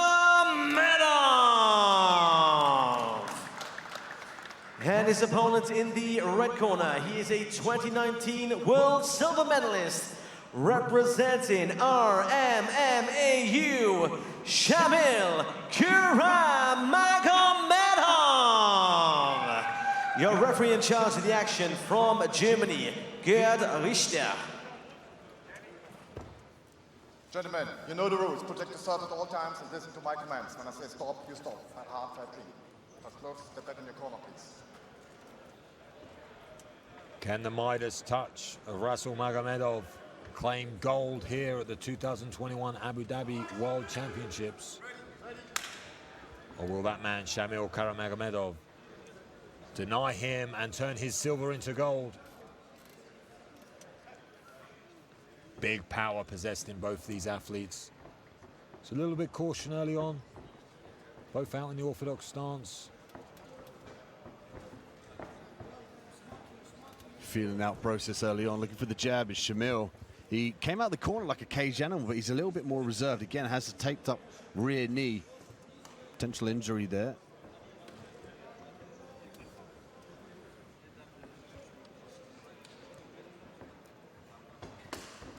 Powerful inside kick from Shamil. Looking to try and do the Dan Henderson, I feel there. Left inside, overhand right. See if he comes back with it. That might just be my Jedi sense.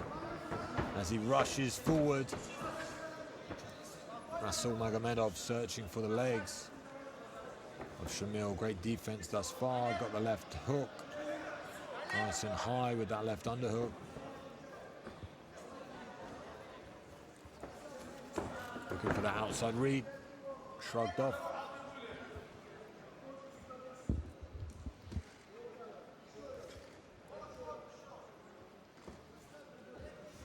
Head position here. Shamil, oh, nice striking on the break. That's going to be the key here.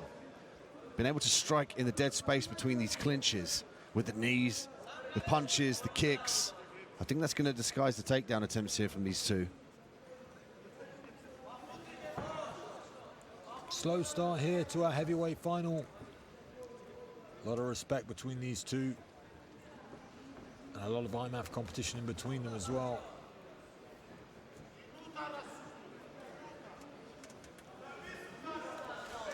Rasul's got some nice technique here. He's holding that wrist, yeah, and he pulls it down.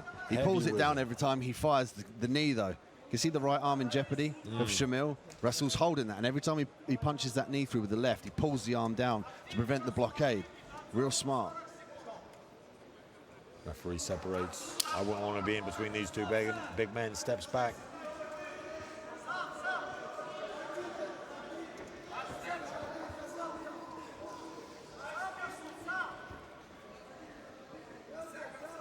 Rasul's working on the outside. He might be looking to counter as Shamil comes in. Yeah, Shamil feinting with the level changes, feinting with the inside kick, and there's that overhand swing. Bada, swing and a miss. Used the opportunity to change levels, but didn't secure the take. There's that knee again, and it's hurting. Yeah, that looked like it hurt there. He braced afterwards and tried to hold on to it and cover. Oh! Probably the most definitive thing of the round is just those knees on the inside. Very slow start here in that first round. Deep breaths from both men. Take a look at the replay here. Rasul with a head snap, looking to engage in the clinch. Yeah, back and forth, clinching, back and forth, pummeling from both these guys. Bit of a desperate takedown attempt, this one, from Rasul Magomedov. Gets shrugged off pretty easily. Dangerous overhand swings, good hips.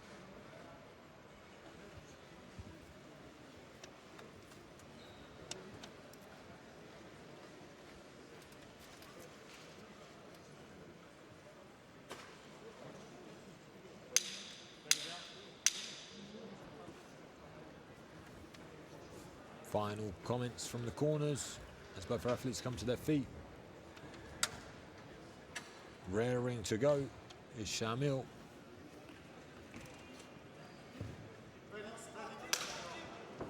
Filling out process over, hopefully, and these two are going to go to work.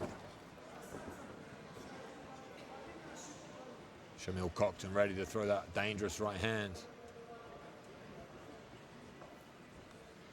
Rasul usually likes to counter with the left hook when someone comes in, but he's really cautious on the outside. He's even getting himself close to the cage, which is dangerous if he wants to avoid the takedowns and the clinch up against the cage. I'm wondering whether he's trying to disguise the takedown or he's trying to draw his opponent in. I mean, before he shot, didn't he? But he didn't obtain the underhook, which allowed his opponent in Shamil to pull him up. So yeah, Rasul, quite an obvious takedown attempt earlier in the first round, and it didn't pay dividend, but he needs to disguise it a little bit better with some striking. Nice inside kick there from Shamil, finding his range a little bit better. Knocks the leg of Rasul off balance. Nice feints. Needs some action after the feint though. Beautiful 1-2, nice and stiff. feint and a takedown, but again, from a long way out. We're in the front headlock position now. Shamil can head stab his opponent down to the mat here and turn the circle, take the back. Great work from Rasul to get back to the feet. Inside leg from Shamil. Oy, nice stiff jab, lands. Beautiful feint, that one, but good hips from Shamil. And again, sensing that cage behind him, good twist off.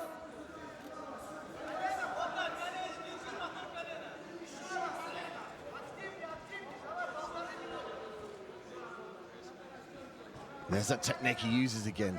He'll pull that arm down to expose the stomach and then fire the knee in. Look at that, they're sinking through. Oh, a return there that almost lifted him off the ground.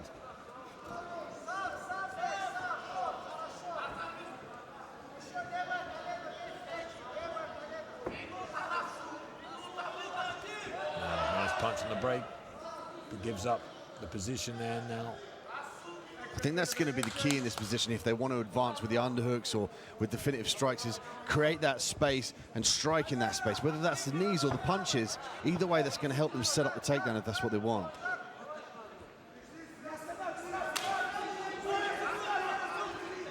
Coming into the final portion now. The second round, last 30-ish seconds to go.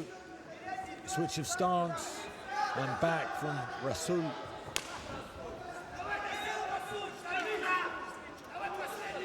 More intention now in the face of Rasul Magomedov as he comes forwards. Nice left hand lands.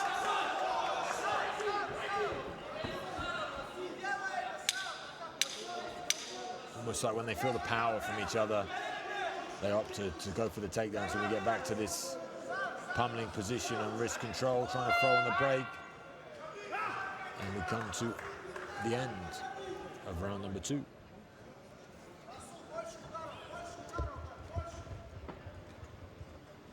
Took a look at the replay here. There's a shot. Didn't put anything on the top of that to disguise his entry. Again, the great hits from Shamil. Very evenly matched, but sometimes... Oh, and there's that left hook there, the smile on the face from Shamil.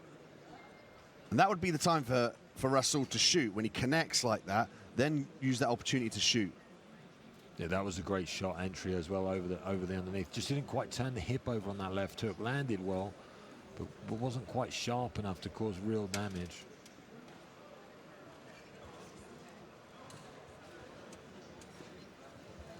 And we will enter another third round here at the IMMAF World Championships.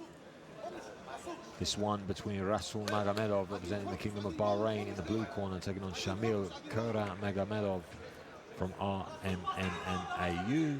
Oh, I think I did 3 M's then. RMMAU in the red corner.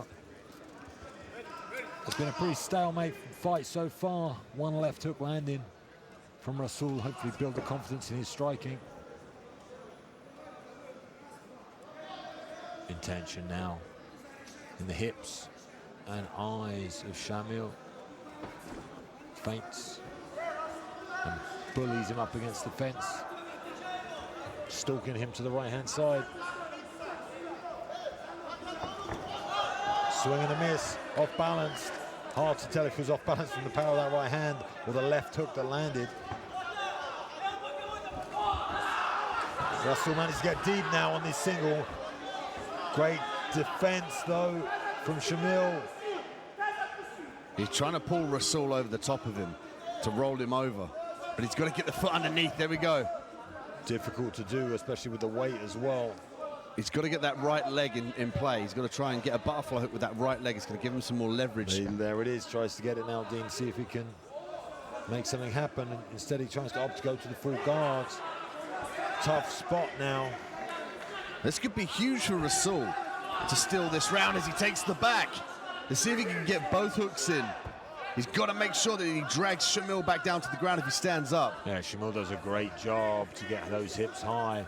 Rasul's very high on the shoulders now with that 2 underhooks as he tries to drag him down.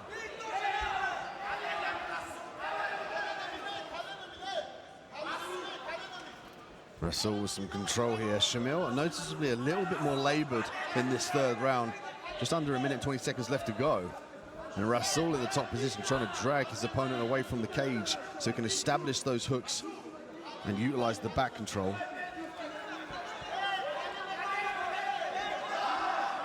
Nice knees, scoring points to the legs as he tries to drag down. Tries to get that hip hinge, doesn't quite work, comes back round, nice knee to the outside leg. Final minute of this 3 rounds championship fight here in the heavyweight division. Most dominant round thus far. Rasul Magomedov been in control.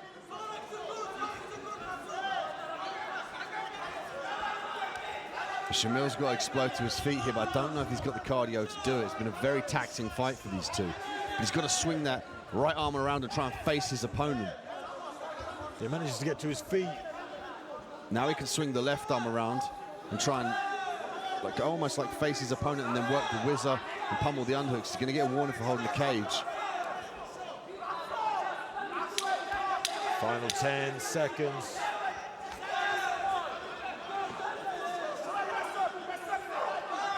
Rasul with some nice pressure on the outside as the round commences. An interesting fight, but we go to the judges' scorecards. I mean, Luke, that was two very, very hardcore punchers, but equally hardcore wrestlers. And interesting to see Rasul, as soon as he cleared the underhook from his opponent, he exposed the back and maintained that position. We check out the replay here. There was a jab parry from Shamil as he stalked his opponent on the outside.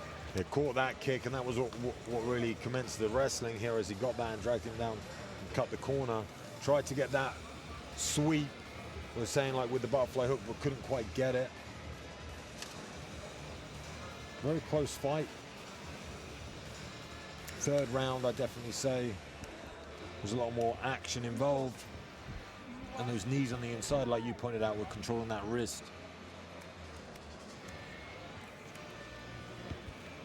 Both these guys, incredible athletes. Rasul Magomedov representing the Kingdom of Bahrain. Taking Shamil Magomedov from RMMAU. Both doing their nations proud here at this finale. And after 3 rounds of action, we go to the judges' scorecards, who scored about 29-28 blue corner, 29-28 red corner, and 29-28 for your winner by split decision.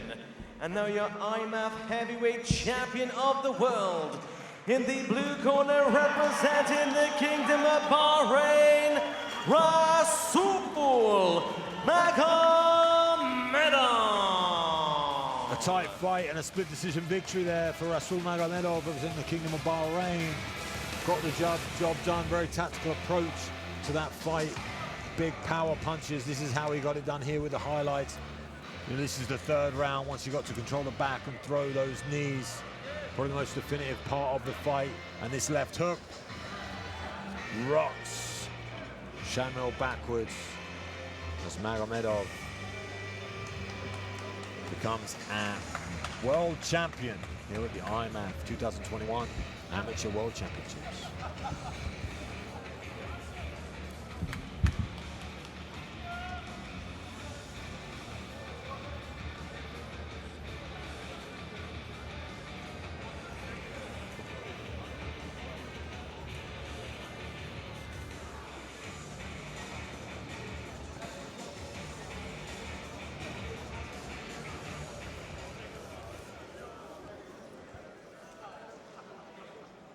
Ladies and gentlemen, we move on to the super heavyweight final.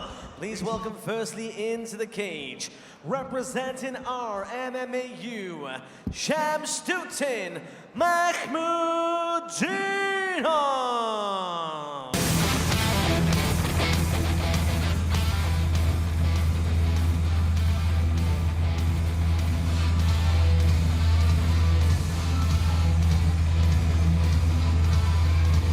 Go from big boys to really big boys. The super heavyweight division capped at 300 kilograms, 661 pounds. We have Shamsuddin Mahmoudinov, 23 years old, as he makes his way to our cage for the Super Heavyweight World Championship final. Shamsuddin, a 2018 World Junior Gold Medalist, 2019 European Open Gold Medalist, and a 2019 World Bronze Medalist. Excellent experience in the IMMAF cage. Great boxing as well. Very heavy right hand. Likes the left hook as well. When he's close range, you're always looking for the knockout. Very exciting fighter.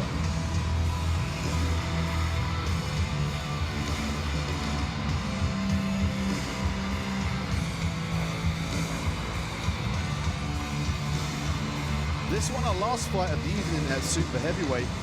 And as you said, Luke, 300 kilograms or 661 pounds. That is a lot of weight, but weight translates to power. So we could see a crazy knockout here in this fight.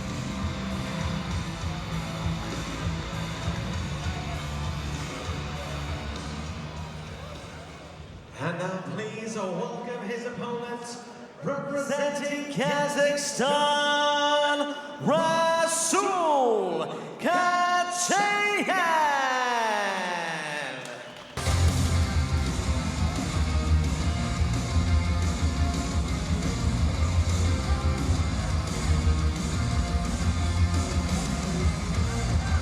The Kazakhstani super heavyweight makes his way to our cage, Rasul Kachayev. Got an impeccable performance in the semi-finals, utilised a lot of wrestling to pin his opponent up against the fence and take away the victory. Rasul claiming the 2019 World Silver Medal, so he's looking to taste gold here at super heavyweight. It's going to be interesting. Obviously, the reigning champion, Pasha Karakachayev, was beating in the semi-finals by Sasmudev Makhmudev in very emphatic fashion. Good wrestling, light tactical approach, pinned him up against the fence. So that's a nice feather in the cap for him as he comes into this finals. So for Rasul here from Kazakhstan, you know, he'll definitely know that, and he'll definitely sense that, expecting probably to fight against Pasha in these finals. Has a change of opponent and takes on Makhmudev. Interesting to see how that plays out mentally as he enters this cage. And the interesting thing about the super heavyweights, you know, you don't really see it at the pro level. There's not a division, for example, in the UFC for super heavyweights. It's capped at heavyweights, 120 kilos. So these guys really get to shine here at this IMMAF World Championships. Ladies and gentlemen, IMMAF present 3 3-minute rounds in the super heavyweight final. Introducing first in the blue corner, representing RMMAU, Shamsuddin Makhmudov.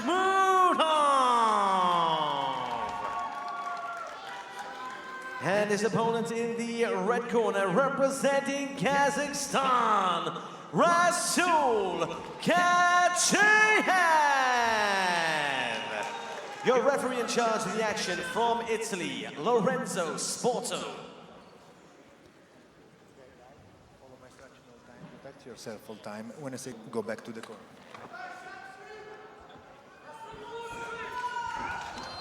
And here we go, Dean, our super heavyweight finale, our finals here, our final fight of the day as well, to cap off the 2021 World Championship here at IMMAF. We have Sasmudev Makhmudov in the blue, representing RMMAU, taking on Rasul Kachayev from Kazakhstan in the red. Looking at these two, Rasul with the longer reach. Big overhand left early though, from Rasul, from Sasmudev. And like we said in the walkouts, Shamsuddin likes to fire those big punches close range. The second he feels like he's in a phone box, he will swing for the fences. And he throws at precarious angles as well. It's not the traditional style as we see here as he connects with the right hand. Yeah, much more aggressive early here from Makhmudov. Oh. Nice inside kick on the entry. Matt does enough to off-balance his opponent. Rasul getting a little bit frustrated, being pressured back to the cage, but he's got to start throwing some counter shots. He's got to think about offense here. Yeah, needs to earn the respect of Makhmudov as he enters here on the. This is how he won his semis. A lot of pressure up against the fence and getting the takedowns. As he off-balances him as well, does a great job. Big shots. Nice hip toss attempt. I'm glad we got a strong cage. That's potentially over 600 kilograms slamming into that cage right now. Oh, great takedown from Rasul. He's going to pass into side control now. Lots of pressure from the top. Yeah, he's looking for a submission. Difficult to see from our vantage point. It might be an Americana. He gives up on it and gets that deep underhook on the left side. Needs to be careful he doesn't give up the back. Here's Makhmudov. He's here now. Rasul pouring it on. High frantic pace here from our super heavyweights. In on this single leg.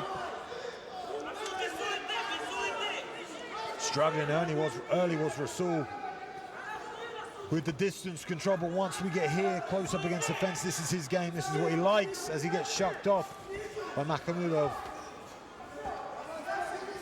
Heavy punches being thrown here. It's a matter of time. Did Rasul just take his mouthpiece out and breathe heavy? He's tired already, but this could be an opportunity for Shamsuddin to pull the pressure on here. Big men in that scramble early on. Does look to be taking deep breaths as he charges forward. He's rocked. He's rocked, Luke. He's got to. Shamsuddin should separate here and try and headhunt. But it's smart play, though, to keep the weight on Rasul. If we've noticed that he's taken his mouthpiece out and took a deep breath, you can bet that Shamsuddin has. And he's going to put a lot of pressure on him now, force him to work, make him more tired. And when you're tired, you tend to drop the hands more often. Yeah, Shamsuddin here, applying the pressure. Double underhooks, though, in the defense. Last moments here in our first round has been an exciting one from these super heavyweights. Deep breaths coming out the red corner. Shamsuddin Makhmudov here in the IMMAF corner. We get to see the highlights where he throws his big right hand coming through the guard. This was a beautiful takedown here. Off balance, outside, and then big shots. You can see that Shamsuddin was calm under fire. Something we've seen throughout this competition is those that pull the trigger to stand to their feet and kind of not worry too much about the strikes as they get up. Get to their feet, and then in turn they can start to escape. The ones that accept the bottom position give the round away. Yeah, you have to be very, very mentally tough to just say, well, I need to get up. I need to, maybe I'm going to take 2 or 3. But that's what I need to get up. That's the price I've got to pay. I'll do it.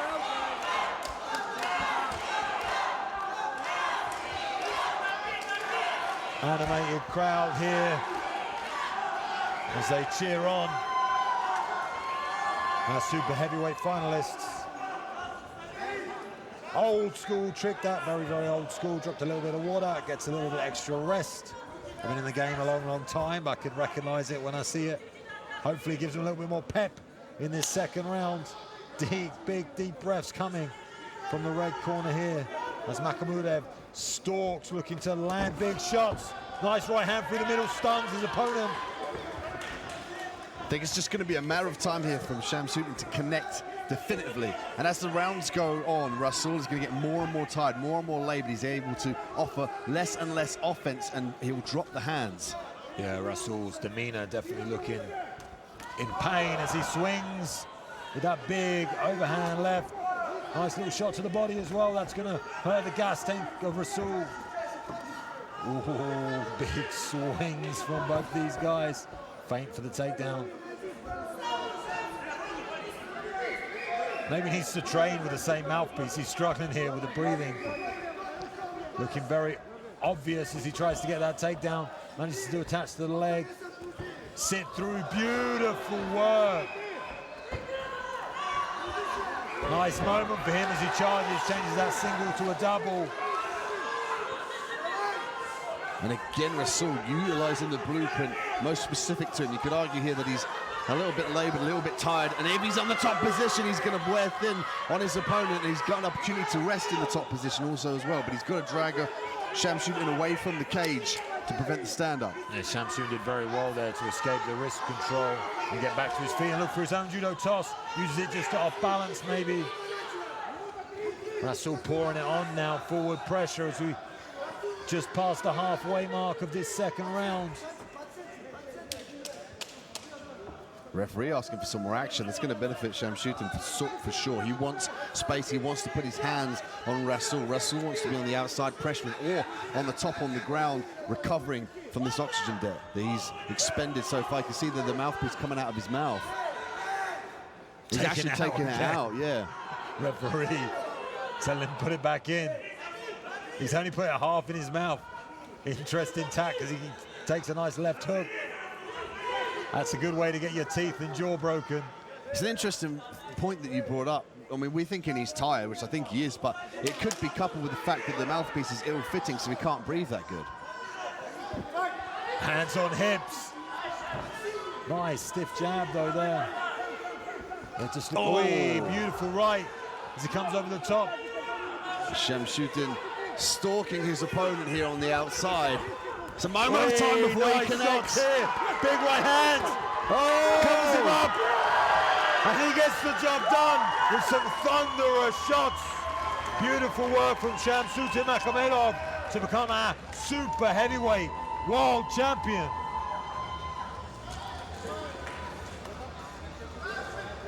Rasul a little bit frustrated potentially with himself. The cardiovascular system let him down here, but he'll go away and improve. Check out the replay here, Luke. And it was a matter of time before Shamshutin was able to land that definitive strike, straight right hand down the pipe. Look at this barrage of punches. He stormed in for the finish. Great work from the referee, risking his health, jumping in front of those two big men as they're swinging away.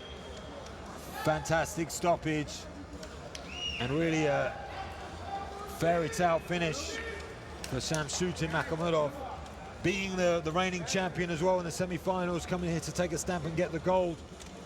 So has a win over Pasha Karakachayev, as well as now taking out the man from Kazakhstan, Rasul Katayayev, in the finals. Ladies and gentlemen, referee Lorenzo Sporto called stop the action at 2 minutes and 44 seconds of round number 2. For your winner by TKO. And now the IMMAF Super Heavyweight Champion of the world from our MMAU, Shamshutin Makhmedov.